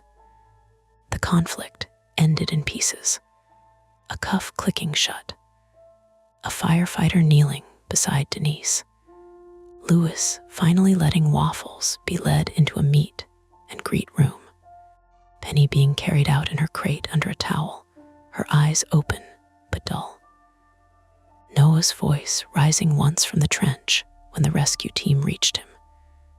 And me sitting against the kennel gate of C12, unable to stand, staring at the crooked drain cover and thinking that empty had never meant safe. It had only meant we hadn't looked low enough. By the time the firefighters got Noah out from under C12, the sun had come up. Not fully, not in any warm, forgiving way. Just enough gray daylight pushing through the kennel windows to make the red alarm strobes look tired and cheap. Water stood in shallow sheets along row C, broken by islands of kibble, tufts of wet fur, and the little floating cards that had been clipped to kennel doors before the morning tour itself opened. The dogs had been moved in stages. The friendly ones went first, doubled into meet, and greet rooms with towels shoved under the doors. The reactive ones were shifted into the adoption hall crates, one at a time, with 2 officers standing back and looking deeply unsure about every career choice that had led them to a barking municipal shelter at 7 in the morning. Waffles went last. He limped on one front leg, his right eye swelling where the man had hit him. But he still tried to turn back toward C12 until Louis got both hands on his collar and pressed his forehead briefly against the dog's neck. "Not today, man," Louis whispered. "You already did enough." Louis's mouth had split inside and out.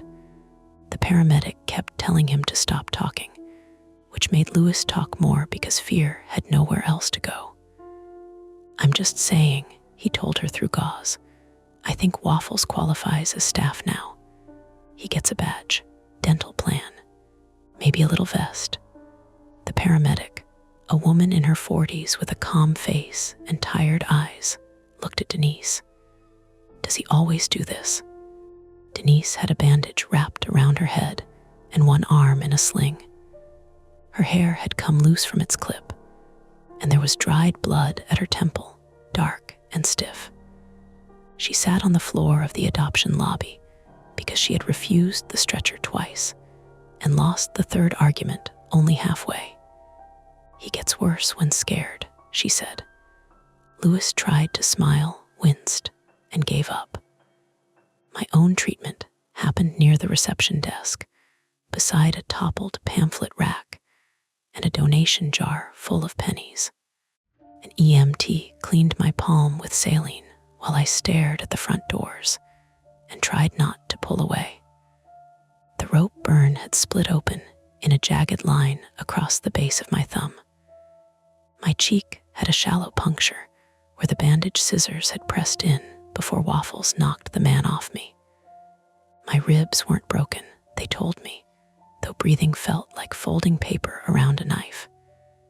"You inhaled some fumes," the EMT said. "You need to be checked at the hospital." "I'm okay." Tasha, sitting in a chair with ice on her knee, said, "There it is." I looked at her. She pointed at me with the ice pack. "That stupid sentence. I am okay." "No, you're upright. That's different." Denise said, "She's right." That was how I knew Denise had a concussion. The police took the man out through the front, not the rear. I watched through the glass as they guided him across the wet parking lot with his hands cuffed behind him and a towel pressed to his bitten shoulder. He had lost the baseball cap. Without it, he looked smaller. Late 30s, maybe early 40s, thinning hair. A face that might have belonged to a tired mechanic, a shift supervisor, somebody's uncle at a cookout who stood too close to the grill and talked about carburetors. His name was later given to us as Calvin Rusk, 41, male, not Penny's owner on paper. That was the first legal detail that mattered.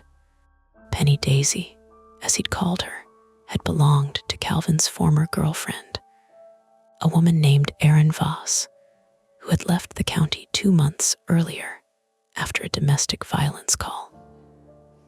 The cruelty hold came from animal control, finding Penny tied behind an abandoned garage off a service road near I-71, underweight, with rope burns around her neck and a healing fracture in her tail. Erin had been listed as the owner. Calvin had filed 3 lost dog reports in different jurisdictions using different names, then called the shelter twice, claiming to be Erin's brother. No one had released Penny because the paperwork didn't match. That simple clerical stubbornness saved her.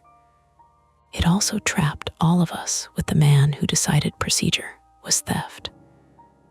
Noah was alive when they lifted him through the opening in C-12. I didn't see much. The firefighters blocked the kennel gate with their bodies, and a police officer made us stay back. I saw one boot, a gloved hand, the flash of a yellow backboard. I heard Noah groan when they moved his arm, then curse in a thin, embarrassed voice. "Sorry," he said to nobody in particular. That made Denise cry, not loudly. Denise didn't do anything loudly unless it involved policy. She turned her face toward the bulletin board of adoption photos and pressed 2 fingers under her eyes.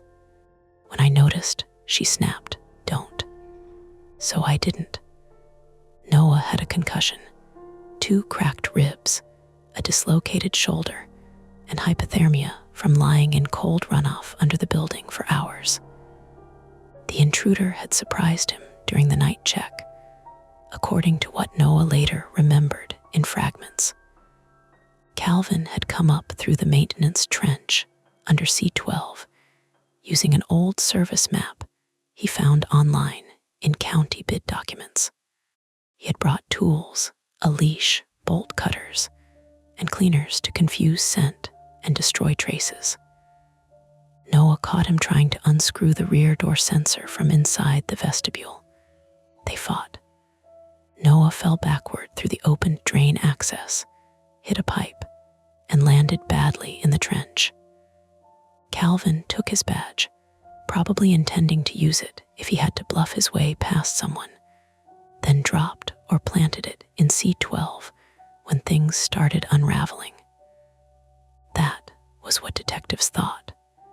Detectives use words like probably and consistent with because real life rarely gives a clean confession where every detail lines up.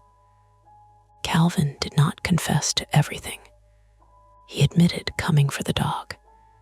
He claimed the chemical spill was an accident. He claimed he never meant to hurt Noah. He claimed he only opened staff cars looking for a phone because his own had died. He claimed he wrote "not your dog" because he wanted us to understand. There are people who use the word understand when they mean obey.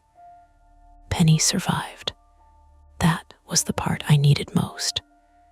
She spent 3 days at the emergency vet on oxygen, fluids, pain meds, and antibiotics for the cut pad that had gotten contaminated. Her lungs were irritated, but not burned beyond repair. Her paw needed stitches. Her fear took longer, obviously. Fear does not close in neat little knots. When I visited her after the first 24 hours, she was in an oxygen kennel, wearing a soft collar, and looking smaller than any dog should look. She saw me and didn't wag. I didn't expect her to. I sat on the floor outside the glass with my bandaged hand in my lap. "Hey, sweetheart," I said. "You made it." She blinked slowly. That was enough. Franklin County Animal Care closed to the public for 9 days. The county called it Facility Remediation and Safety Review. Local news called it Shelter Break-in Linked to Cruelty Case. Online commenters called it everything else. Some people said we were heroes. Some said we were incompetent. Some wanted to adopt Waffles. A few said Calvin was only trying to get his dog back, and government shelters steal animals all the time. I learned not to read comments by day 2. The rear wing had to be professionally cleaned. The laundry room floor was stripped and resealed. The old maintenance trench was mapped, photographed, and then blocked with steel plates welded over every access point. C12's drain was capped, then filled. Facilities replaced the alarm contacts and added cameras in places we had requested cameras for years. They installed one directly over C12, though by then C12 was not a kennel anymore. Denise made it storage. Not officially at first. She just moved broken carriers into it. Then extra bowls. Then a filing cabinet no one liked. Eventually, a printed sign replaced my laminated card. Supplies only. No animal housing. No one argued. Denise came back after 2 weeks with a doctor's note, a sling, and a temper sharpened by rest. She held a staff meeting in the adoption lobby because row C still smelled faintly of sealant. "We are not relying on memory anymore," she said, tapping a new checklist packet against her palm. "No more, I thought someone checked. No more, that door always sticks. No more undocumented maintenance access." Lewis raised his hand. Denise closed her eyes. "What? Does Waffles get incident pay?" Tasha laughed first. Then I did. Then Denise, despite herself, made a sound that was almost a laugh and almost pain. Waffles recovered too. The bite quarantine was a mess of paperwork, but because he had acted during an active attack and Calvin had been trespassing, the outcome was kinder than I'd feared. He went to a foster with a retired firefighter who sent photos of him sleeping on a sofa under a blanket, printed with tiny bones. In one photo, his bad eye was half open and suspicious, like he still wasn't sure retirement suited him. Lewis printed it and taped it inside the prep room cabinet. Tasha's knee turned purple and yellow, then slowly normal. She kept a baseball bat under the front desk for a while, until Denise made her remove it and replace it with a panic button. Tasha named the panic button Gary. No one knew why. Noah visited the shelter once before transferring to a different county contract. He looked thinner, moving stiffly, one arm still braced close to his body. When he stood at the entrance to row C, every dog quieted in a way that made my arms prickle. Not because of anything impossible, because dogs remember smells, pain, stress, people. He didn't go near C12. I keep thinking I should have called it in sooner, he told me. We were standing in the adoption hall. By the mural of cartoon paw prints, some volunteer group had painted in colors no animal had ever been. His voice was low enough that the others couldn't hear. You were doing your job, I said, badly. I looked at him. He gave me a tired smile. Yeah, I know, your line, not mine. I flexed my bandaged hand. The scar had tightened by then, a pale, crooked stripe that pulled when I opened jars or clipped leads too fast. I missed it too, I said. He nodded toward the kennel wing. You found me, eventually. Eventually counts. I wanted to believe that. Most days I almost did. Calvin took a plea months later. Breaking and entering, assault, animal cruelty-related charges tied to prior evidence, interference with public operations, and a few things the lawyers said in longer words. I didn't go to every hearing. I went to one. He sat at the defense table in a clean shirt, hair combed, shoulder healed enough that he could fold both hands in front of him. He looked at Penny's photos without changing expression. When he looked at me, I felt nothing dramatic. No chill, no wave of fear. Just the memory of his knee on my ribs and the scissor tip against my cheek, ordinary and physical. Afterward, I threw up in the courthouse bathroom and went back to work. That is the part people don't put in stories about surviving things. The body keeps voting long after the danger has passed. Penny was adopted in late summer by a woman from Dublin named Rebecca Shaw, 59, female, a quiet elementary school librarian who had experience with fearful dogs and a yard with a 6-foot privacy fence. She didn't rename Penny. She said the dog deserved a name with no bad history attached, even if the shelter gave it to her by accident. On adoption day, Penny walked out low to the ground, tail tucked, but she walked. At the lobby doors, she stopped and looked back. For 1 second, her eyes found mine. Then she stepped into the sunlight. I had to go into the supply closet after that and pretend to count paper towels.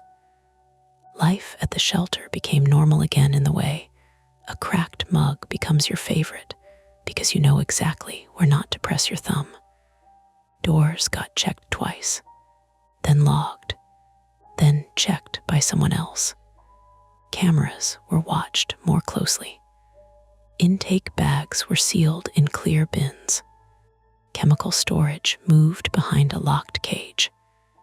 Every unexplained bark got taken seriously for about a month, then slightly less seriously, because a shelter cannot run forever at emergency speed.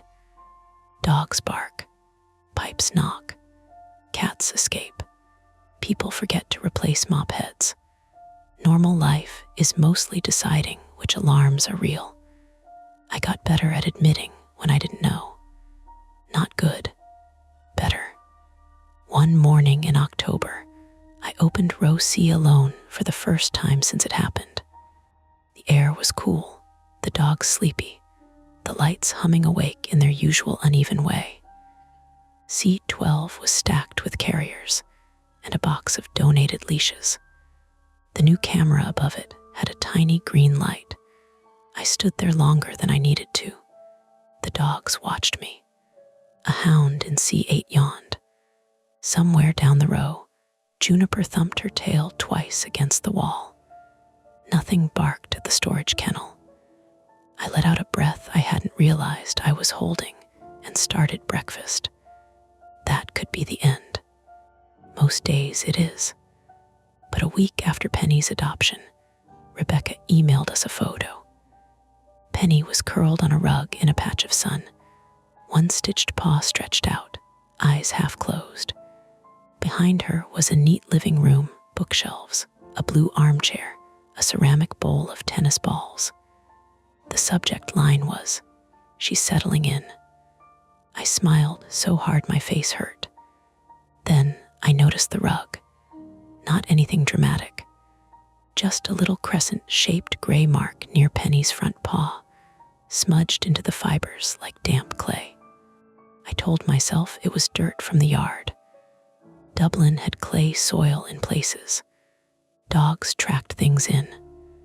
Rugs got marked. I didn't mention it to Rebecca.